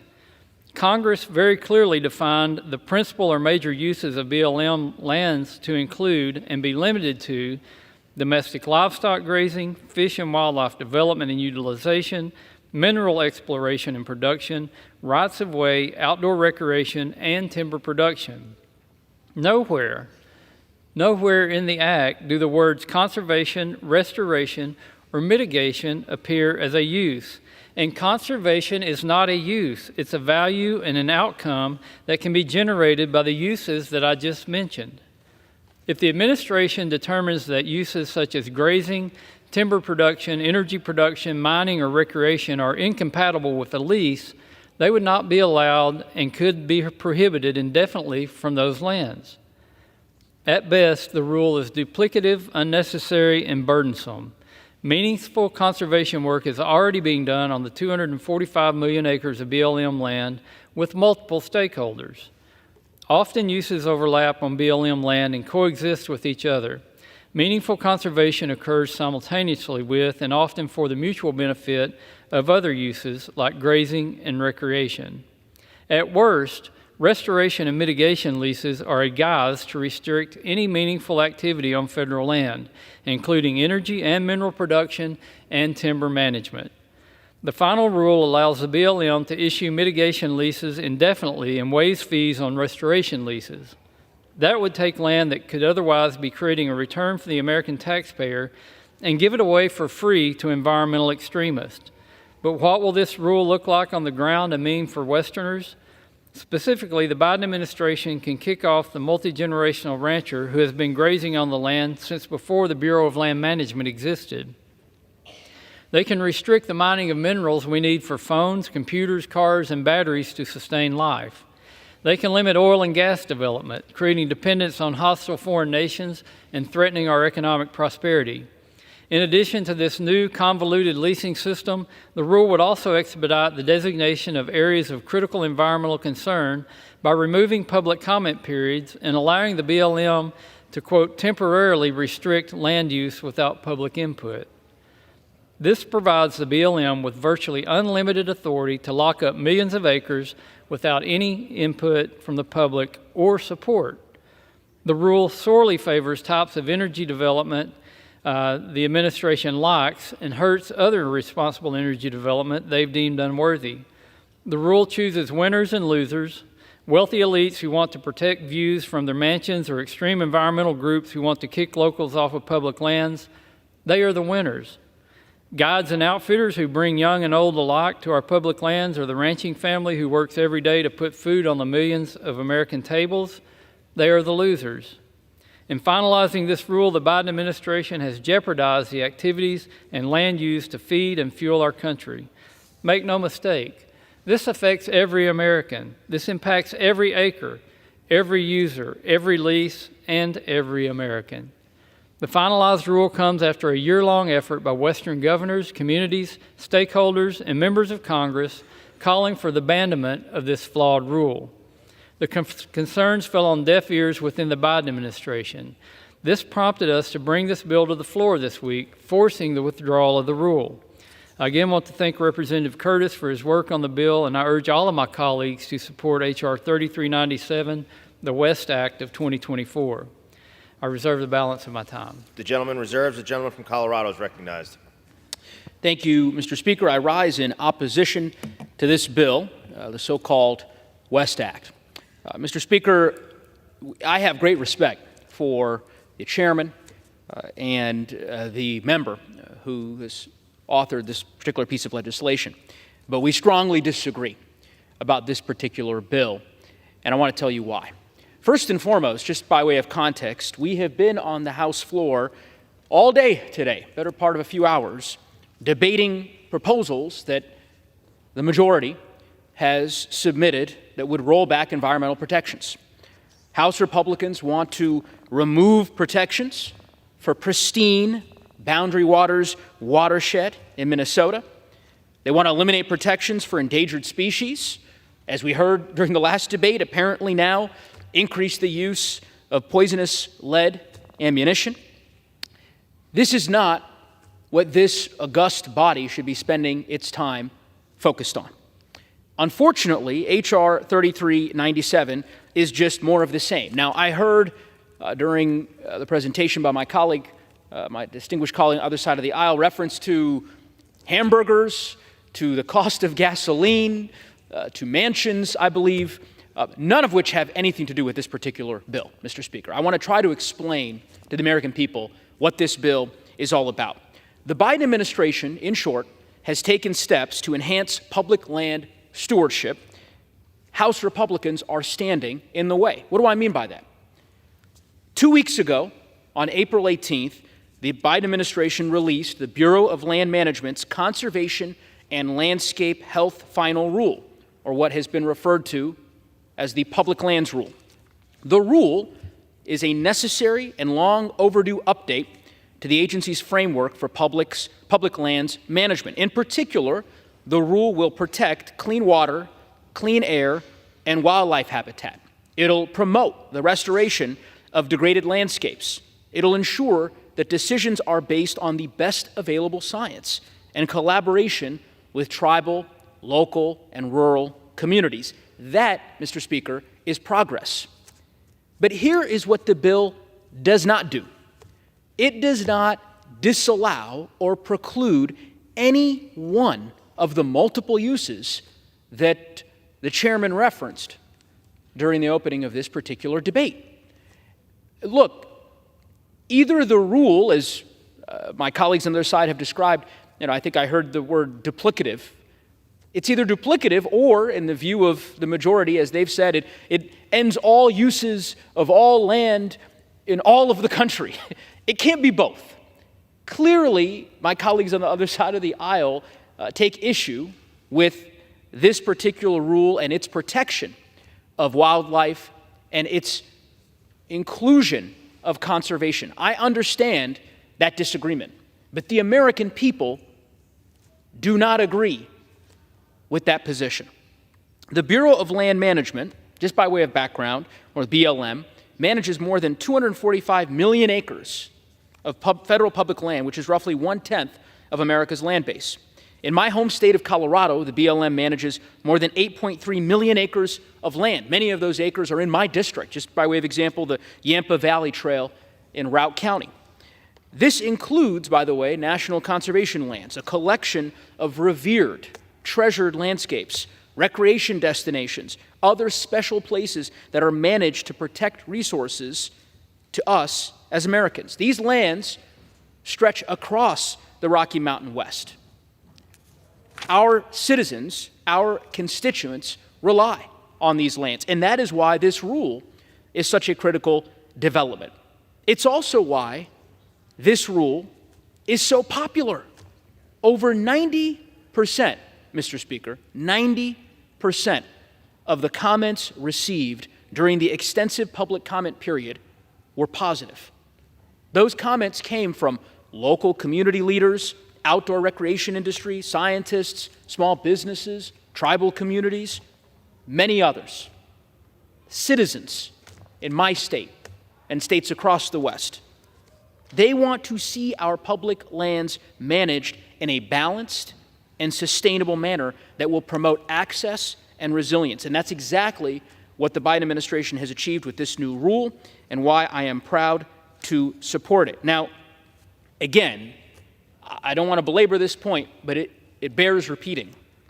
Despite the claims from my Republican colleagues, the plain language of this rule does not prioritize one use over another. Does not do that. I encourage any American who wishes to learn more to look at the plain language of the rule. It simply puts conservation on equal footing with livestock grazing, with mining, oil and gas development. It doesn't block or stifle development. It achieves a critical balance. And that balance is important. A reasonable balance, a prudent balance. I support this rule because it will enable us to make science-based and informed decisions about the management of our nation's public lands. And I would encourage all of my colleagues to support the rule for the same reason. And if they do, I'd encourage my colleagues to oppose this bill, which seeks to undermine those efforts, and would urge my colleagues to oppose the legislation. I reserve the balance of my time. The gentleman reserves. The gentleman from Arkansas is recognized. Thank you, Mr. Speaker. As I was listening to my friend from Colorado's comments, I was reminded of a saying that a graduate school professor who taught statistics used to say. He said, it said numbers and people are a lot alike. If you torture them long enough, they'll tell you anything you want to know. And this study that my colleagues talk about it references a cherry-picked 10,000 comments that were analyzed, and according to the BLM, just over 8,000 were actually unique comments. That means that 2,000 of the comments were identical comments. These are comments that get submitted when you put clickbait out there and say, send this comment in, and you just hit the button from your favorite radical environmental group, and it goes into to the BLM or to the other federal agency. But also, I would expect the results to actually be even higher, because it's kind of like asking, do you like ice cream? And I think, or do you like chocolate? Do you like candy? And when you say, are you for conservation and protecting the land, most people I think are for that. But when you look at what this bill does, it's anything but that. It locks up land and takes it away from the multiple uses that Congress has designated that this BLM land is for.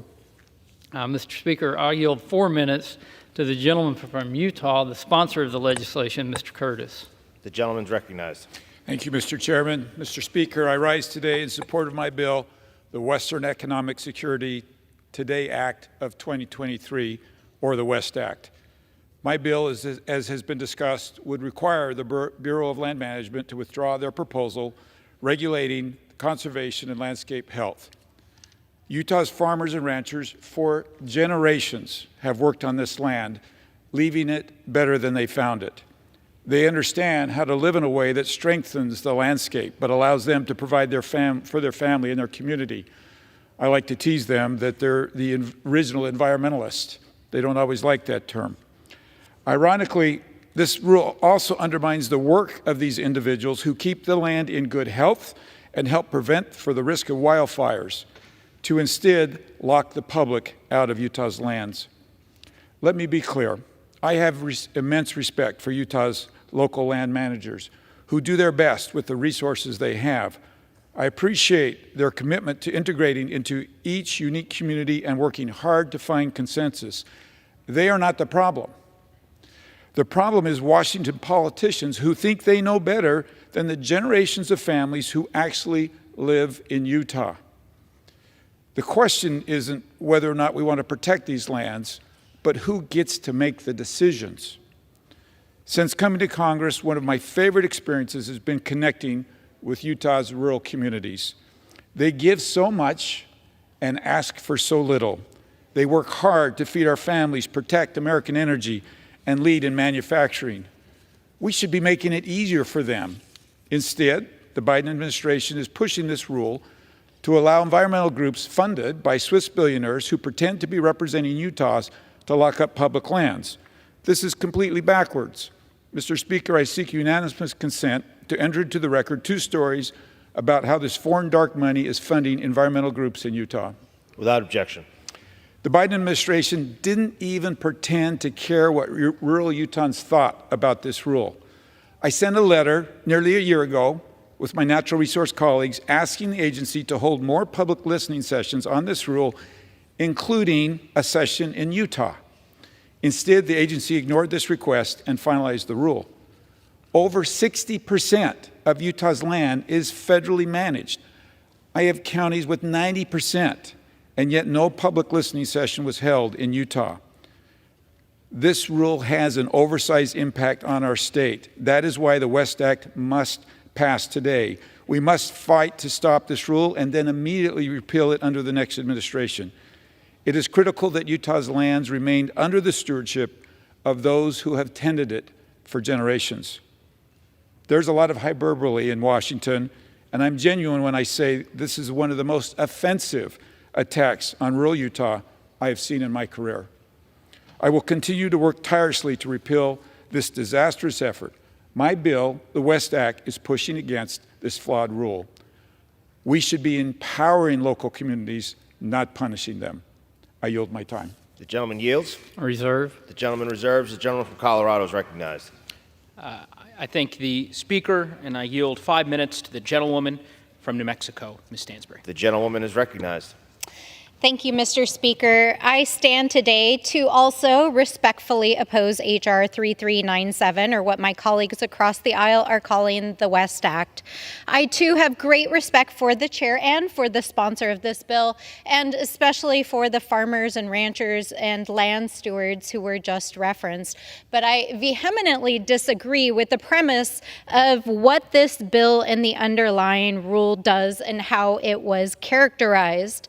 This bill would overturn a long overdue administrative action to protect our public lands, wildlife, and cultural sites and access to the outdoors, with the intent of tipping the scales back to a time when extractive industries, oil and gas companies, multinational mining corporations, and developers had the upper hand in dictating the uses of our public lands. Like so many efforts by the GOP, unfortunately, this Congress, to chip chip away at our rights. This bill seeks to undermine and strip away the Bureau of Land Management's recently released final public lands rule, which establishes a framework to protect our nation's public lands and ensure healthy ecosystems, waters, and wildlife, and a historic effort to protect the special places and cultural sites that are so important to our communities, their identities, and who they are, especially for our tribal communities. And unlike the disinformation that has been offered up here today, this rule will not stop other productive uses on public lands, but will ensure that they are informed by the best available science, protect our ecosystems, and provide for climate resilience, and to ensure that we're not developing on sensitive and sacred sites. And in fact, in New Mexico, when we implemented a similar rule on our state lands, not only did it not end resource development, but the state saw historic revenues from these activities on state lands while we managed to protect the special places that make us who we are. So I say to my friends out there across the West, don't buy into the political hype and disinformation. This actually is about protecting our public lands and is what our public lands management is supposed to look like. And that is why it was supported by more than 90% of the comments that were submitted, because the vast majority of Americans, in fact, over 80% across the political spectrum, support protecting public lands. And that is why I strongly stand with the President, Secretary Holland, and the good people of BLM who are working every day to preserve our lands, waters, and cultural sites.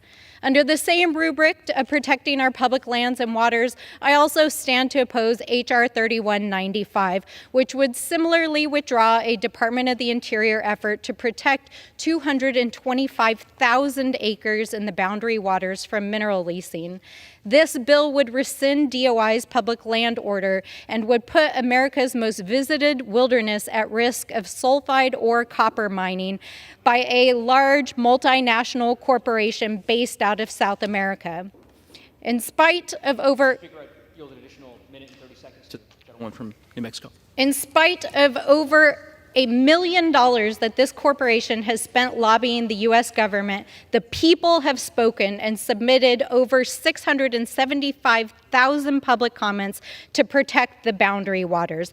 That is why I support the protection of this pristine, interconnected waterway, forest ecosystems, and the homelands of the Anishinaabe people who have lived here since time immemorial. One mining accident could irrevocably destroy these lands and waters forever, and New Mexico knows this history all too well, which is why I strongly oppose H.R. 3195 and support the administration's actions in protecting boundary waters. And with that, I yield back and reserve. Gentlelady yields. Reserve. Reserve. The gentleman from Arkansas is recognized. Mr. Speaker, I yield 2 minutes to the gentleman from Washington, the chairman of the Congressional Western Caucus, Mr. Newhouse. The gentleman is recognized. I want to thank Mr. Westerman, the chairman of the Natural Resources Committee, for yielding. Mr. Speaker, I rise today in support of H.R. 3397, the Western Economic Security Today Act. Since day one in office, President Biden has consistently attacked our Western way of life. His administration's latest effort is one of the most egregious examples of federal overreach against our public lands in decades. 2 weeks ago, the Bureau of Land Management finalized their conservation and landscape health rule, in spite of staunch opposition to the proposal. This rule illegally elevates conservation under the Federal Land Policy and Management Act's multiple use mandate for public lands, contrary to congressional intent, and means that America's lands could be locked up from their intended purposes. The rule threatens production of America's abundant natural resources, grazing, and recreational access to our public lands, all for the sake of a political handout to climate alarmists and activists. As chairman of the Congressional Western Caucus, I have been fighting against this rule because prosperity in rural Western America is under attack. I am proud to join my friend from Utah in support of this legislation to overturn this rule and protect our Western way of life. Thank you, Mr. Speaker, and I yield back. How many yields? Reserve. The gentleman reserves. The gentleman from Colorado is recognized. Reserve. The gentleman reserves. The gentleman from Arkansas is recognized. Mr. Speaker, I yield 2 minutes to the gentleman from Utah, Mr. Moore. The gentleman is recognized.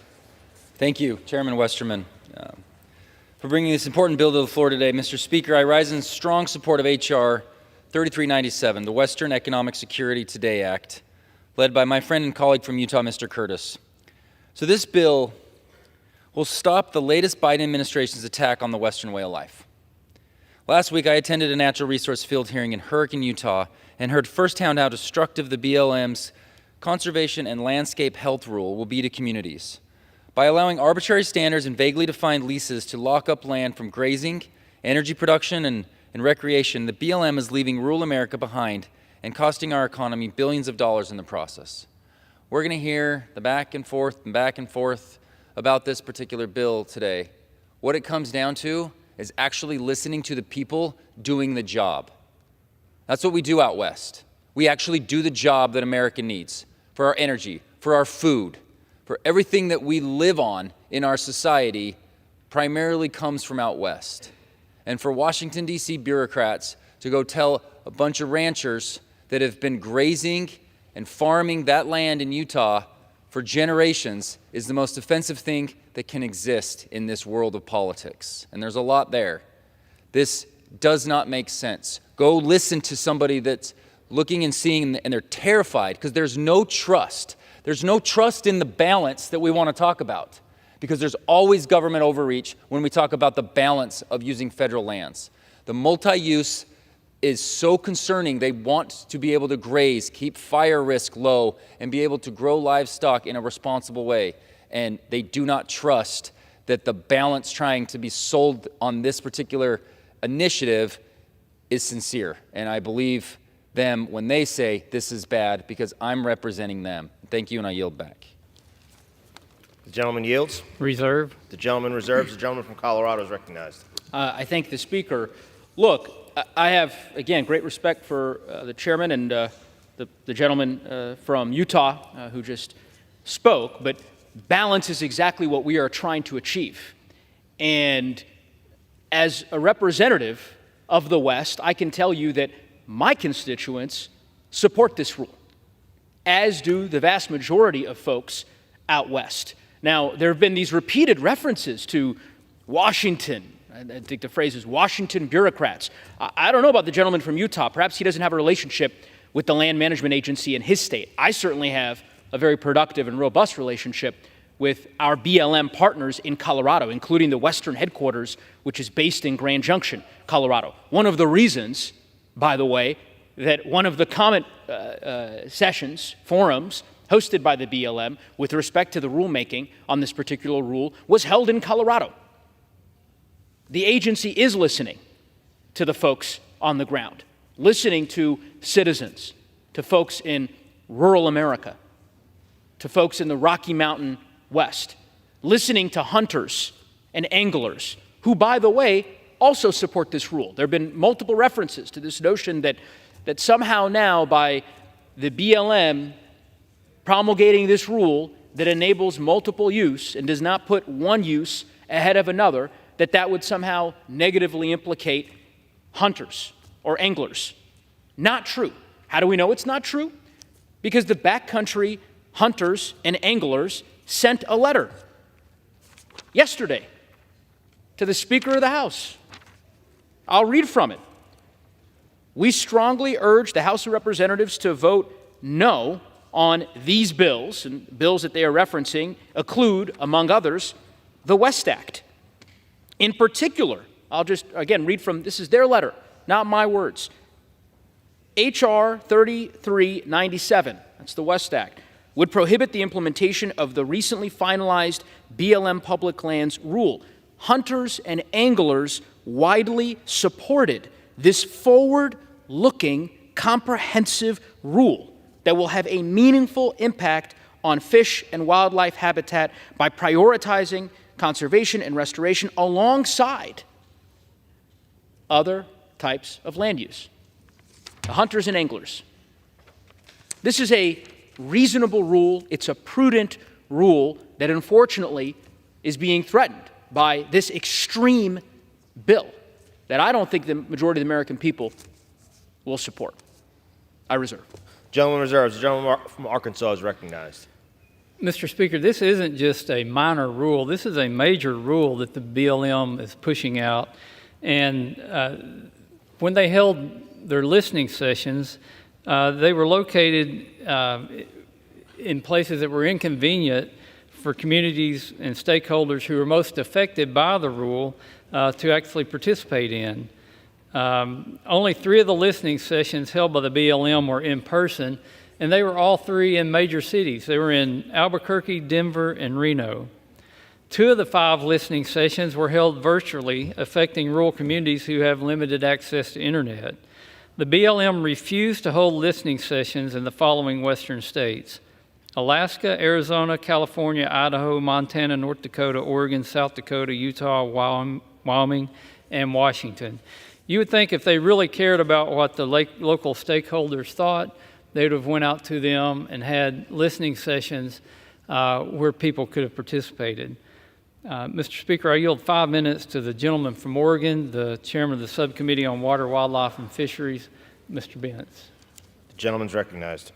Thank you, Chair Westerman, and thank you for giving me the opportunity to speak in favor of this important bill. This bill would reverse a rule that essentially destroys multiple use on federal lands. But to put this in perspective, we should call out how much land we're actually talking about. Looking at the Bureau of Land Management's webpage, the Bureau of Land Management administers more surface land, 245 million acres, or 1/10 of America's land base, and more subsurface mineral estates, 700 million acres, than any other agency in the United States. The BLM's mission, which is principally defined by the Federal Land Policy Management Act, FLPMA, directs the agency to carry out a dual mandate, that of managing public land for multiple uses while conserving natural, historical, and cultural resources. Mr. Speaker, this is incredibly important because what the rule does is to prioritize conservation. And contrary to what we've heard repeatedly from the other side of the aisle, there is a prioritization. Let me read from the rule itself. Page 19583 of the Federal Register, which says, the Bureau of Land Management proposes a new regulation that, pursuant to the Federal Land Policy Management Act, as amended, and other relevant authorities, would advance the BLM's mission to manage the public lands for multiple use and sustained yield, quote, by prioritizing the health and resilience of ecosystems. Now, one could argue, I suppose, that means it just brings it level, but I would suggest it makes it much more important than the other uses. It certainly can be read that way. The proposed rule provides that the BLM will protect intact landscapes, will protect, doesn't say might, restore degraded habitat, and make wise management decisions based on science and data to support these activities. The proposed rule would apply land health standards to all BLM managed lands and uses and clarify that conservation is a use. Well, what they're trying to do is say it's no higher on the scale than any of the other uses, when in point of fact, in the same paragraph they suggest, and I think direct otherwise. It astounds me that the colleagues from across the aisle, actually I wrote down shocks, I think it's the better word, that they would want to increase our reliance on China for rare earth minerals, which this bill would do by making it possible to stop mining, to continue to turn a blind eye toward the children and others laboring in slave labor conditions in the Congo, to continue to export our needs for rare earth minerals to other countries where damage to the environment is extraordinarily greater than would be the case here in America. Why we persist in trying to export these horrific activities and try to pretend they're not happening is beyond me. And this rule that our bill would reverse gives us an opportunity to perhaps at least start doing our part of shoring up the minerals necessary for all of the so-called green bad deal. I think it's referred to as the Green New Deal on the other side of the aisle, or the Green Deal. The point is, this bill would make it that much more difficult to obtain the minerals necessary in this country. This truly overreach by the BLM, and something that needs to be reversed. I want to say that to suggest that this has not been prioritized is incorrect at several levels, one of which I already called out, but the other you can go to page 19588 of the register, and it calls out what conservation means. It says, within the framework of the proposed rule, protection and restoration together constitute conservation. Protection and restoration, those words sound so great, but what it amounts to is a barrier to our entry upon some of those millions upon millions of acres of public land. Another barrier, as if we didn't have enough. With that, Mr. Chair, I yield back. I reserve. The gentleman reserves. The gentleman from Colorado is recognized. Thank you, Mr. Speaker. I yield 3 minutes to the distinguished gentlewoman from California. The gentlewoman is recognized. Thank you, Mr. Speaker. I rise today to oppose H.R. 3397, legislation that would require the Bureau of Land Management to withdraw a finalized Biden administration rule that expands conservation on federal land. The rhetoric surrounding the BLM final rule has claimed it is nothing more than a mere land grab by the federal government, which could not be further from the truth. The final rule is an avenue to conserving not only our public lands, but also tribal sacred sites and cultural resources. The final rule allows sacred sites and cultural resources to be placed under conservation leases for preservation and protection. It is a step in the right direction to strengthen cultural preservation. The United States has a shameful history of dispossession of land through federal policy, statutes, and cultural and physical violence inflicted upon indigenous peoples, such as the Indian Removal Act and the dissolution of tribal governments and reservations under the termination era. Our government's past actions were not only a land grab from indigenous peoples, but left a lasting impact on the generations to come. These policies have led to many tribal communities losing access to sacred sites, traditional foods, medicine, and resources, and they have led to intergenerational trauma. As members of Congress, we have an obligation to uphold the trust and treaty responsibility. While we have legislation such as the Native American Graves Protection and Repatriation Act and the National Historic Preservation Act, they are not implemented to the full degree of their intent. BLM's final rule is an opportunity to strengthen existing protections for tribal sacred sites and cultural resources. We must ensure that all legislation passed through this chamber strengthens tribal sovereignty and cultural preservation. For this reason, at the appropriate time, I will offer a motion to recommit this bill back to committee. If the House rules permitted, I would have offered the motion with an important amendment to this bill. My amendment would simply ensure that tribal sacred sites and cultural resources would not be adversely impacted before the enactment of the legislation. And I hope my colleagues agree that we should ensure all legislation passed does not further contribute to cultural loss and destruction of sacred sites. Instead, the legislation we pass should bring together federal land managers and tribal nations to develop land management policies that integrate traditional ecological knowledge and protections for sacred sites and cultural resources when proposed projects could impact tribal nations and their citizens. I ask unanimous consent to insert into the record the text of this amendment. I hope my colleagues will join me in voting for the motion to recommit. I yield back, Mr. Speaker. Without objection, the gentlelady's time's expired.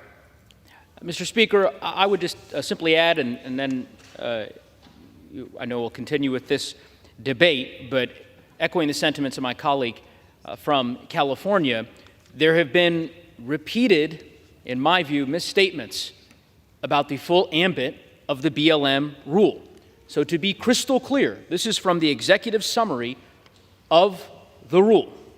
Quote, to support efforts to protect and restore public lands, the proposed rule clarifies that conservation is a use on par with other uses of the public lands under FLPMA's multiple use and sustained yield framework. This is later in the same summary. The proposed rule does not prioritize conservation above other uses. It puts conservation on an equal footing with other uses consistent with the plain language of FLPMA. That's from the rule. So context matters, and I think it's an important clarification. Lastly, I would say, Mr. Speaker, there was some commentary with respect to the full spectrum of engagement by the BLM with citizens across the country as it was promulgating this rule, and reference made to the locations where these forums were held. I trust that the chairman, my good friend from Arkansas, has been to the communities that he listed. I certainly have, to Reno, to Albuquerque, and to Denver. And I can tell him that every one of those municipalities is nestled within 10, 15, 20, 25 miles of extensive lands that are managed both by the BLM and the Forest Service. How do I know? Because I live in Colorado, and I happen to represent many acres of land managed by the BLM. So with that, Mr. Speaker, I'll reserve. The gentleman reserves. The gentleman from Arkansas is recognized.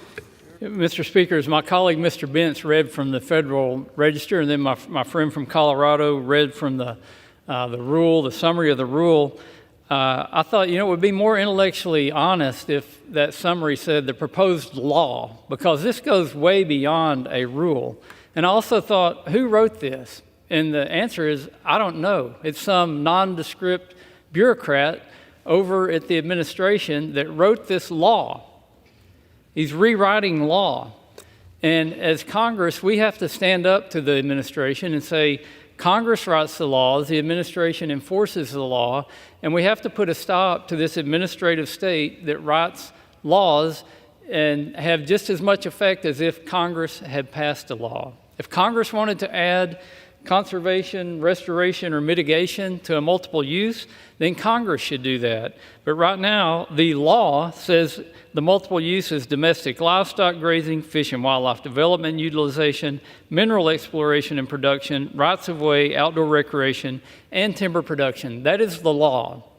And it's time that we put a stop to bureaucrats writing law that are not held responsible by anybody. With that, I yield 1.5 minutes to the gentleman from Arizona, the chair of the Oversight Committee, Mr. Gosar. Thank you, Chairman. Gentleman's recognized. Mr. Speaker, I rise today in support of H.R. 3397, the West Act, offered by the gentleman from Utah, Mr. Curtis. Only Congress has the authority over lands and territories of the United States and has already spoken out on the BLM 2.0 rule that mimics, and we have defeated it. Unfortunately, the Bureau of Land Management continues to sidestep congressional authority and has finalized a new rule to further restrict federal lands from multiple use, including outdoor recreation, ranching, mineral development, and energy production. Since his first day in office, Joe Biden has abused his authority to add large swaths of acreage to the federal estate while ignoring the concerns of local communities and stakeholders, even to the point that last year they were caught trying to amateurize our public lands on the New York Stock Exchange. Arizonans don't want another rule that blocks access to public lands. This new rule represents the latest rush to lock the gates on federal lands by the Biden administration and directly threatens every aspect of American life. I urge my colleagues to support the West Act, and I yield back. The gentleman yields. I reserve. The gentleman reserves. The gentleman from Colorado is recognized. Mr. Speaker, I yield 5 minutes to the distinguished gentlewoman from Colorado. Gentlewoman's recognized. Thank you so much, Mr. Speaker. I rise in strong opposition to this bill. Our nation is home to some of the most beautiful landscapes in the world. These public lands promote biodiversity, they support local economies through tourism and recreational opportunities, and really they truly showcase what we mean when we sing America the Beautiful. I've been working my entire time in Congress to pass meaningful legislation that would conserve public lands in Colorado and beyond. My home state of Colorado has more than 8.3 million acres of public lands, and the entire West has tens of millions of acres more.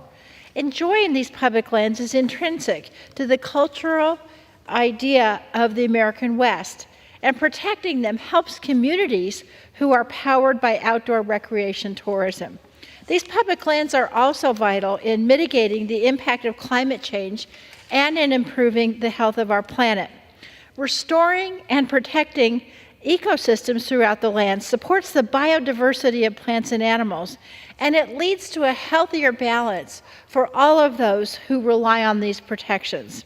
Last year, along with Senator Martin Heinrich from New Mexico and Congressman Jared Huffman from California, I called on the Department of Interior to finalize the Conservation and Landscape Health Rule because BLM managed lands are often overlooked in conversations about addressing biodiversity and climate change, even though these areas are some of the most unique and special public areas that we have throughout this country.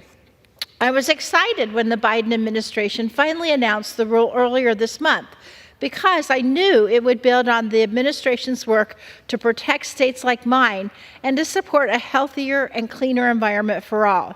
The rule is a major victory for preserving and protecting those landscapes and enhances our ability to ensure that future generations can enjoy them for years to come. Just last week, I met in Denver, which, by the way, is just within a few miles of many of these lands that will be protected, with the Bureau of Land Management Colorado State Director Doug Vilsack to discuss the importance of this rule, of BLM's work in Colorado, and how we can protect additional lands throughout our country. Our home state, Congressman Negus's and my home state of Colorado, is ground zero for the important work that BLM is doing. And I support their efforts here in Congress because I know defending public lands is good public policy. Attacking our hard-working agency is not. The bill we're considering today is a waste of our time, and it only serves one purpose, and that is to undermine the important public land goals of the Biden administration. By gutting this rule, congressional Republicans would open the beautiful lands for exploitation and would prevent any administration from implementing any other rule that would further protect public lands. They're putting the mining and drilling lobby over the American people, millions of whom enjoy these lands every day. This bill would also harm the local communities whose lifeblood is these important public lands. Western states, who are home to the overwhelming majority of BLM managed lands, would be significantly impacted and not in a good way by this bill. These efforts are misguided, and they further reinforce that the majority is not focused on the issues that matter to our constituents. I will continue to work to protect public lands, and I urge my colleagues to vote yes on the motion to recommit and no on this bill. I yield back. Gentleman yields. Reserve. Gentleman reserves. The gentleman from Arkansas is recognized. Mr. Speaker, I yield 2 minutes to the gentleman from Idaho, Mr. Fulcher. The gentleman is recognized. Thank you, Mr. Speaker, and to my friend from Arkansas for his work on this issue, also from Utah for the sponsor. Mr. Speaker, the Bureau of Land Management's recently finalized public lands rule would fundamentally destroy the multiple-use land management policy Americans have relied on for decades. And I want to reinforce something my friend from Arkansas pointed out earlier. This is an administrative rule. This is not congressional action, but yet it has the same force and effect of law. But this is a rule BLM has put forth. This policy is not just an addition of unnecessary bureaucratic red tape. It would effectively lock up 1 out of every 10 acres of land in the United States, and thereby shatter the way of life for many families and businesses across the West. In my home state of Idaho, citizens have enjoyed the vast natural resources the state has had to offer for decades. And considering the BLM is responsible for managing about 12 million acres of federal land in our state, this rule change will have drastic impacts on the future of recreation, grazing, and natural resource production. Now, as a fourth-generation Idahoan, I'm a proud supporter of the West Act, as it defends the way of life for Americans across the West and empowers local voices. By protecting the land used to feed and fuel our country, H.R. 3397 would safeguard some $201 billion in economic output and protect some 783,000 jobs in rural communities. Now, on a related note, thanks to this administration's open border policy, our national security has pretty much been obliterated. Well, that makes our enemies happy, especially considering that we're also dependent on those same enemies for natural resources. Well, this legislation actually reduces our reliance on foreign adversaries by maintaining domestic access. That's so important. Domestic access to energy and mineral resources across the West. The West Act will protect public land management as we know it and safeguard the future of our nation. I urge passage, and I thank the Speaker and the Chairman once again. I yield back. Yields. I reserve. The gentleman reserves. The gentleman from Colorado is recognized. We reserve. The gentleman reserves. The gentleman from Arkansas is recognized. Mr. Speaker, I yield 2 minutes to the gentleman from Montana, Mr. Rosendale. The gentleman's recognized. Thank you very much, Mr. Speaker, and thank you very much, Chairman Westerman and Congressman Curtis, for leading the charge on stopping this disastrous Biden administration rule. I'm proud to be an original co-sponsor of the West Act. This legislation will prohibit the BLM's Conservation and Landscape Health Rule from going into effect. Our past speaker just described very well the difference between rule and law. The BLM proposed rule will lock up large swaths of public land across the country for federal conservation leases that would limit recreational activities, timber production, and animal grazing, and important energy development on public lands. The rule is unconstitutional, it is unpopular, and will devastate rural communities. Article 1, Section 1 of the United States Constitution makes it clear that Congress writes the law, not the executive branch. In 1934 and 1976, Congress passed the Taylor Grazing Act and the Federal Land Policy Management Act. Both require a multiple-use policy on public lands. This rule is unconstitutional because it circumvents both laws Congress passed to enforce an executive branch policy. When collecting limited public input on this rule over a limited 75-day period, the BLM only allowed 5 public forums in exclusively urban city centers. This deliberate dodging of stakeholders whose land they are attempting to commandeer shows how little this administration cares about their scathing disapproval in rural America. Lastly, this move will irreparably impede sustainable and productive grazing practices in Montana and devastate rural communities throughout the country by requiring ranchers to compete with coastal corporations for the limited number of available leases. I'm sick and tired of the American farmer who creates food security being trampled by radical environmentalists who think their soy burgers magically appear on grocery store shelves. I urge my colleagues to support this legislation, and I yield back. Gentleman yields. Reserve. The gentleman reserves. The gentleman from Colorado is recognized. Thank you, Mr. Speaker. I would just simply say again, there have been a number of misstatements with respect to the constitutionality and the statutory authority of this particular rule that's been promulgated by the BLM.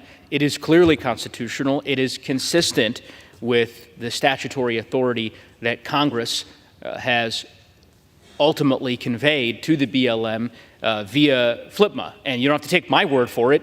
You can read the statute. Section 302 very clearly states that the agency has the authority to ultimately, and I'll quote, ensure multiple use by, and this is where the quote begins, the management of the public lands and their various resource values so that they are utilized in the combination that will best meet the present and future needs of the American people, end quote. Now that phrase arguably could be nebulous to some. Well, the good news is that Congress did in fact clarify what those present and future needs of the American people happen to be. Again, I'll quote from the statute.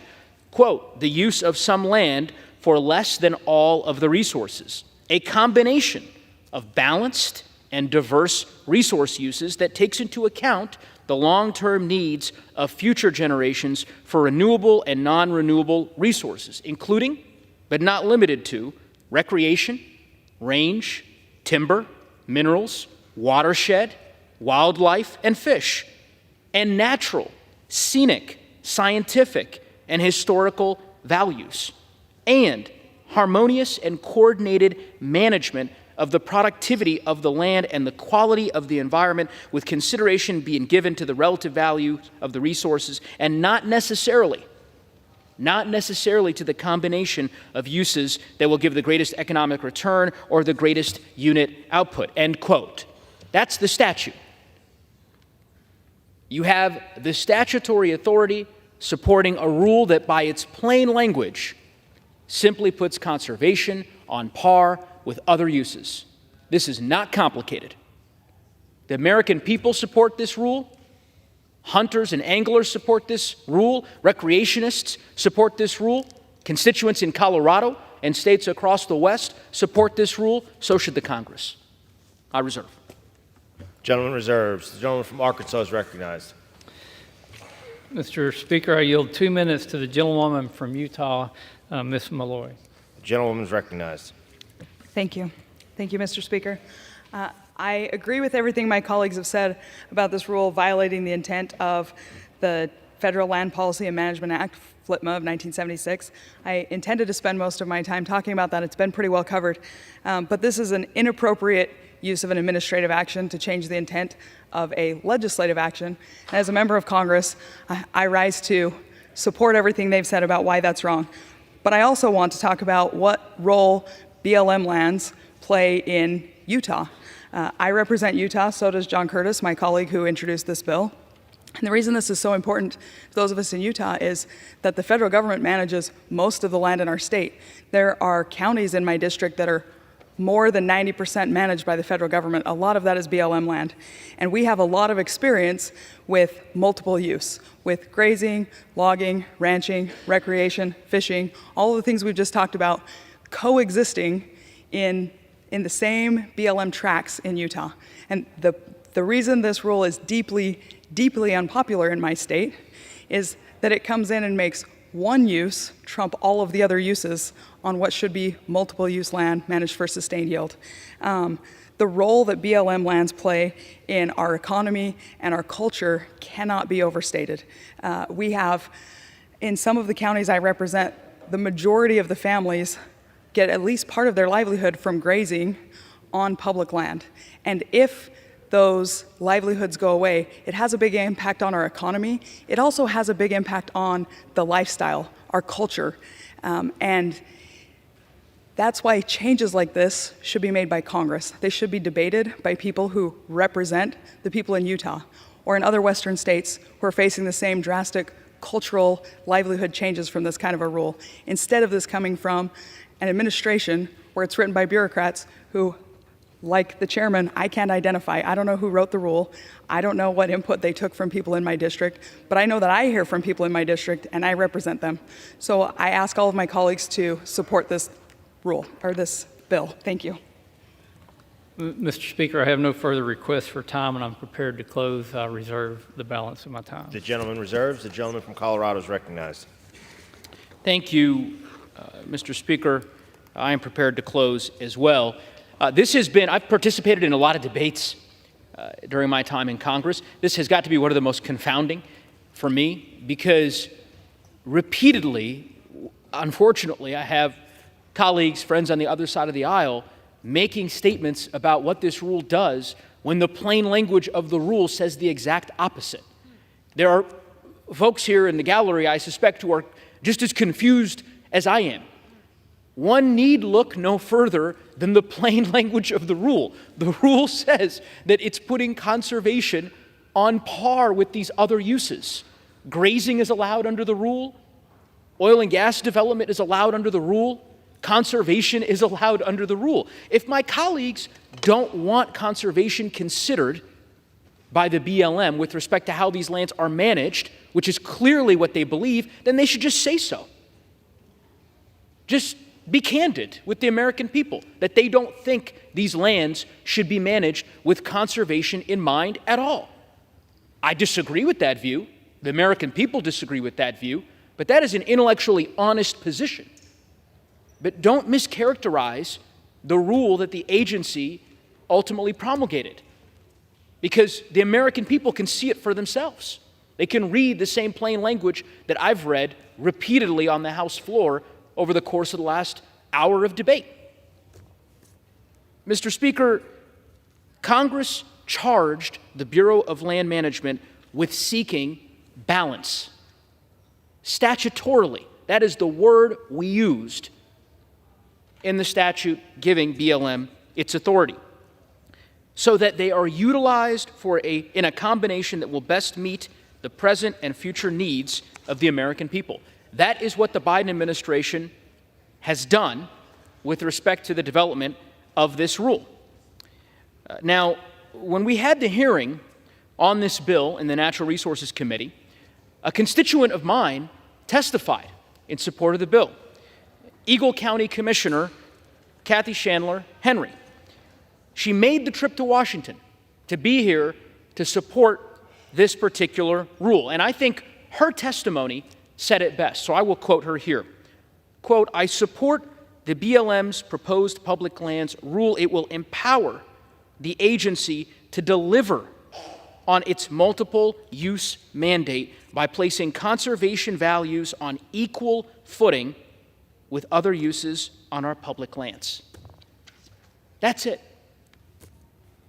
People in Colorado, in my state, in my district, and throughout the West rely on our public lands for a wide variety of uses and benefits. And I speak with some authority on this particular subject because I represent a congressional district that's larger than 8 states in the Union, that includes over 40% of it being public lands managed by the BLM and by the Forest Service. So when I talk about the need to prioritize resilience and balance, I speak about it on behalf of those communities that I'm so honored to represent. I appreciate the dialogue that we've had with my colleague from Utah and, of course, with my friend, the chairman from Arkansas, but I respectfully disagree with respect to this bill. I hope perhaps my colleagues will see the light and vote against H.R. 399-7. I certainly will be, and I yield back the balance of my time. The chair would remind members that the rules do not allow references to persons in the gallery. The gentleman from Arkansas is recognized. Mr. Speaker, we really must pass Representative Curtis's West Act. This burdensome and unnecessary law that's being disguised as a rule is not only a threat to the West, it's a threat to our national security, to American energy dominance, to our food security, to the environment, and to the separation of powers that are established in our Constitution. Passing the West Act and withdrawing this rule will restore Congress's intent over the multiple uses of BLM land and protect the over 700,000 jobs across the West that rely on access to our public lands. We can't allow the Biden administration to single-handedly upend 50 years of congressionally mandated land use policies to the whim of environmental extremists and coastal elites. We can't allow an unelected, an unaccountable, an unnamed bureaucrat to write law. I would like to thank Representative Curtis for his strong leadership on this issue. I know that he has heard many concerns about the rule from his constituents, including as recently as last week at a federal land subcommittee hearing in southern Utah. I urge adoption of this bill, and I yield back the balance of my time. Gentleman yields. Pursuant to House Resolution 1173, the previous question is ordered on the bill as amended. The question is on engrossment and third reading of the bill. Those in favor say aye. Those opposed, no. The ayes have it. Third reading. A bill to require the Director of the Bureau of Land Management to withdraw a rule of the Bureau of Land Management relating to conservation and landscape health. For what purpose does the gentlewoman from California seek recognition? Mr. Speaker, I have a motion to recommit today. Clerk will report the motion. Ms. Kamlager-Dove of California moves to recommit the bill H.R. 3397 to the Committee on Natural Resources. Pursuant to Clause 2B of Rule 19, the previous question is ordered on the motion to recommit. The question is on the motion. All those in favor say aye. Aye. Those opposed, no. The noes have it. The motion is not agreed to. Mr. Speaker, I ask for the yeas and the nays. The yeas and nays are requested. Those favoring vote by the yeas and nays will rise. A sufficient number having risen, the yeas and nays are ordered. Members will record their votes by electronic device. Pursuant to Clause 9 of Rule 20, this 15-minute vote on the motion to recommit will be followed by 5-minute votes on passage of H.R. 3397 if ordered, the motion to recommit H.R. 615, passage of H.R. 615 if ordered, the motion to recommit H.R. 764, the passage of H.R. 764 if ordered, the motion to recommit H.R. 3195, and the passage of H.R. 3195 if ordered. This is a 15-minute vote.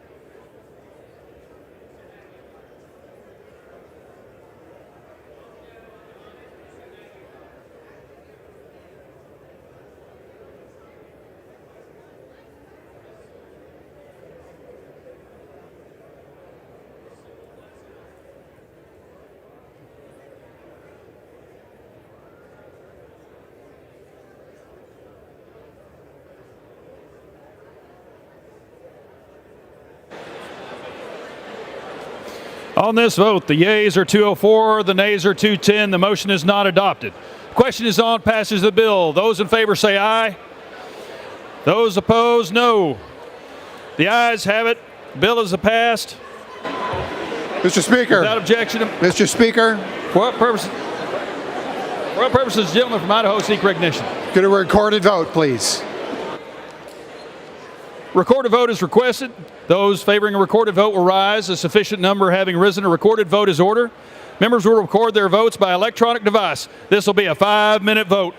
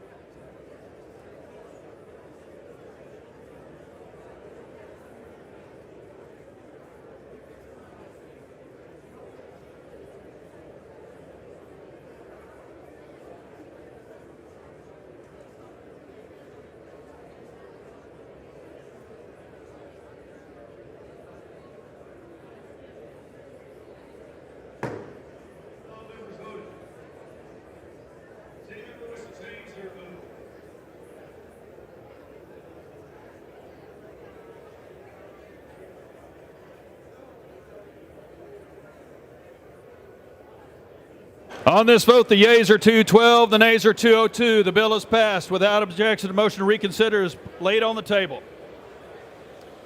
Pursuant to Clause 8 of Rule 20, the unfinished business is the question on agreeing to the motion to recommit on H.R. 615, offered by the gentlewoman from Michigan, Ms. Dingle, on which the yeas and nays were ordered. The clerk will redesignate the motion. Motion to recommit H.R. 615, offered by Mrs. Dingle of Michigan. The question is on agreeing to the motion to recommit. Members will record their votes by electronic device. This is a 5-minute vote.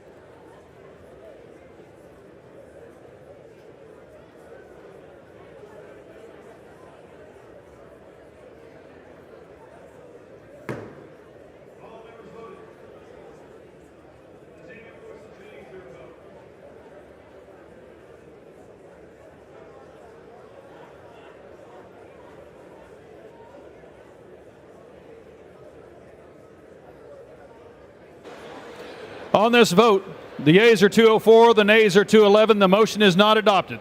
Question is on passage of the bill. Those in favor say aye. Those opposed, no. The ayes have it. The bill is passed. For what purpose does the gentleman from California seek recognition? Request the yeas and nays, Mr. Speaker. The yeas and nays are requested. Those favoring a vote by the yeas and nays will rise. A sufficient number having risen, the yeas and nays are ordered. Members will record their votes by electronic device. This will be a 5-minute vote.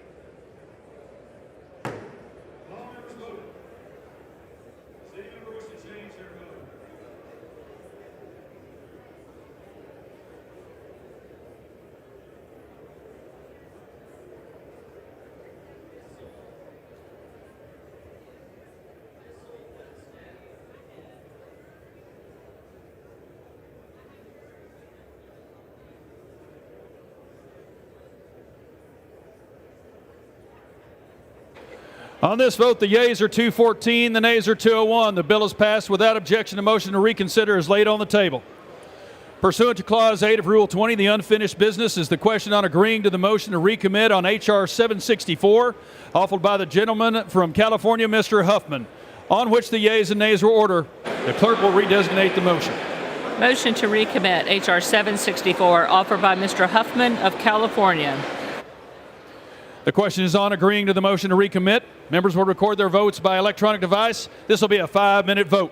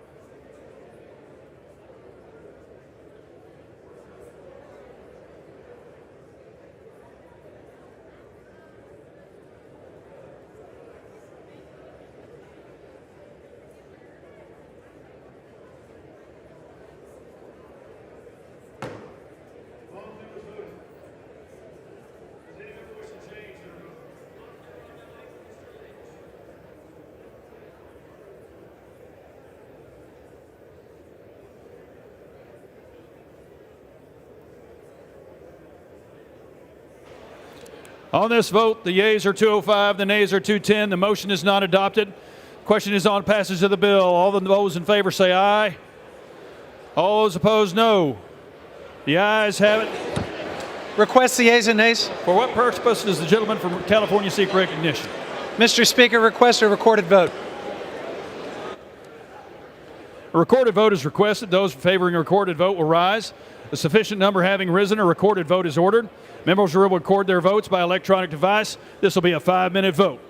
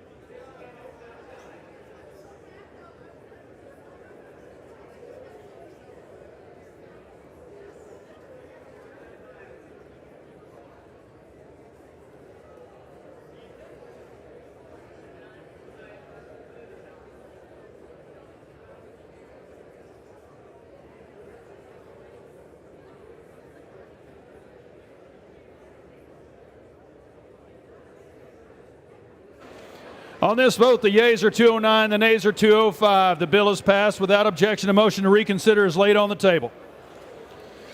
Pursuant to Clause 8 of Rule 20, the unfinished business is the question on agreeing to the motion to recommit from H.R. 3195, offered by the gentlewoman from Minnesota, Ms. McCollum, on which the yeas and nays were ordered. The clerk will redesignate the motion. Motion to recommit H.R. 3195, offered by Ms. McCollum of Minnesota. The question is on agreeing to the motion to recommit. Members will record their votes by electronic device. This will be a 5-minute vote.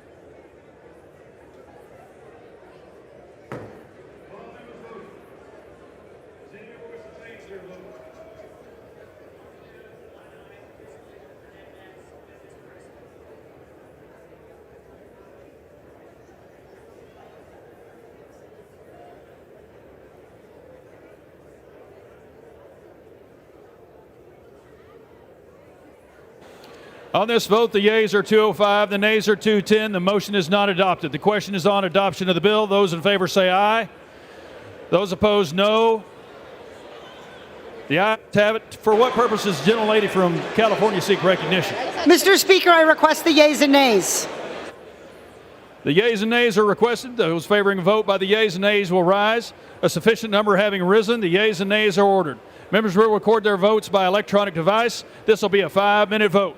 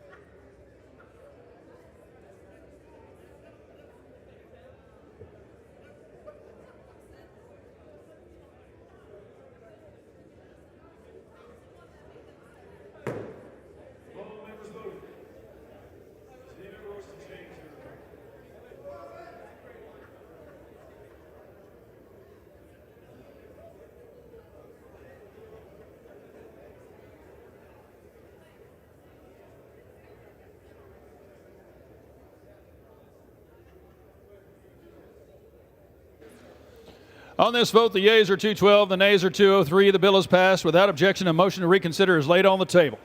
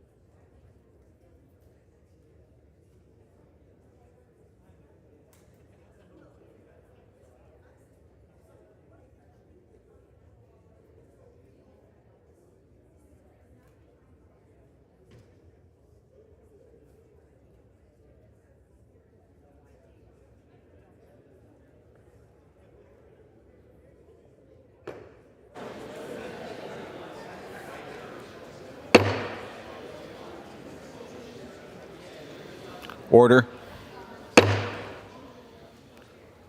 For what purpose does the gentleman from North Carolina rise? Mr. Speaker, I ask unanimous consent to address the House out of order for 1 minute. The gentleman is recognized. Thank you, Mr. Speaker.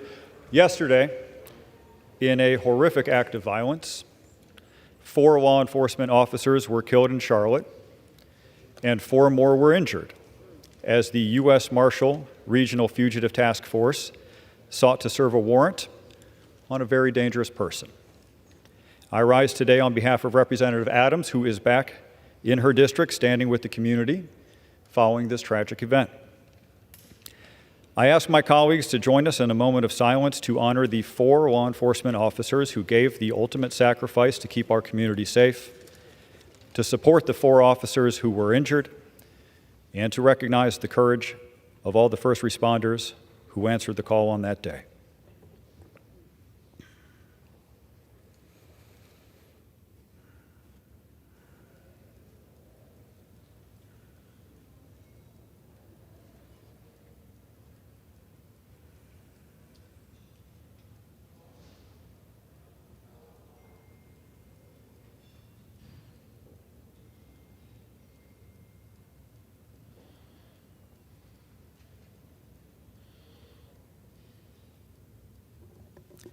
I yield back.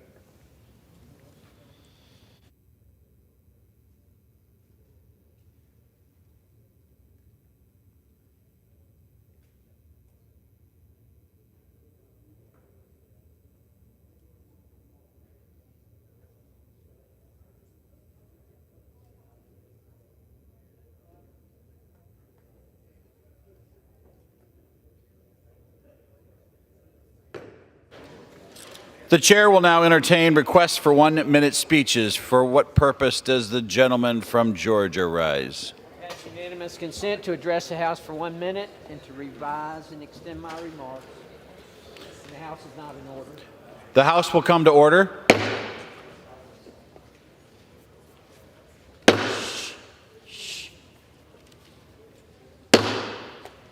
The gentleman is recognized. Mr. Speaker, I rise today to honor the life of James Ernest Stewart, Jr. A lifelong resident of Waycross, Georgia, Jim graduated from Waycross High School and later pursued a finance degree at the University of Georgia.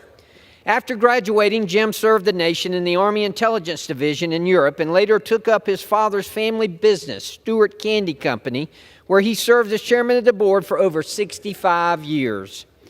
In addition to the family business, Jim took on many leadership positions in his community.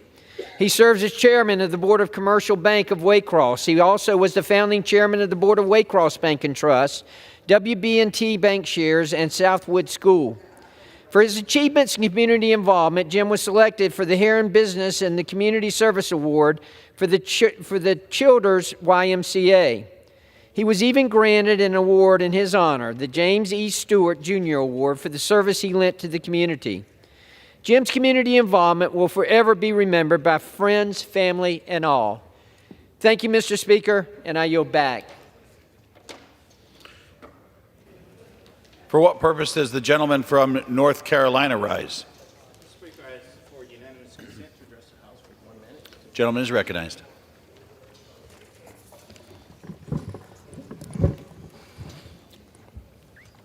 Mr. Speaker, in eastern North Carolina, there's a growing need for employment opportunities that can provide young people with careers. To address this, I recently facilitated a meeting at our Greenville office between representatives from the Newport News Shipyard, community colleges, and workforce development officials from across the region. The objective was to explore ways of collaborating to create more job opportunities in our part of the state. Given the increasing demand for naval ships and submarines, everyone left optimistic about the potential for future collaboration. The meeting was productive and full of promise and hope. Currently, more than 1,100 North Carolinians are employed at the shipyard. By working together, we can ensure that even more people from our region have access to good-paying jobs and can live the American dream right in eastern North Carolina. We're taking positive steps towards creating a brighter future in the East. I yield back. For what purpose does the gentleman from Tennessee seek recognition? Mr. Speaker, I seek unanimous consent to address the House for 1 minute to revise and extend my remarks. The gentleman is recognized. Thank you, Mr. Speaker. I want to recognize my dear friend Lauren Click for all of her hard work and dedication at Henry's Deli in Carrington, Tennessee. Lauren first started working at Henry's Deli through a program at Gibbs High School where she got on-the-job training. After she graduated, she walked back into Henry's and asked for a full-time job. She has been working there with Betty and Austin for 17 years now, and she is Henry's longest-standing employee. She takes care of stocking their chips, drinks, and paper towels, and occasionally greeting me. She absolutely loves her job, and she knows everyone coming in and out of the deli. Everyone knows her, too. I'd bring groups in the deli back when I was county mayor, where I would see Lauren working there, and she and I got to be friends then. I still go in there, and she always has a big smile for me and a big hug whenever I walk in. On February 5th, she turned 39 years old, and I was disappointed I had to be up here with you all. And I couldn't go to the deli and wish her a happy birthday because I was stuck up here with you all, as I stated once before. I'll say it now here on the House floor, a very late and a very happy birthday to you, Lauren. You bring a lot of joy to the folks at Henry's Deli, and I'm glad that you and I are good friends. And I just want to say a special thanks to the folks at Henry's for helping Lauren find a great place in life, because she is wonderful, and she is one of God's creatures, and she is perfect. So thank you, Mr. Speaker. For what purpose does the gentlewoman from Michigan seek recognition? Gentlewoman is recognized. Thank you, Mr. Speaker. I rise today in support of Manufacturing USA, the network of research institutes that develop manufacturing technologies through public-private partnerships. 10 years since the creation of Manufacturing USA through the American Manufacturing and Innovation Act, or the RAMI Act.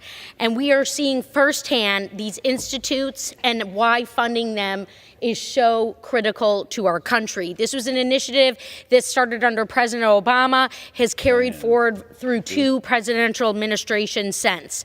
From MXD's ability to push the bounds of digital tools in manufacturing, to ARM's ability to revolutionize the sector with robotics, to all the amazing biomanufacturing institutes furthering material science and biotechnology applications, to Remade's work of creating a circular economy, to Power America and its forthcoming sibling to ensure American leadership in the semiconductor industry, to, of course, my hometown hero, Lyft, creating technologies needed for an electric future. My friends, this is Manufacturing USA. This is workforce development in action. Thank you, Mr. Speaker, and I yield back. For what purpose does the gentlewoman from Arizona seek recognition? Unanimous consent to address the House for 1 minute. Gentlewoman is recognized. Thank you, Mr. Speaker. I rise today to recognize someone who is undoubtedly one of the greatest public servants in my state that they've ever known, Janice K. Brewer. Jan Brewer served Arizona for decades, starting in the State House of Representatives and then in the State Senate, where she was Majority Whip. She also served on the Maricopa County Board of Supervisors and then as Arizona Secretary of State. After a gubernatorial vacancy, Jan became Arizona's 22nd governor and was overwhelmingly reelected for a second term. Governor Brewer is someone I have admired for her independence and convictions. She dedicated her time in office to leave our state better than she found it, and her efforts helped lay the foundation for Arizona's current success and prosperity. Arizona's 8th Congressional District thanks Governor Jan Brewer for her amazing legacy of service to the Grand Canyon State. And I yield back. For what purpose does the gentlelady from Ohio seek recognition? The gentlelady is recognized. Mr. Speaker, I rise to recognize the passing of a towering transformational leader of Northwest Ohio and Toledo Public Schools, Dr. Crystal Ellis. Indeed, he has been a crystal clear force for today and the tomorrows to come. Dr. Ellis was born in 1933 in Springfield, Ohio, in the depths of economic struggle, and as an African American pre-civil rights, he faced raw discrimination, but was determined to overcome that by playing basketball at Bowling Green State University like his idol, Charlie Scher. In 1951, Dr. Ellis became the first African American to play for the Falcons at Bowling Green. He left college to join the U.S. Army and continued playing basketball on a military team, finishing his education at BGSU and the University of Toledo, and he became BGSU's most valuable player. He moved to Toledo to raise his family and work for the YMCA, and was then hired by the Toledo Public Schools in 1969 and rose to its superintendent, serving from 1969 until his retirement in 1996. Teacher, coach, mentor, principal, prophet, leader, and the district's first African-American superintendent. Superintendent Ellis, a very measured man, led by example. Toledo and our region are deeply grateful for his life and legacy and contributions to educating every child and every person in our community. Rest in peace, dear Superintendent Ellis. You will be deeply missed. In your name, may our community move forward with your unfinished dreams to educate every child and person, no matter how difficult their circumstance. Mr. Speaker, I yield back. For what purpose does the gentleman from California seek recognition?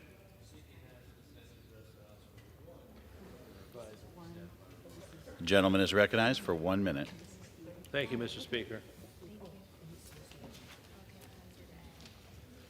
Last month, a colleague and good friend, Congressman Jill Tokuda, myself, came to my district and toured it. This is post-fire devastation of the 2018 Camp Fire, and how our recovery efforts are going 5 years later.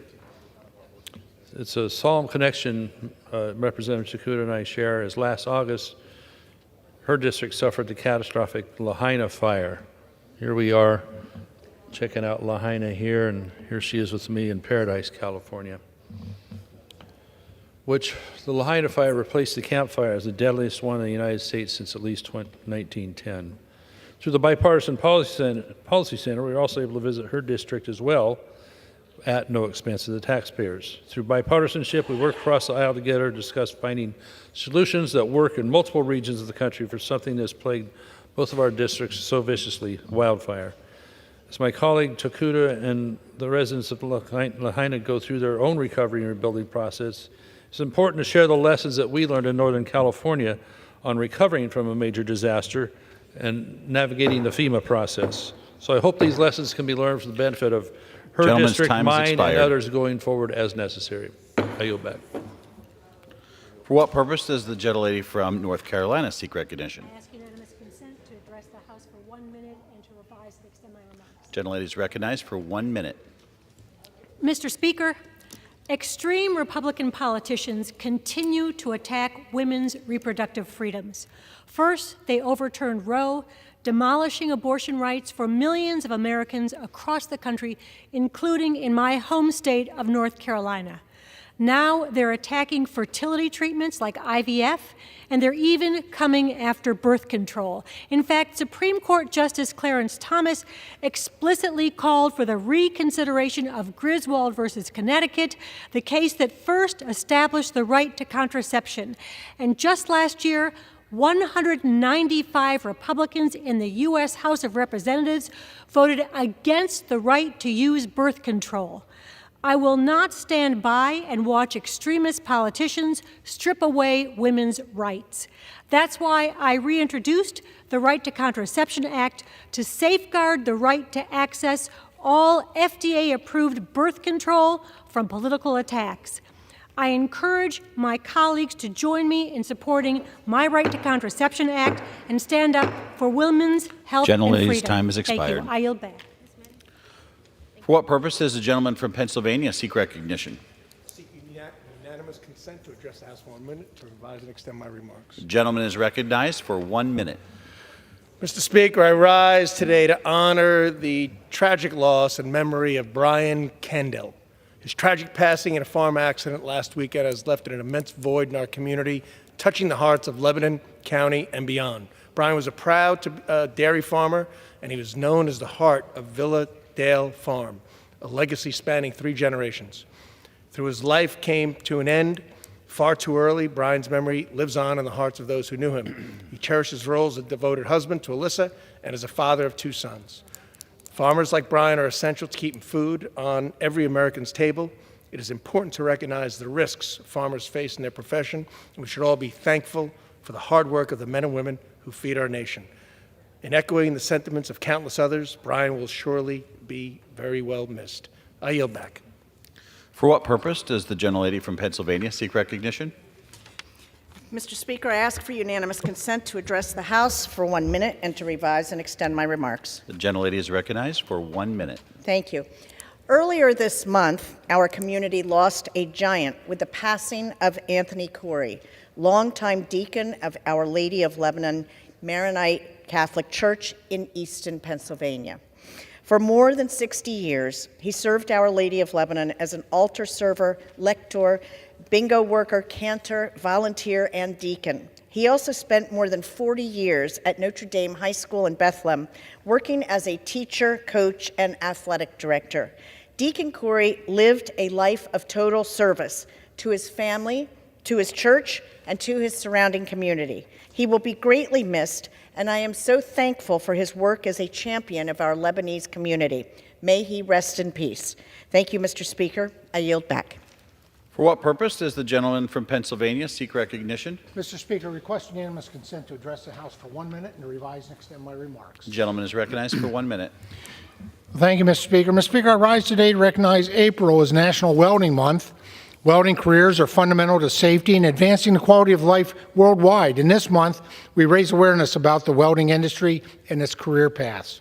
The welding industry is a foundation of manufacturing, and to broaden the reach of welding community, skilled welders not only keep products rolling off an assembly line and buildings rising into the skyline, but they also keep the economy booming. As co-chair of the Bipartisan Career and Technical Education Caucus, recognizing National Welding Month is especially important. Welding is a trade-based education, and students who choose to enter a career in welding can graduate high school with a diploma and certifications in one hand and multiple job offers in the other. Mr. Speaker, a great example are the 12 high school students from Venango County who recently received their welding certificates through the Community College of Allegheny County at Venango Technology Center. Students in the program are all juniors and seniors from Titusville, Cranberry, Oil City, or Franklin high schools.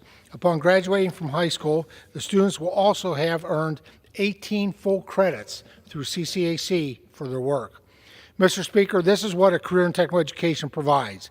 Learners of all ages skills to help them succeed in the workforce. Thank you, Mr. Speaker, and I yield back the balance of my time. For what purpose does the gentlelady from California seek recognition? The gentlelady is recognized for 1 minute. Mr. Speaker, I rise today in recognition of Parkinson's Awareness Month. Parkinson's disease is a neurological disorder that makes it a challenge to move, speak, and perform everyday tasks we often take for granted. Parkinson's slowly robs people of their independence and mobility.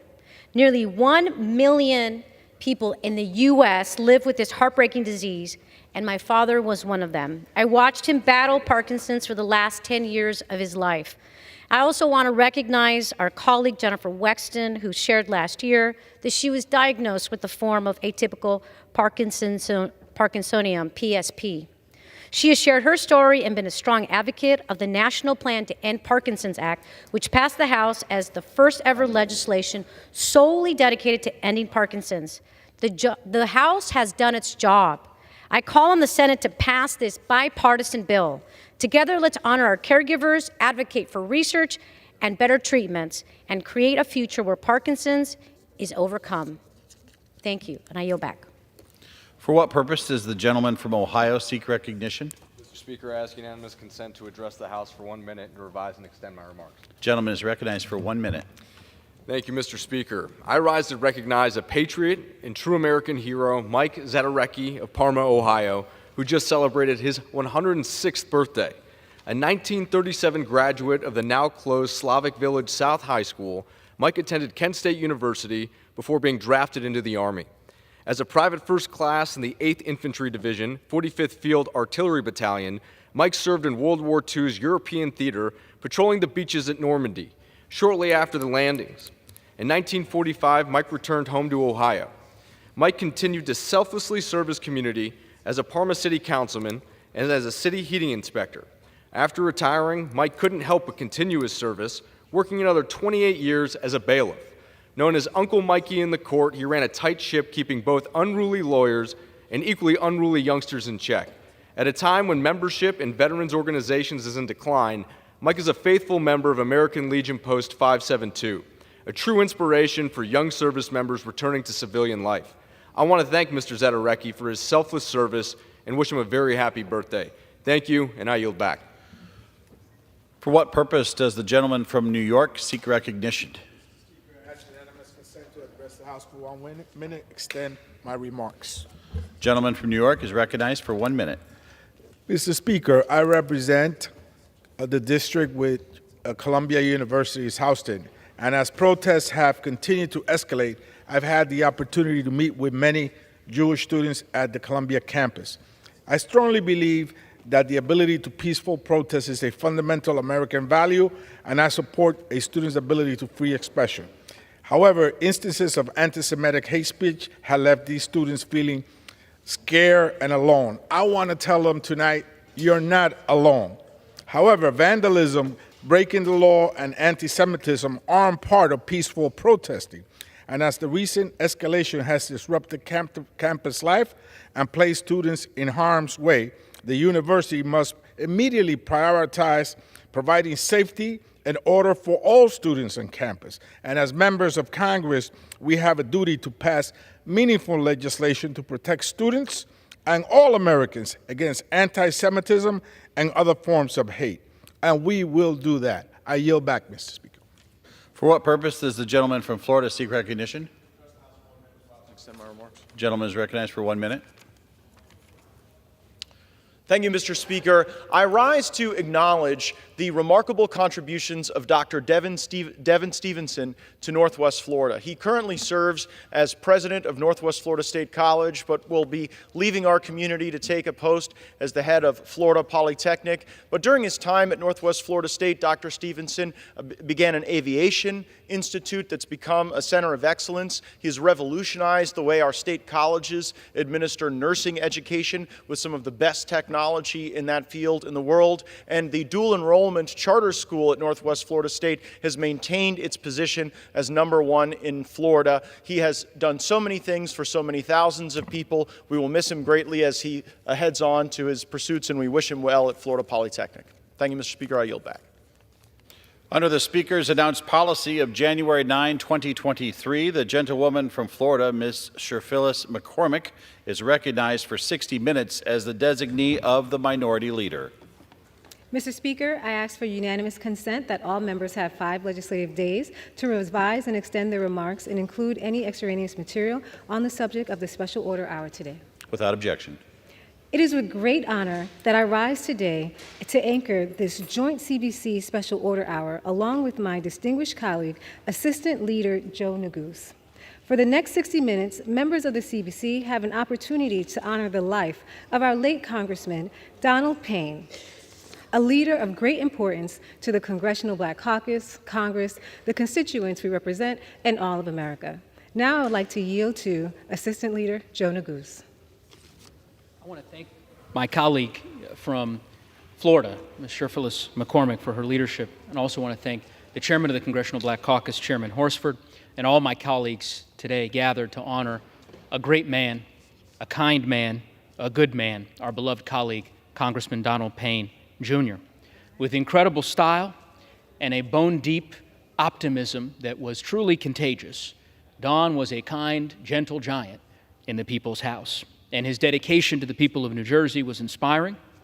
His good-natured spirit, his humor, was a comfort to us all. He used his voice, often standing in this very chamber, delivering more speeches in the people's house in this Congress than any other member of this august body, to elevate the issues that mattered to his community, to the people of New Jersey, and to the American people. And his impact has been felt and will be felt by countless folks across the state of New Jersey and across our great country, including those who benefited from his efforts to expand access to safe drinking water, to implement better pay, safer working conditions, and so much more. Above all else, he was a kind, good, decent man. I was proud to call him a friend, as we all were, and as we prepare to lay him to rest, our hearts go out to his wife, Beatrice, and their triplets. May they find comfort in their loving memories of a good, kind, and decent man. I yield back to the distinguished gentlewoman. Thank you so much, Assistant Leader. I would like to now yield to the Speaker Emeritus, Nancy Pelosi.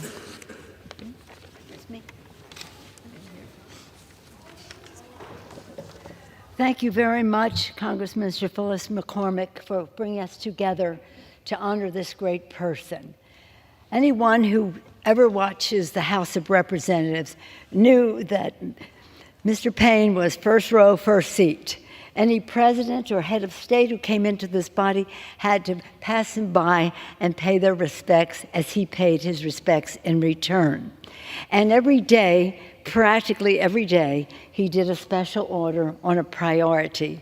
So whether it was in command of the discussion or what happens in the distinguished visitors chair, Donald Payne was to be reckoned with.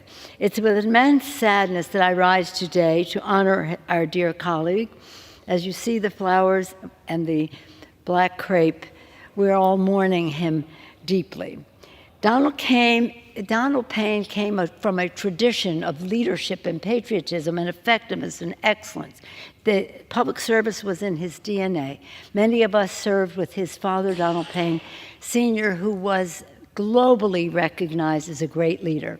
And long before Donald Payne Jr. was here, his father sang his praises, and one day he would replace him. During his nearly 12 years here in the House, he strengthened our legislative efforts, especially in infrastructure. At the helm of the Subcommittee of Railroads, Pipelines, and Hazardous Material in the Transportation Infrastructure Committee, he led a fight to secure clean drinking water for every child. Indeed, even in what would be his final remarks on the floor, we heard him just a matter of weeks, he made the case for lowering housing costs and expanding supply, demonstrating his total commitment to working families in the Garden State of New Jersey and beyond. In our caucus in the Congress, Congressman Payne was beloved, truly beloved.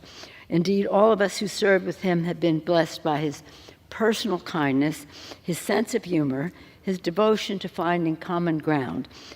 And again, he was respectful of this institution by treating it with great dignity. The dapperness of his apparel was always a source of joy to us, to brighten our days.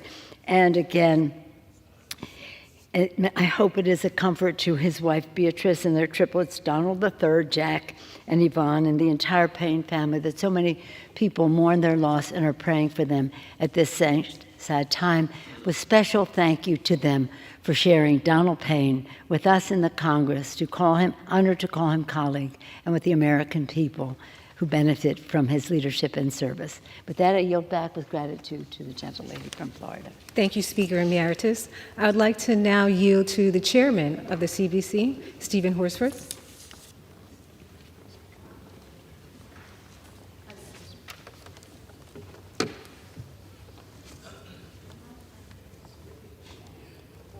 Thank you, Mr. Speaker. To my colleague, Representative Sherfilis McCormick, thank you for leading this very important special order hour. To all of my colleagues who are here, to the Assistant Democratic Leader, Mr. Neguse, as well. I rise tonight, as our dear colleague would say to his constituents, I rise, Mr. Speaker, with my colleagues of the Congressional Black Caucus, and in fact, the entire House of Representatives, to remember a man of the people. The loss we all feel for our dear friend and colleague, Congressman Donald M. Payne Jr., is immeasurable. Words really cannot express how deeply he will be missed by our caucus, but we want to express our heartfelt condolences, our prayers to the Payne family and to his staff, to anyone and everyone who knew him. You are forever in our hearts, and we are so sorry for your loss. As chairman of the Congressional Black Caucus, it is an honor to work with my colleagues each and every day for the betterment of our constituents, this body, and our country. And it was an honor to work with a man of such good character, passion, and deep commitment to serving his community and our country as Donald M. Payne Jr. He was a kind and thoughtful person, a person who always had a good spirit despite some of the most difficult health conditions that anyone could experience. He always had a laughter and a humor about him, and an optimism that it was truly contagious. To our caucus, Donald Payne was prolific, literally prolific, on this floor. He came to this floor to speak for the people. He had a goal of being, quote, the Michael Jordan of 1 minute. And he would go on to win that award, not once, not twice, not 3 times, but the 5th award in a row. Now, for those who may not know, a 1 minute is when you come to this body and you bring attention to an issue that is important to the constituents that you represent. Despite sometimes not being up to the best of health, he found the time, every opportunity, to speak to his constituents and to speak on behalf of them. And that's how many of us will remember him. We'll remember him with a smile, that he was always dressed to impress, heading to the House floor to speak to the country on behalf of the people and the community that he loved the most. He was a man of purpose, a man of humility, and he was a public servant through and through. This House has been made better for his leadership. Congressman Payne Jr. will always be a part of the history that we've made here on behalf of the American people. And I want to join my colleagues in honoring his memory and his legacy and his life by continuing the work to fight for the people on the issues that matter to them most. May God bless your soul, Congressman Donald Payne. Thank you for giving us the opportunity to know you, to be friends with you, to serve with you, and your legacy will live on. May God bless you. I yield back. Thank you, Mr. Chairman. Now I'd like to yield a minute and a half to the Congresswoman from California, Maxine Waters.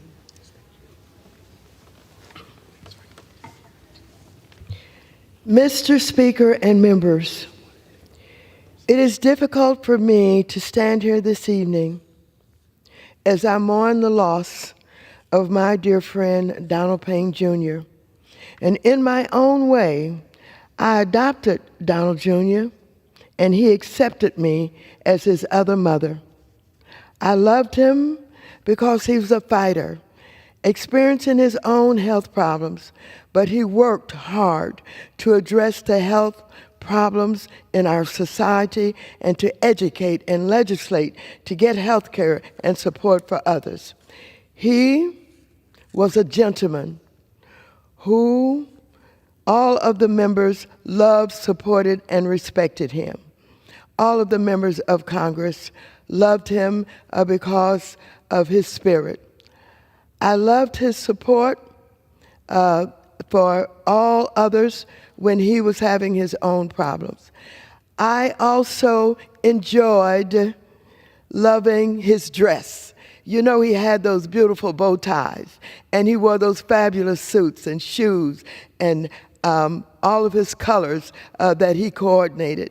And so I would compliment him, and we would laugh and joke about the fabulous eyeglasses that he had, and on and on and on. He was a man of style and fashion. I'm going to miss him, and I'm going to miss inquiring about his wonderful children, his triplets, and about what they were doing. And I'm going to just plain be overcome with grief and try to get some relief in the fact that I knew him, and may he rest in peace. I'd now like to yield to Representative Sanford Bishop from Georgia.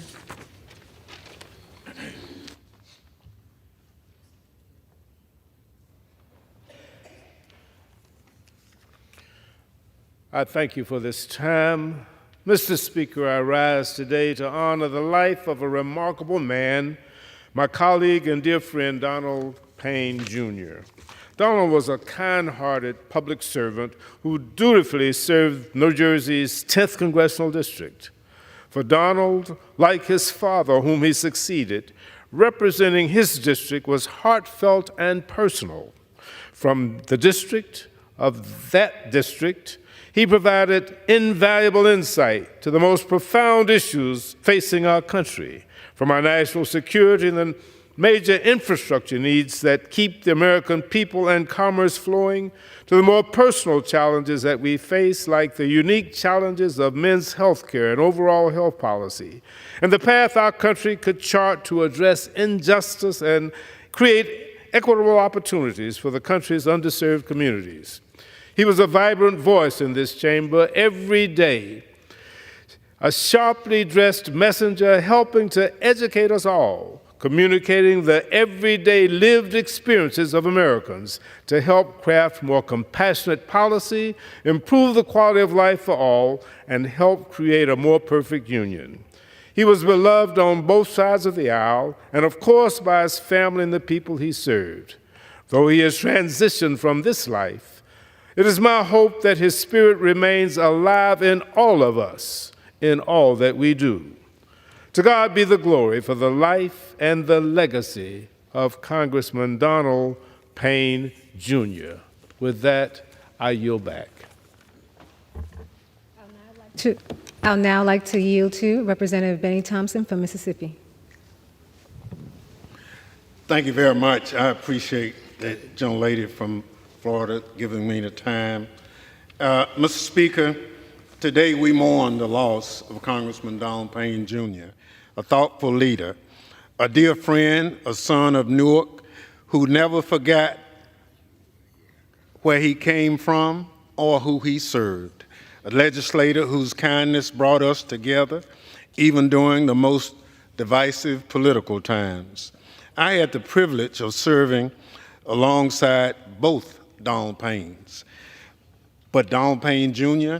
served with me on the Homeland Security Committee during his entire tenure in Congress, and he achieved great things. When he came to the committee in 2013, the world had just come crashing down for parents in Newtown, Connecticut, whose children were gunned down at an elementary school. Donald Payne Jr., a father of school-age triplets, vowed to make schools safer in this country. It is because of him, because of his relentless advocacy, that the Department of Homeland Security is reporting to Congress on school security.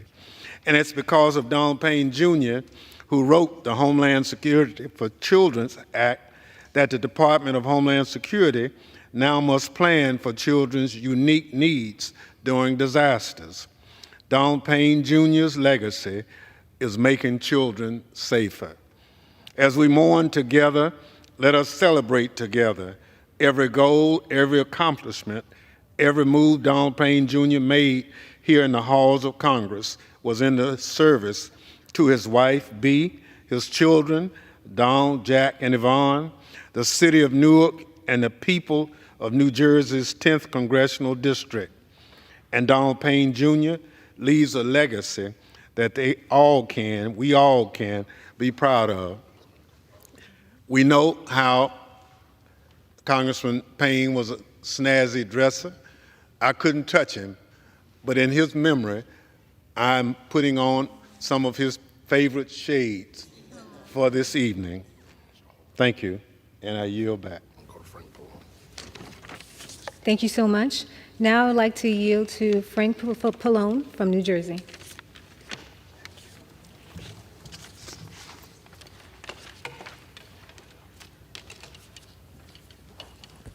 Thank you, Mr. Speaker. I'm honored to have an opportunity to highlight the legacy of our colleague and my friend, Donald Payne Jr.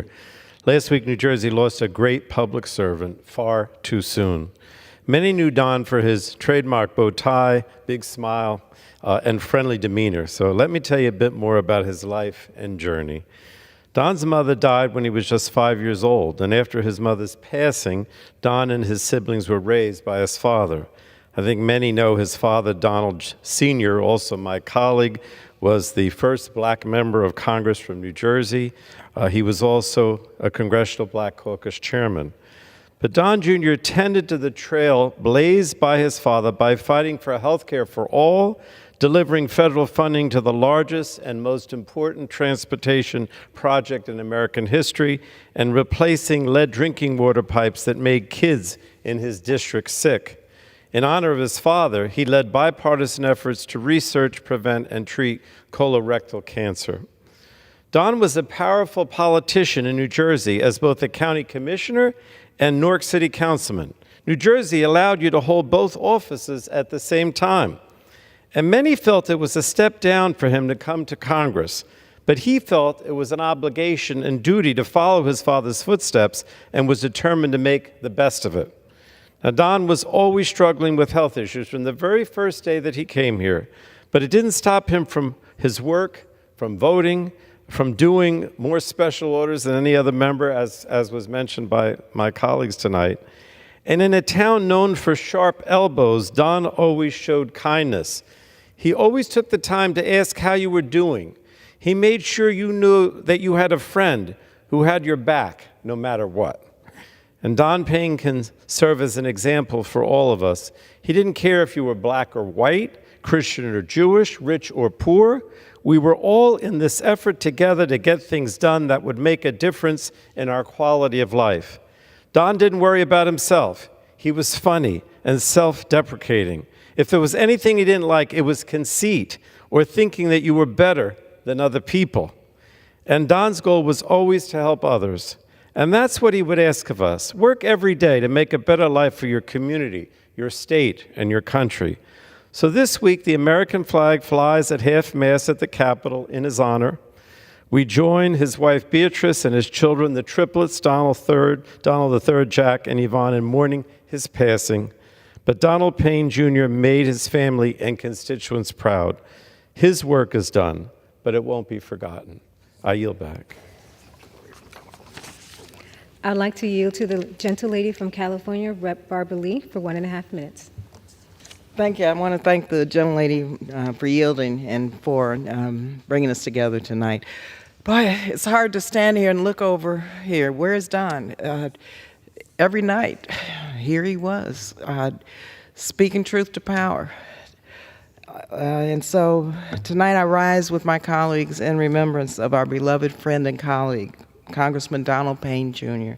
Now, I got to know and love Don before I actually met him. His proud father, our beloved Donald Payne Sr., made sure of that. The entire Payne family was committed to service, extending to the next generation. Don Jr.'s son was an incredible intern in my office. He was brilliant, he was passionate. He was his father a few years younger.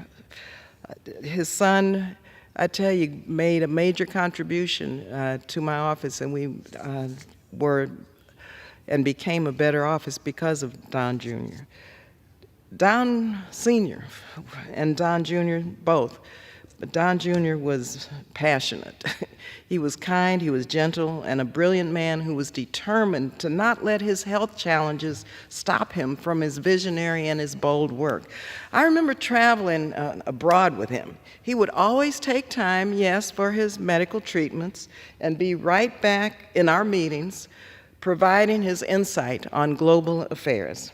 He showed us how to live a full life regardless of its difficulties.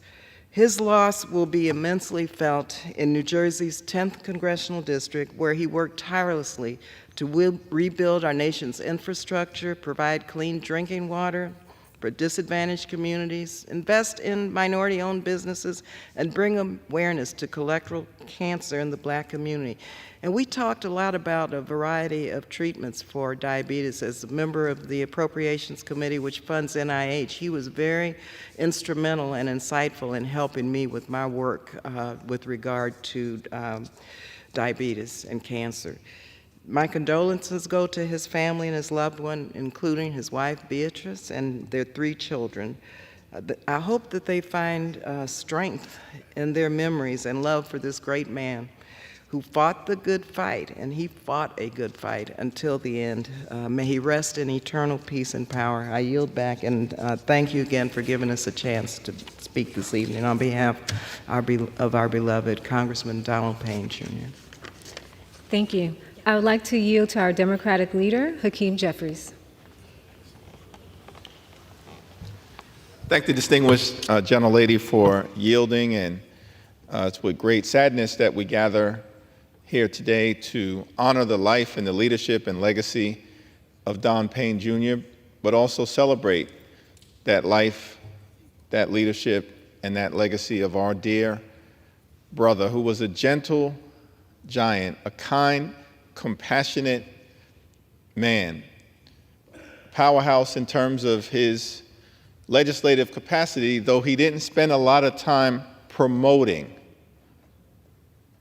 his accomplishments. He just let the work be done and speak for itself. But that's work that was transformational. He stood up for the people that he represented in his beloved brick city of Newark, his beloved state of New Jersey, and for people all across the country, particularly underrepresented communities in the area of healthcare.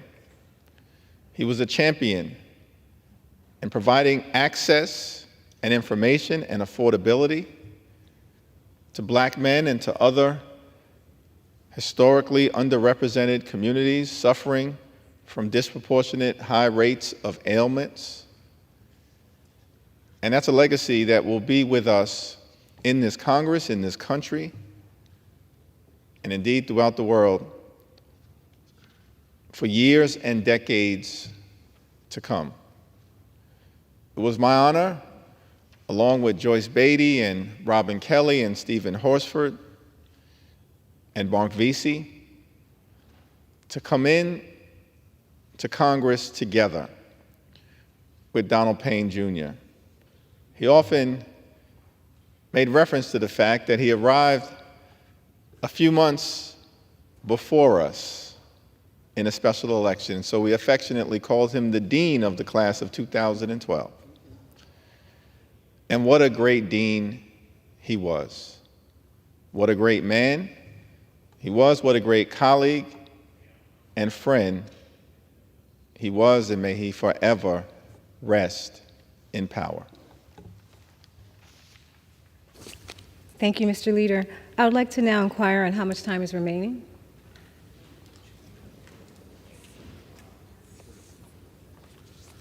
"34 minutes remaining." Thank you. At this time, I would like to yield to Representative Yvette Clarke from New York. Mr. Speaker, I thank the gentlelady from Florida for yielding. I rise today on behalf of the people of the 9th District of New York, the Clarke family, and myself to remember a true gentleman from New Jersey, the Honorable and incomparable Congressman Donald M. Payne Jr. Just about everyone who knew Donald was blessed by my dear friend will remember a man with unwavering principles guided by his belief that every American deserves an advocate willing to fight for their best possible future, not to mention his incomparable sense of style. Those bow ties were just classic. When I think back on my time serving alongside Donald throughout his 6 terms in the House of Representatives and the precious time we shared, we both served on the Committee on Homeland Security together. One of the memories I have is of him deep into the early morning in a defense of Secretary Mayorkas during the sham impeachment proceedings, as he admonished those who chose to laugh at the depiction of an officer. And as they continue to move different issues forward that were certainly not truthful. And for those who chose to laugh at a depiction of an officer on horseback who was using a whip at human beings on the border. The second instance is of his righteous anger at the existence of a challenge coin commemorating the abuses of Black and brown migrants that they faced at our southern border. Each of these stories exemplify the singular commitment to justice and moral courage which defined Donald's tenure here in Congress. We supported one another in our districts, and we would move back and forth, him coming to Brooklyn, New York, and me going to Newark, New Jersey to be of support to one another. We shared so much in common. Our sense of humor, our sense of fashion, and our genres of music. We often talked about the fact that when we were young ones or younger ones, we would frequent the same nightclubs right there in Newark, New Jersey. And that was one of our bonding moments. I can say with confidence that all of Congress will miss Congressman Payne's leadership, kind spirit, and unparalleled dedication to making progress dearly. So to Beatrice and the triplets, to his loved ones, friends, and staff, I send you love and light and extend my heartfelt condolences during this season of your bereavement. And I will miss my brother, my dear friend. Rest in peace, Donald Payne Jr. Thank you, and I yield back. Thank you. I'd like to yield 1 minute to Representative Stacey Plaskett, representing Virgin Islands. Thank you to the gentlewoman from Florida. Thank you for anchoring this time. Mr. Speaker, I'm proud that we've been gathered here for this evening to celebrate the life and the legacy of our dear friend and colleague, Congressman Donald Payne Jr. When I came to Congress, I knew of his father, Donald Payne Sr. I'd gone to Georgetown's Foreign Service School, and all of us Black students knew of the work of his father in elevating Africa. But I came to learn of his son, Donald Payne Jr., and understood that he was just as passionate as his father, that he, in fact, elevated the legacy of his father by forging his own trail in the issues that were important to him. We've lost a great man in the House, but Newark, New Jersey, the state, his staff, and especially his family have lost a dear loved one who can never be replaced. We must keep his legacy going. Impeccably fashioned sense, kind of heart, warmth, and a very wry sense of humor. Very quiet, but it was there. It was very edgy at times. Donald Payne was, above all, a gentleman. He was a leader in healthcare, and especially with screening for colorectal cancer, Black men's health, and ensuring affordability. He had many initiatives for supporting initiatives for disadvantaged communities. I was proud to co-sponsor H.R. 3382, the Colorectal Cancer Payment Fairness Act, and H.R. 1765, the SNAP Benefits Fairness Act, alongside with him. Mr. Payne was an advocate for minority and low-income communities and a voice of support for my home, the Virgin Islands. He was there with us after the hurricanes in 2017 of Irma and Maria. He was a man who always dealt in common sense, in kindness, in what is right. A man that put people over politics, and our friend. He will be dearly missed. I yield back. Mr. Speaker, I'd like to inquire on how much time we have left.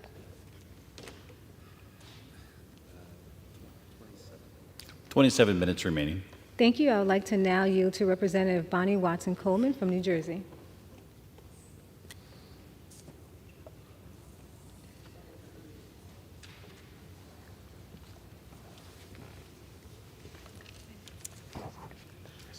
First, let me thank the Congresswoman for affording me this opportunity, and thank you, Mr. Speaker. I am heartbroken by the passing of my dear friend, Donald Payne Jr. Like myself, Don came from a family legacy of public service, and we bonded over discussions of our trailblazing fathers and the work that they did together in New Jersey. I cherish the 10 years that I had the honor of working with Don on issues that were important to us, such as access to child care, improved transportation, and of course, fighting cancer.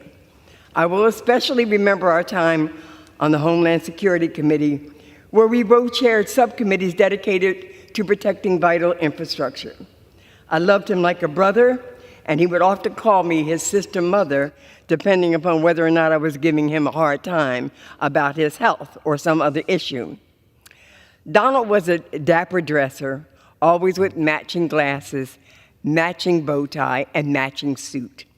He's a true gentleman, a loyal friend, a great representative, and my husband and I will pray for his soul and pray for the comfort of Beatrice and their children and family. We loved him dearly. And with that, I yield back. Thank you. I'd like to yield to Representative Sheila Jackson Lee from Texas.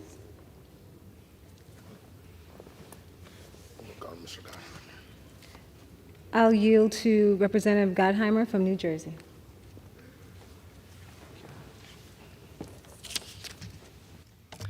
Thank you, Mr. Speaker, and thank you for convening tonight's session. I rise tonight to honor the life and legacy of our very dear friend and colleague, Congressman Donald Payne. Donald, as everyone knows, was larger than life. I love that picture of him, and if you could see it in color, it'd be even better, because he brought so much color everywhere he went. His suits, his personality, you couldn't but have you in a room with Don, he lit it up. And not only was he just a great friend, but a great father and husband and an incredible advocate for his beloved city, Newark, and Jersey overall, and all of the hardworking men and women he represented. He spent his entire career serving Jersey, including as a distinguished local official of the city of Newark and of Essex County. It was such an honor to serve here with Don. When I was first elected, Don was there for me. He showed me the ropes and shared his wisdom, was never shy to rib me a little bit in the Jersey way with his humor and his kindness, and of course his signature bow tie. His legacy will live on through his advocacy and his tireless championing of issues facing so many Americans. Health issues and issues of clean drinking water for families and reliable transportation and great infrastructure. The mark he left is everywhere in New Jersey, and more than his personality, it's the policies he left behind. And he will be missed but never forgotten. His legacy will live on in a big way in the great state of New Jersey. So my prayers are with his wife and his 3 wonderful children, and I hope they can find great solace in the work he left behind and the positive impact he had on millions, not just in Jersey, but across our great country. Thank you, and I yield back. I'd like to now yield to Representative Sheila Jackson Lee from Texas.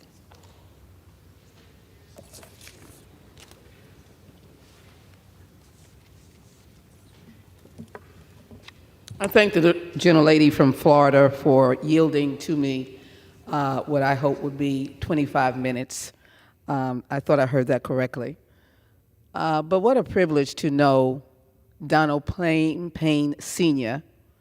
and to know Donald Payne Jr. And I sat here tonight listening to my colleagues struggle with how they would describe this wonderful giant of a man. Each came with their own excellent presentation. And what should we say about our dynamic duo of dad and son? And I thought again how privileged I was and am to have traveled with Donald Payne Sr., the dad, and to as well sat next to Donald Payne Jr., the son, during the course of Homeland Security and a number of other committees. Let me tell you a thing or two. Both of them knew how to make you laugh. Both of them had a sense of joy and love for people other than themselves. And to his wonderful bride and his wonderful twins that I would ask about in their early years, let me tell you that he never forgot you and always loved you dearly. What I loved most about Donald Payne Jr.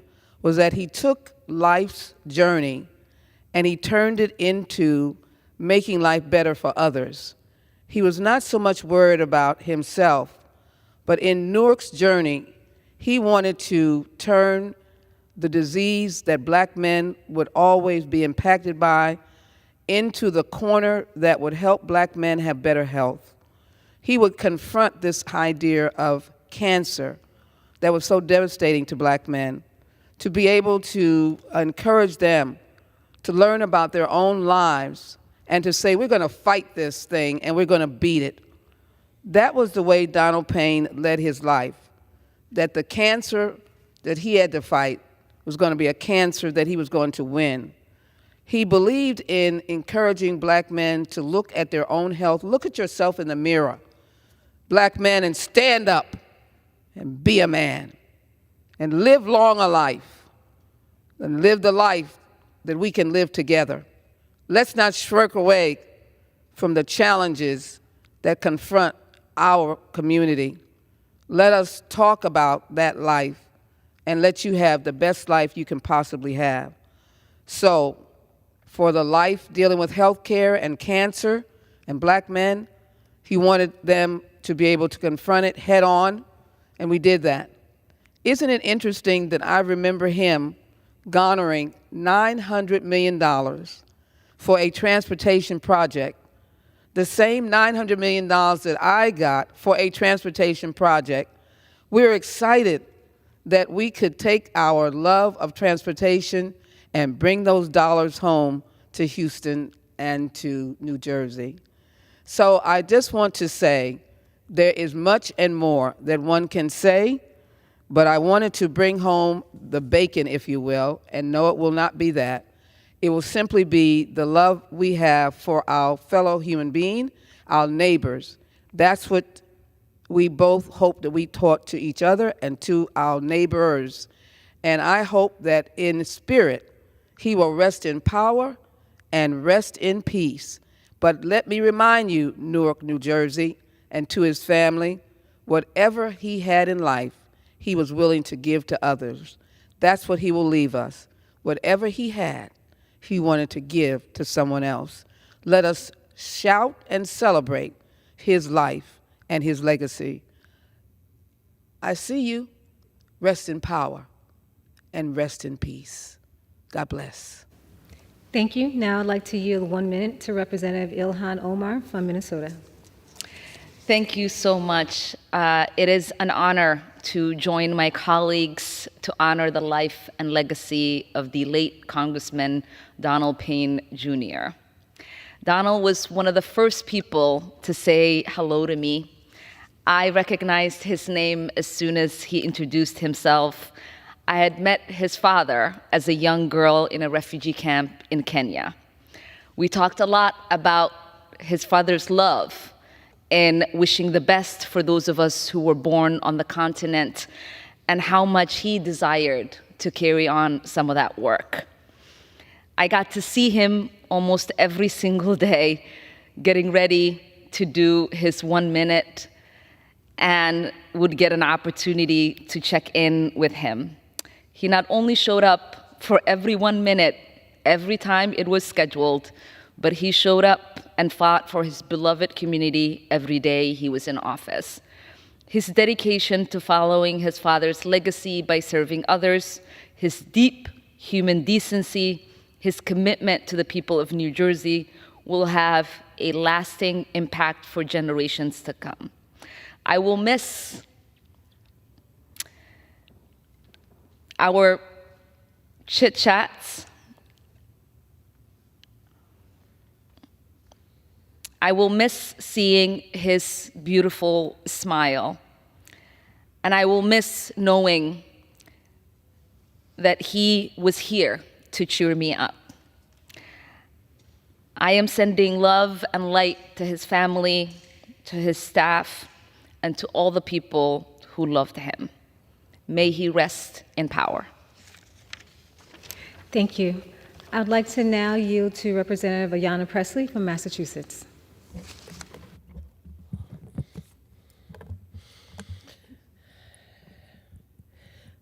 Donald M. Payne Jr. of New Jersey's 10th District. Born into a legacy of service, but forged his own path. He was warm, witty, and a warrior. A happy one, but a warrior. A warrior for transportation justice, for workers' rights, for health care, for gun safety, for clean water. He never wavered in his exuberance for life or for this work. He was a prolific orator, especially on the House floor. I'll always remember him smiling, nattily attired, wearing a colorful suit, bow tie, glasses, and sometimes a fedora that I would ask him to loan me. I'll remember him heading to the House floor with purpose to speak on behalf of the people and the community that he loved. Mr. Speaker, Black men deserve to grow old. I'm heartbroken as I consider consecutively and collectively the loss of Elijah, John, Elsie, Donald McKeechin, and now our beloved Donald M. Payne, Jr.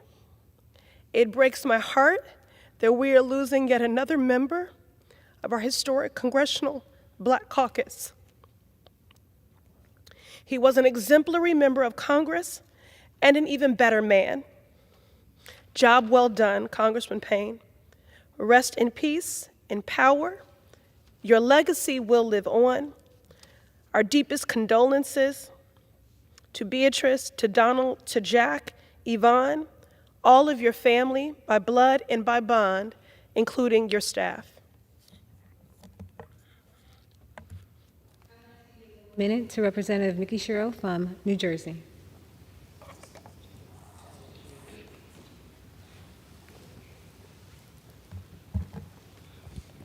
Thank you. I rise today to remember our dear friend and colleague, Donald Payne, Jr. He was a model public servant, a man who represented the best our state had to offer.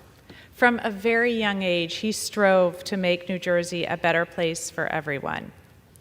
He brought his personal experiences to the halls of Congress, fighting to expand access to health care, which, no question, changed people's lives. He was an expert when it came to modernizing our nation's infrastructure and a partner I turned to as we fought together to make the Gateway Tunnel a reality. But as you've heard, Donald was so much more than just an expert policymaker or a thoughtful legislator. He was a kind, kind man. I remember when he said to me one day, you know, Congress can be a lonely place. If you knew Donald Payne, it was never a lonely place because he was always looking out for you. He was always bringing a smile to so many faces, even though he was going through such difficult health struggles. He always made time to ask how you were doing. He always had his bow tie, his sharp suits on, and he'd always take a minute to smile when you complimented him and to say how great it was to see you. He's going to be missed. He's a presence here that will be sorely missed by all of us. It was an honor to call him a friend. It was an honor for many years to call him my congressman, and it's an honor to speak of him today. May he rest in peace. Thank you, and I yield back.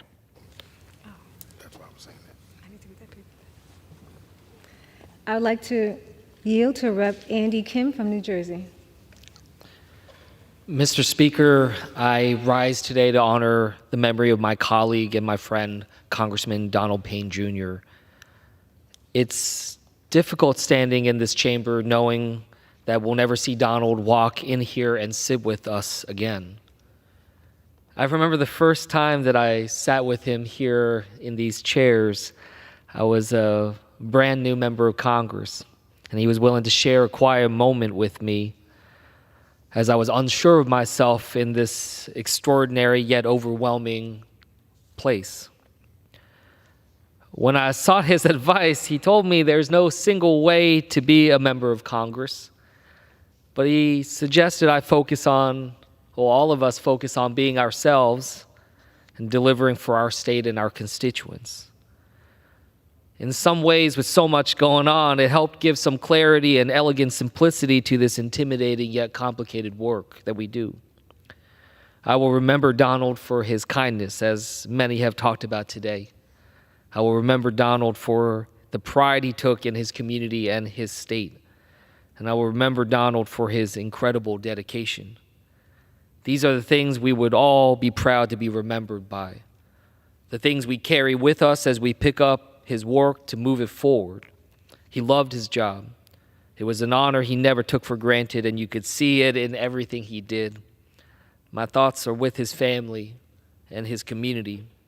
Donald, we'll miss you. I yield back.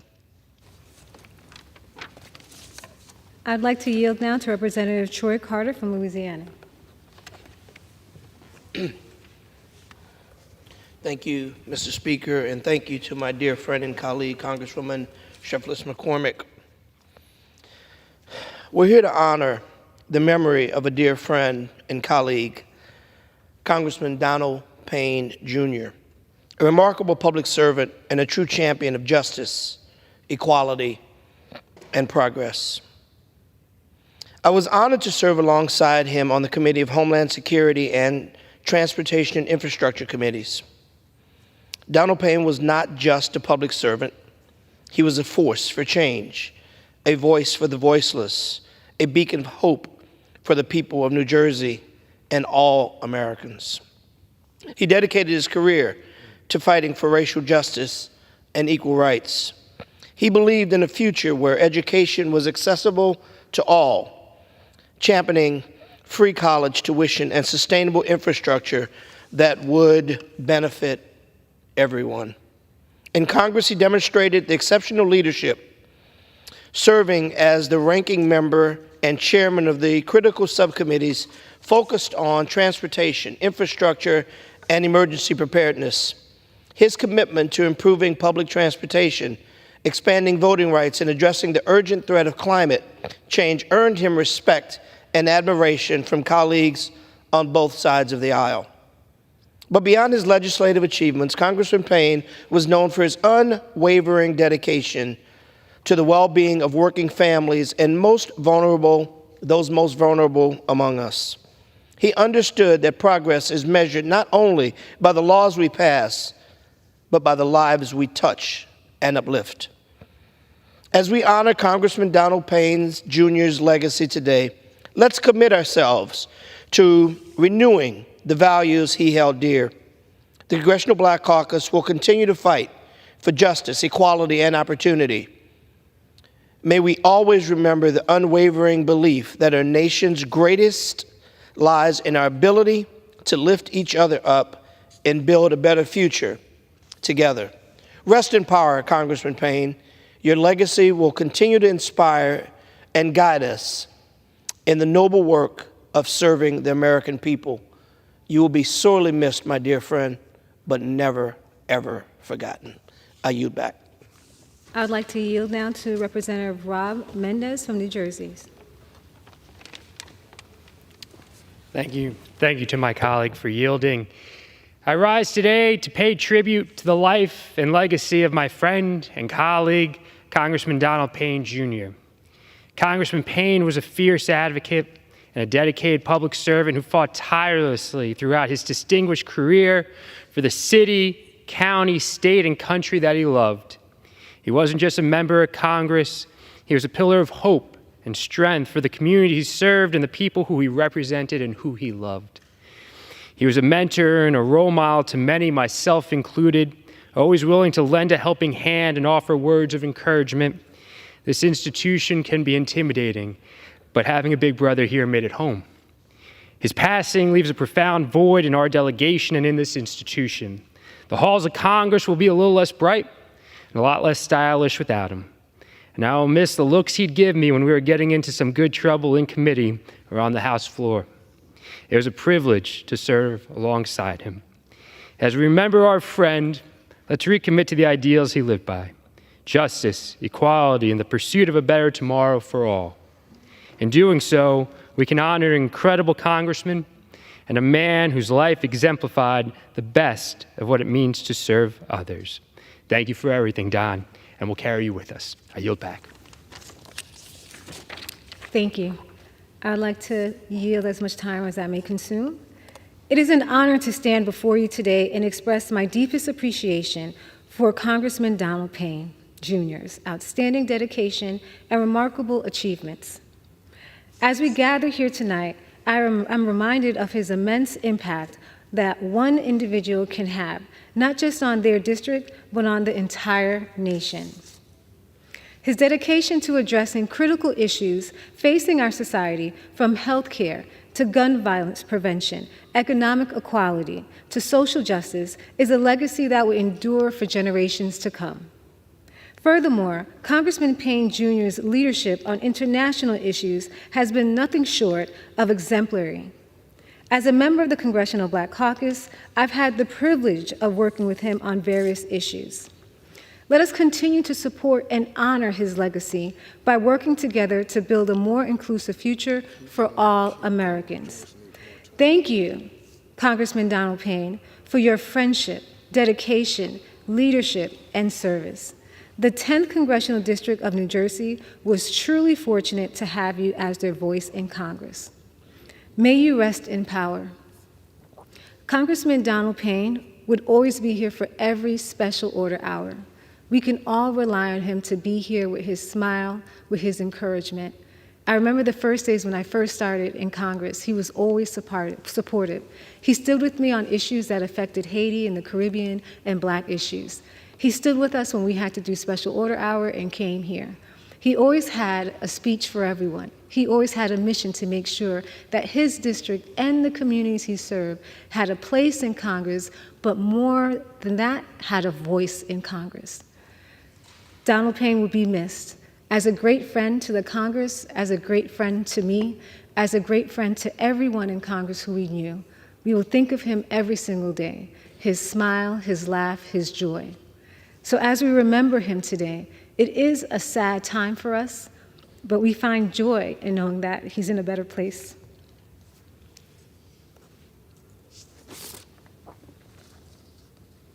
Mr. Speaker, I'd like to inquire how much time we have left. Approximately 4. Gentlelady has about 4 minutes remaining.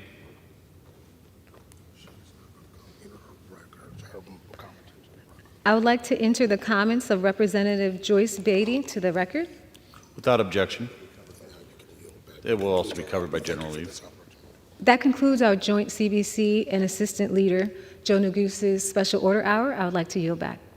Gentlelady yields back. Under the Speaker's announced policy of January 9, 2023, the gentleman from Arizona, Mr. Schweikert, is recognized for 60 minutes as the designee of the Majority Leader. Thank you, Mr. Speaker Pro Tem. I'd like to yield as much time as you may consume the gentleman from Georgia. Gentleman from Georgia is recognized. Thank you, Mr. Speaker, and I'd like to thank my friend from Arizona for yielding me a few minutes. Yesterday, we were joined in this Capitol with Colonel Ralph Puckett and his family. Colonel Puckett passed away at the age of 97, and in just a minute, I would like to read to you the official citation of his Medal of Honor. But before I read the Medal of Honor citation, I want you to recognize this man,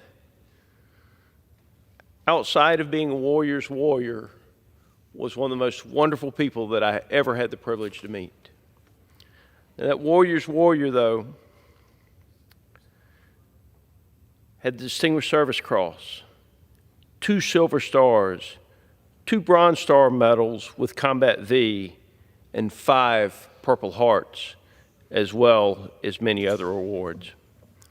What a blessing it was that we as the United States of America got to know Colonel Ralph Puckett. Mr. Speaker, the official citation, the President of the United States of America, authorized by Act of Congress, March 3rd, 1863, has awarded in the name of Congress the Medal of Honor to First Lieutenant Ralph Puckett, Jr., United States Army, for conspicuous gallantry and intrepidity at the risk of his life above and beyond the call of duty. First Lieutenant Ralph Puckett, Jr. distinguished himself by acts of gallantry and intrepidity above and beyond the call of duty while serving as the commander of the 8th U.S. Army Ranger Company during the period of 25 November 1950 through 26 November 1950 in Korea.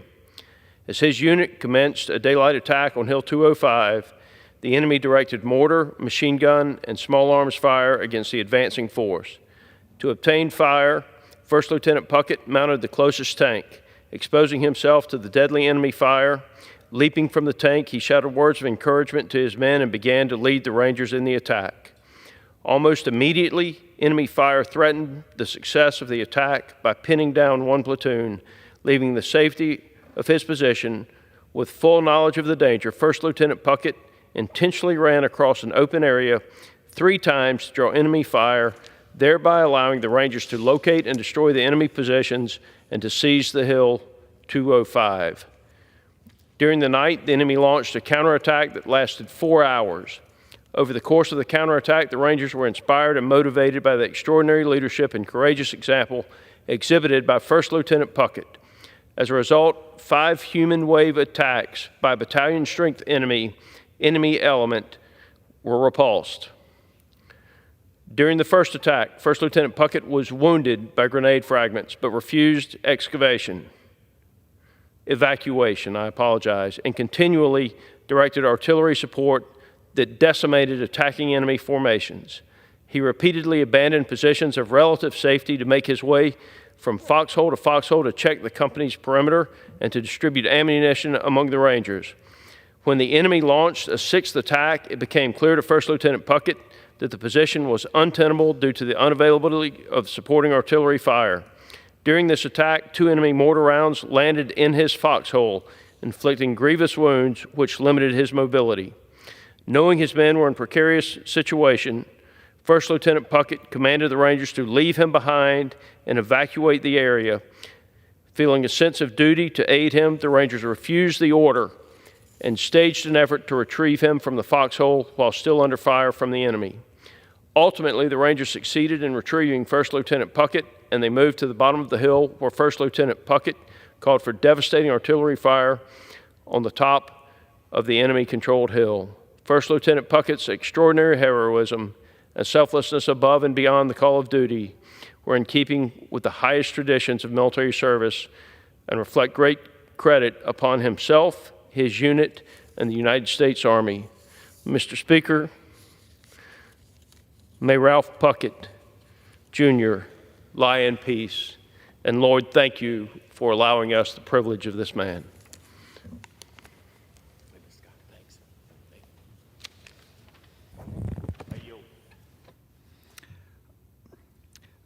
Mr. Speaker Pro Tem, I'm going to try to do something tonight, and I'm going to try to explain something. I've come behind this mic a number of times, and I've had a little trouble. Apparently, I'm not communicating well. So I'm going to try a slightly different way. So let's back up a bit. I think I was behind this mic 2 weeks ago, and then the week before that, and probably the week before that. And one of my comments was, I can't figure out how the United States can have a 2.7, 2.8, 2.9 at one point GDP growth and still be borrowing at the rate we're borrowing. Remember, what was it, a week or so ago, we had 3 days during that week where we went over $100,000 a second borrowing. And, you know, we see tax receipts up 7+%, and yet we're still burning through cash at an incredible rate and having to borrow and borrow. Well, it turns out last Friday we got the punchline. We were wrong. GDP Now from the Atlanta Fed and others had their math wrong. We got an update. We were all thinking that GDP, Atlanta Fed, had been estimating the first quarter of this calendar year, not fiscal year, calendar year, sitting at about 2.7%. They came in and said, no, we're wrong. It looks like we're about 1.6%. That's a big deal, and it helps explain why we were having such difficulty getting the math to line up. Now, why is this a big deal? The other concept I've been trying to sell and trying to sink into our skulls here is the bankers, the people that buy U.S. sovereign debt. When you have to borrow $2-3 trillion a year, when you have to refinance several trillion a year, don't make the bond markets upset with you. As of today, the 2-year note went over 5.05%. So we're not there yet, but we're almost to last year's highs. It's the highest this calendar year, but we're back to really expensive debt. And I have some data here that says we're still not back to the historic average of where U.S. debt should be. So if I came to you right now and said, one of the reasons members of Congress need to act like adults besides our obligation to govern, do you really want to make your bankers nervous? Now, think about this. If little bits of interest, we were playing around with some math the other day, and it's hard math to do because you got to figure out how much comes to market in U.S. sovereigns that have to be refinanced, how much is our virgin issues, saying this is our excess spending this year. But we were playing with numbers that saying a 1 basis point, remember, 1 point of interest has 100 basis points in it. So 1 basis point, 1/100% of interest in this calendar year, or in a 365-day calendar year, would be about maybe $800 million. So think of some of the things we fight over here, and sometimes words we say on this floor, you can actually watch bond markets go, well, these people aren't serious about ever paying us back. The second concept here as we walk through this, remember, when we fixate on the Federal Reserve does the short end of interest rates, the 2 years, that's where they have influence. When you start to look at 10 years and 20 years and 30 years, that's the debt market saying, do we get paid back? What will U.S. inflation be? What's governance going to be? Are they going to play some games with how they pay? Are they going to raise taxes dramatically? So we're going to be fixed in this instrument, and then U.S. taxes go up here, and so our actual rate of return crashes. For my brothers and sisters here on the left and the right, be careful when you want to engage in, the nihilism, burn the place down, and you think it's sort of fun. One of these days, the bond market's going to look at us, and this happened in the 90s. We've already had a couple bond auctions in the last 12 months that were undersubscribed the way we thought they would be.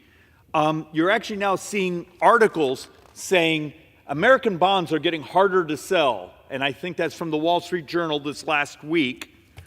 You got to understand, you're playing games with fire. Interest this year, if today's interest rates hold, you're approaching 1.2 trillion this calendar year. This fiscal year. That means Social Security is $1.45 trillion. Interest, $1.2 trillion. Medicare underneath that, and defense is number 4. But one of the punchlines I wanted to bring, just so you can see it, is we threw together a little chart. United States, so remember, these are just 12 countries and then the United States, so we're number 13 on there. The market price U.S. debt higher, meaning they consider it more risky. And risk comes in many forms when you start to look at debt markets from, what's the inflation? What's my likelihood to be paid back? Will they do other, are there going to be other risk profiles? What's happening to the country demographically? When you start to realize the United States right now pays higher interest rates on a 10-year bond than Greece. We pay higher than United Kingdom, Canada, Republic of Korea, Greece, Spain, France, Germany, Japan, and Switzerland. They're down here at the bottom. But understand, you take these industrialized countries, we're functioning number 14 on the price. King dollar, the currency that's used all over the world for exchanges, it's most transactions in the world, we represent about, 46, 48% of all transactions. So we dominate that as a reserve currency. Yet, because of how our inflation runs, because of how our governance has been running, because of our demographics, because of what we're talking about in taxes and plans to grow the economy, and the stunning amount of debt we're borrowing.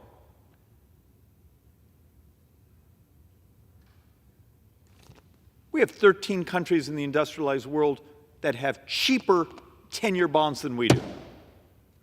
I've been trying to find some way to help this body sort of understand that now you have the responsibility. You're going to come and argue saying, I want to cut this spending. Great, God bless you. Do it.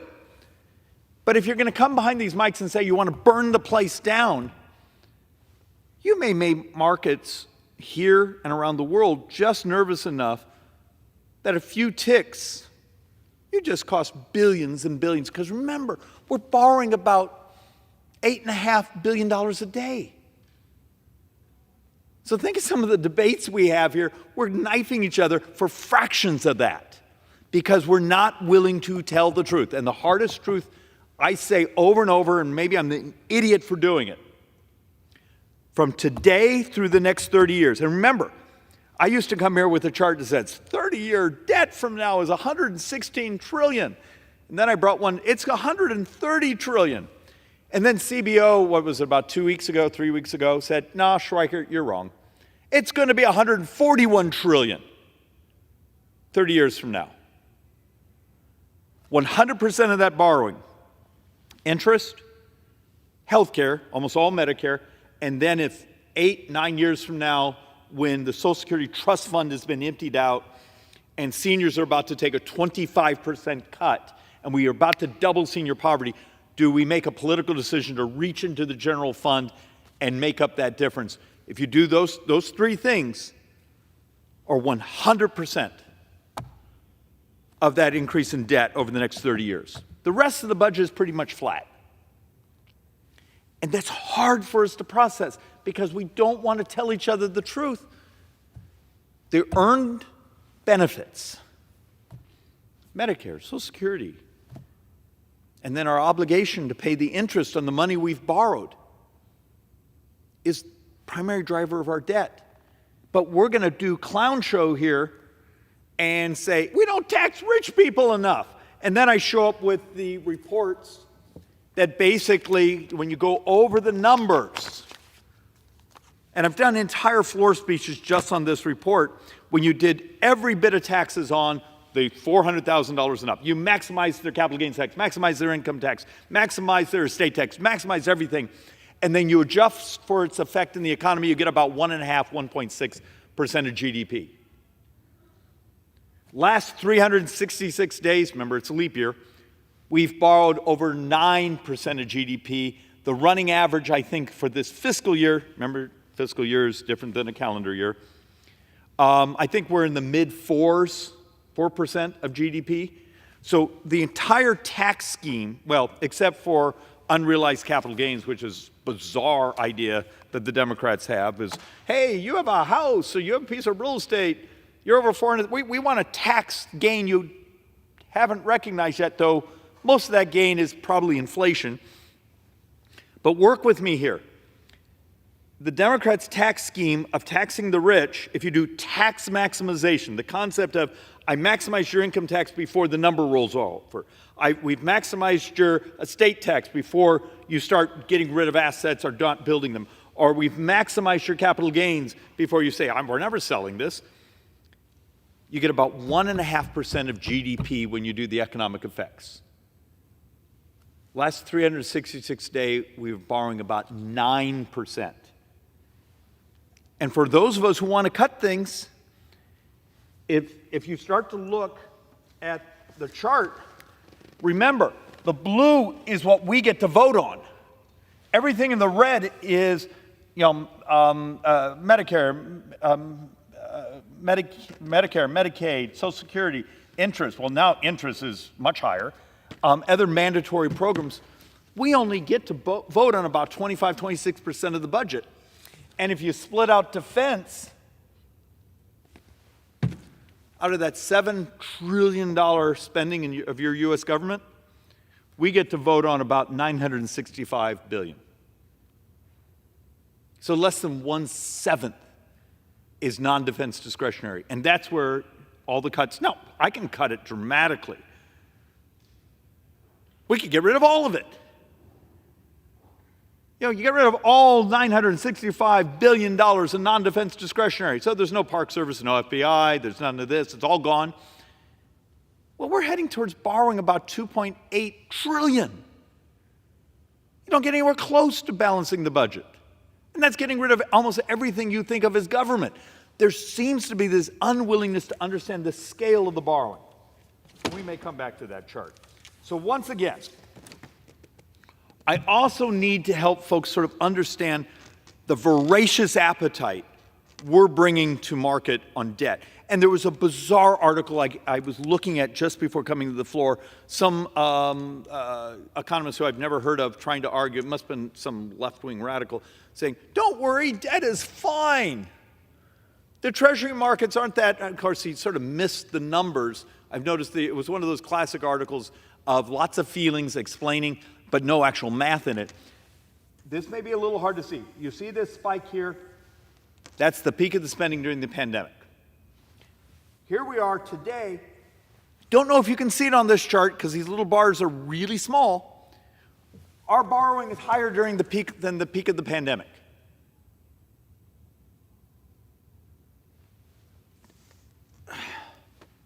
If someone out there has a more brilliant way to try to explain, we are making ourselves fragile to interest rate exposure to the markets. The bond market very soon will run this government. Think about that.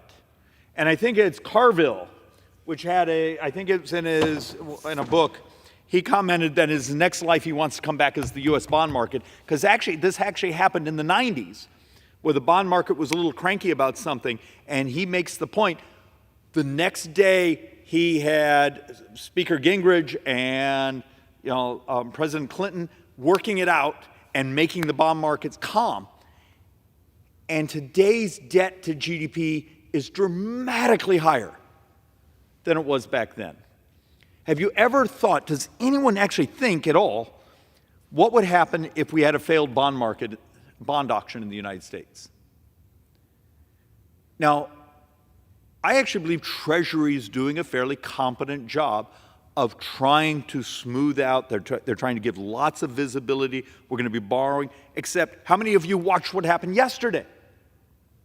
They put out their refunding notice saying, hey, turns out, this quarter we're going to have to borrow about $41 billion more than we expected. And the next moment, you have a two-year note. There's different definitions when it's 2 years, shorter, paper is shorter. A two-year note, and it went over 5%, and it's remained there today. This stuff gets expensive when you're borrowing trillions and trillions and trillions and trillions. And I'm trying to help our brothers and sisters understand, those of you who think that we're going to go back to normal, the last 10 years wasn't normal. There's already books out on what an interesting experiment the previous decade was with artificially low interest rates, except now we spent the last 3 years with inflation sort of paying for it. Here was the last functionally 10 years, 2.2 as an average on U.S. sovereigns. Here's where we are right now, and this is low. We did this, I think 6 weeks ago. We had 3.3. I think it's substantially higher right now. But if you go back from 1975 to 2001, the average on U.S. sovereign debt was 7.5%. Even when we strip out the early 1980s, the Volcker years when they were trying to crush inflation, you get a number that actually is still in the mid to high sixes. What happens if we go back to that? If that's normal, if that's nominal, how many of your businesses, how many of your lives, but how much of this U.S. debt when we have to refinance? So this year, a little under $10 trillion will come to market. That's the stuff we have to refinance. And remember, part of that refinancing is when you stay very short on what they call the curve, which is the fancy way of saying we're going to borrow some 30 days and 1 year and 2 years and 5 years and 10 years. But the short stuff here, you got to refinance over and over and over. When interest rates are this high on U.S. sovereign debt, and you have $10 trillion coming to market, maybe 2-3 of that is new debt, the rest is refinance. What would happen if you had a spike back to normal? Remember, we're already modeling right now approaching 1.2 trillion in interest this fiscal year, becoming the second biggest expense in U.S. government. And look, I had this chart and I didn't have time. I was going to cross it out again. But I do need to explain one thing because I want to be technically accurate. We're trying to figure out, you'll actually see U.S. debt referred to as publicly held total debt. Publicly held is what goes to auction. That's what you're often worried about because that has the interest rate fragility. That goes out and people bid on it. It might be your pension plan. It might be your savings. It might be some nice family on the other side of the world that walks into their neighborhood bank and says, we want something safe we can get some interest on, and they pull that money and come out and buy a U.S. bond. Then over here is the big number. That's where the 1.2, or my 1.2 number is. So the Treasury, I think a month ago, came out and said their number then was $1,143.6 billion. And with the higher interest rates, I'm just doing a back of the envelope calculation that it's higher than that. That's total borrowing. That's when they reach over and borrow the cash out of Social Security. They reach in and borrow the cash out of Medicare Part A. They borrow the cash out of the Transportation Fund, the Railroad Retirement Fund, all these trust funds out there. Except they got to pay interest on that, and eventually they got to pay it back. And we're actually looking at some weird numbers right now because remember, these trust funds, every month, Social Security has to take all the tax receipts and reach in and grab a little bit of the trust fund money because the tax receipts, because we have the growth of, as we've gotten older, the growth of those who are in their earned benefit years and the number of workers, even though employment and labor force participation is excellent right now, we still have to reach into the Social Security Trust Fund. Gives you a sense of how tough the U.S. demographics are. And I've come behind the mic multiple times and pointed out, 15 years, the United States is probably going to have more deaths than births. We didn't make a chart on it, we should have. How many of you also saw last Friday the estimate for last year's fertility rates? There's some jerk out there that was going at me because I was using a number of 1.63. Turns out he's right, I was wrong. The number was 1.62. It was even worse. United States now has lower births, fertility rates, than much of Western Europe. Why that's important? If you have sort of pay-as-you-go systems, where today's workers are contributing into pools that help pay for today's retirees, and your number of workers is going to be shrinking in the coming decades. Besides the dislocation that's going to be happening, your local elementary school may wake up and all of a sudden start to have fewer kindergartners coming in, and then fewer second graders and third graders and fourth, so on. We're already seeing that in some of the school districts in Arizona, and we're a growth state. So the point I'm trying to nail down is our bond rates are higher than 13 other industrialized countries. Should that tell you what the bond markets think about us? And this is actually a more recent phenomena, seeing this differential with this many. Which, what does that tell you about what the world thinks about our controlling inflation, about our governance, our demographics, our tax policy? And when you saw last week the IMF, when the IMF is putting in their international report on debt and taking a swipe at the United States, saying two things that were fascinating. They're worried about us and our scale of borrowing, and the fact that the United States and China are the two big economies sopping up much of the world credit, that we're actually crushing much of the developing world because we're consuming all the money that would be helping them build up their economies. There's some ugly stuff in here.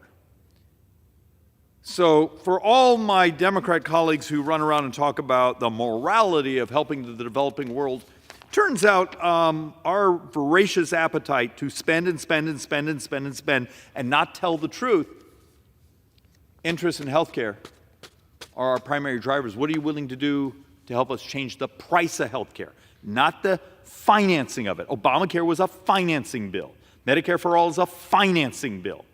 They don't actually change the cost by using technology to make people healthier and crash the price of healthcare. But even when the IMF is going at us, maybe we should think about, that's sort of embarrassing. When you actually have people that, I've never met him, I know he's a controversial, I don't think he's any Republican. When Larry Fink in his shareholder newsletter is actually putting out information saying he's worried about U.S. borrowing and the scale of it. When you all saw Jamie Dimon in his comments, he's worried about it. Don't listen to me. But maybe some of the people that have armies of economists that work for them, maybe they're worth actually giving some mind to instead of some idiot on social media who's making crap up. You've got to understand, if you have someone also do this, David, we're just going to grow ourselves out of the debt. Okay. Showed you a chart a moment ago that last Friday they put out the official calculation. It may get updated one or two more times, but the first quarter fell down to 1.6. But here's how you got to understand this. Here's functionally our borrowing. This is publicly held debt. This is the GDP growth from 2023. Okay. Until this growth is actually beyond the borrowing, because you go out and borrow $1 trillion, we had to pay interest on $1 trillion, right? GDP, the size of our economy, grows $1 trillion. We only get 17, 18% of that in tax receipts. Okay, are you with me? So when someone says, well, we're going to borrow $1 trillion, but we'll grow the economy $1 trillion, the math doesn't work that way. And I've shown you these charts before of when we've had very high marginal tax rates, we get about 18% of GDP. When we've had very low marginal tax rates, we get about 18% of GDP in taxes to the U.S. government. And there's a whole formula why that works that way. You need the growth. You desperately have to have the growth. I can't make the math work without really good growth, but it doesn't come anywhere close. It doesn't come anywhere mathematically close to closing the gap of our borrowing. And you got to understand how dystopian this future looks. This chart is already getting a little out of date, but we see deficits reaching 14% of GDP in 30 years. Well, we seem to be racing pretty hard to get there. You see this gap? So this is the history of tax receipts. When we've had high tax, marginal tax rates, low marginal tax rates, our average is actually, and they had the model actually going up to 17.9 near the end of the next 30 years. But we also have our spending at 31.9. What's the chance we get anywhere near the end of this without this economy collapsing, without the people we need to borrow money from saying, yeah, we're not loaning to the United States government anymore? What happens when we have to make the decision, we're just going to inflate the debt, we're going to wipe out your savings, we're going to set off inflation, we're going to have to lower your COLAs so we make everyone poor in America, but we're going to use that as the hidden tax? Because understand, one of the biggest taxes in modern history, actually the biggest tax in modern history, have been the last 3 years of inflation. If you live in the Phoenix area, and I'm going to say this multiple times before I finish this presentation, my district, the Phoenix-Scottsdale area, if you don't make, I think it is 23.6% more than I believe the day President Biden took office, you're poorer today. Think that could explain why some people are cranky? So let's walk through this. I was trying to explain this a moment ago.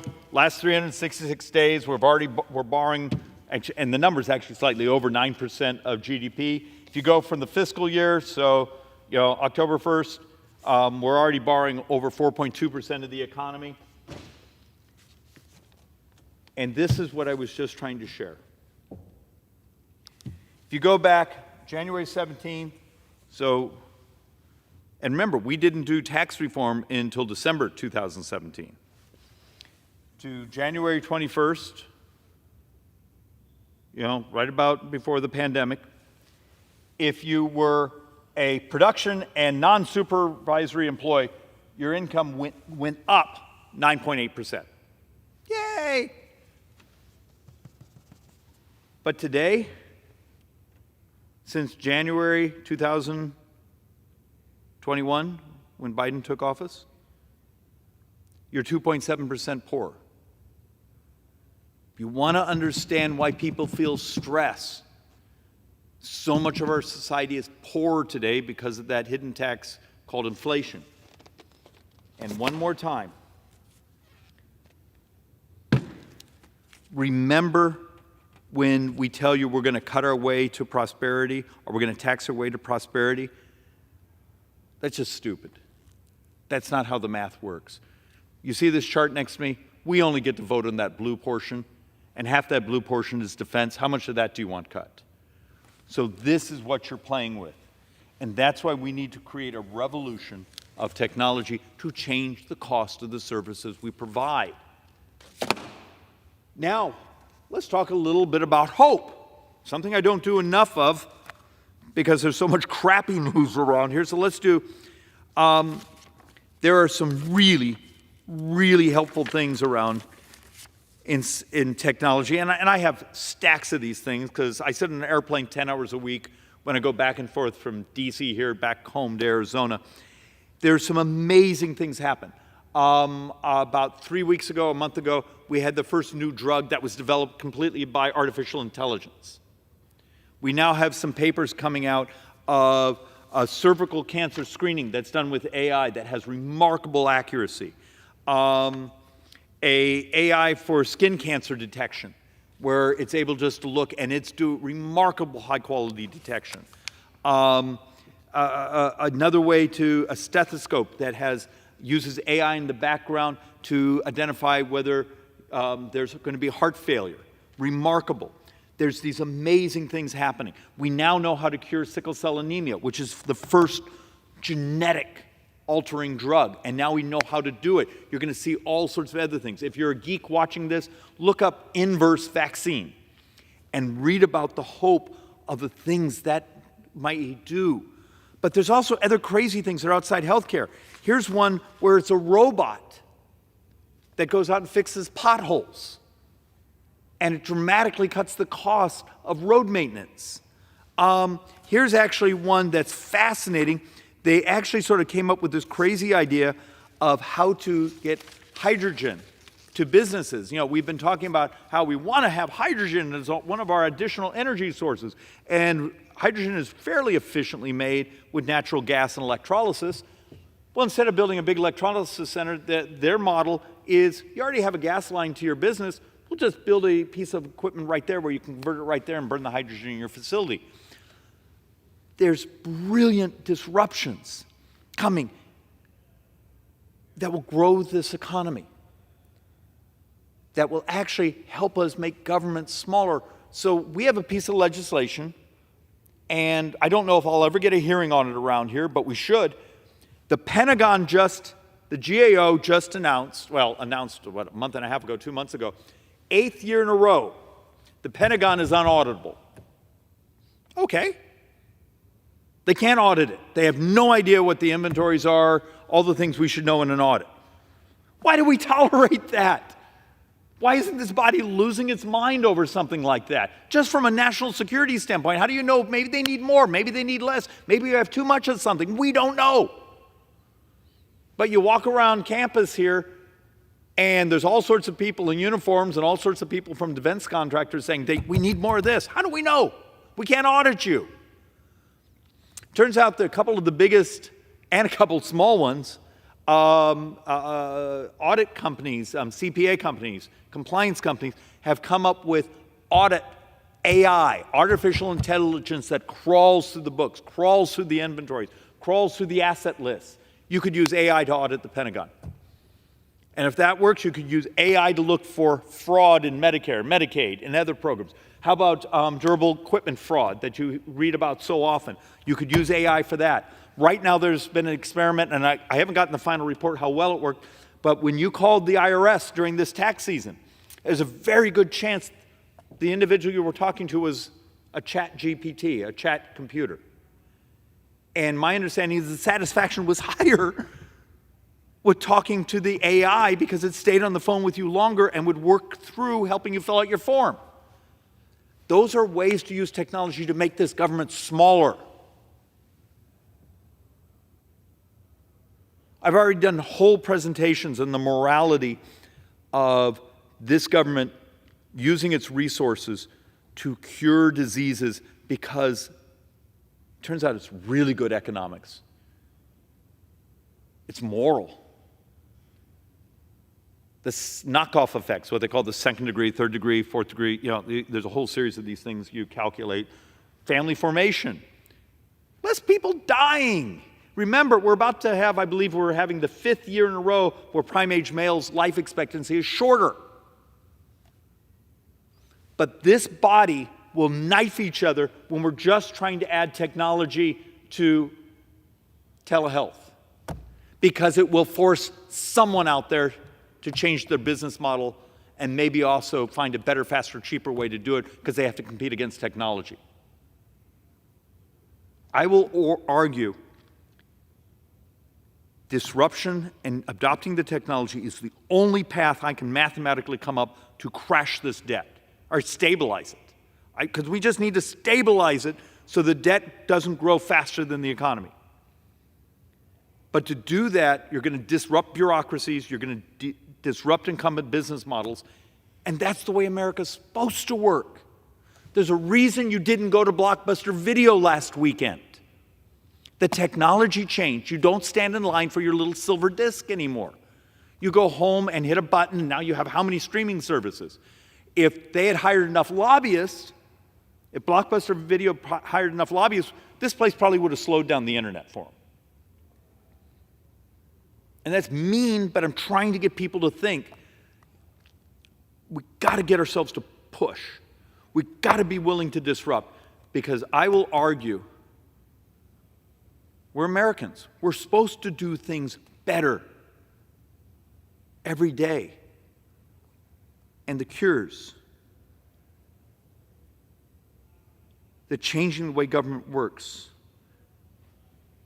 making our economy constantly evolve, become better, faster, cheaper, more affordable, more part of the American.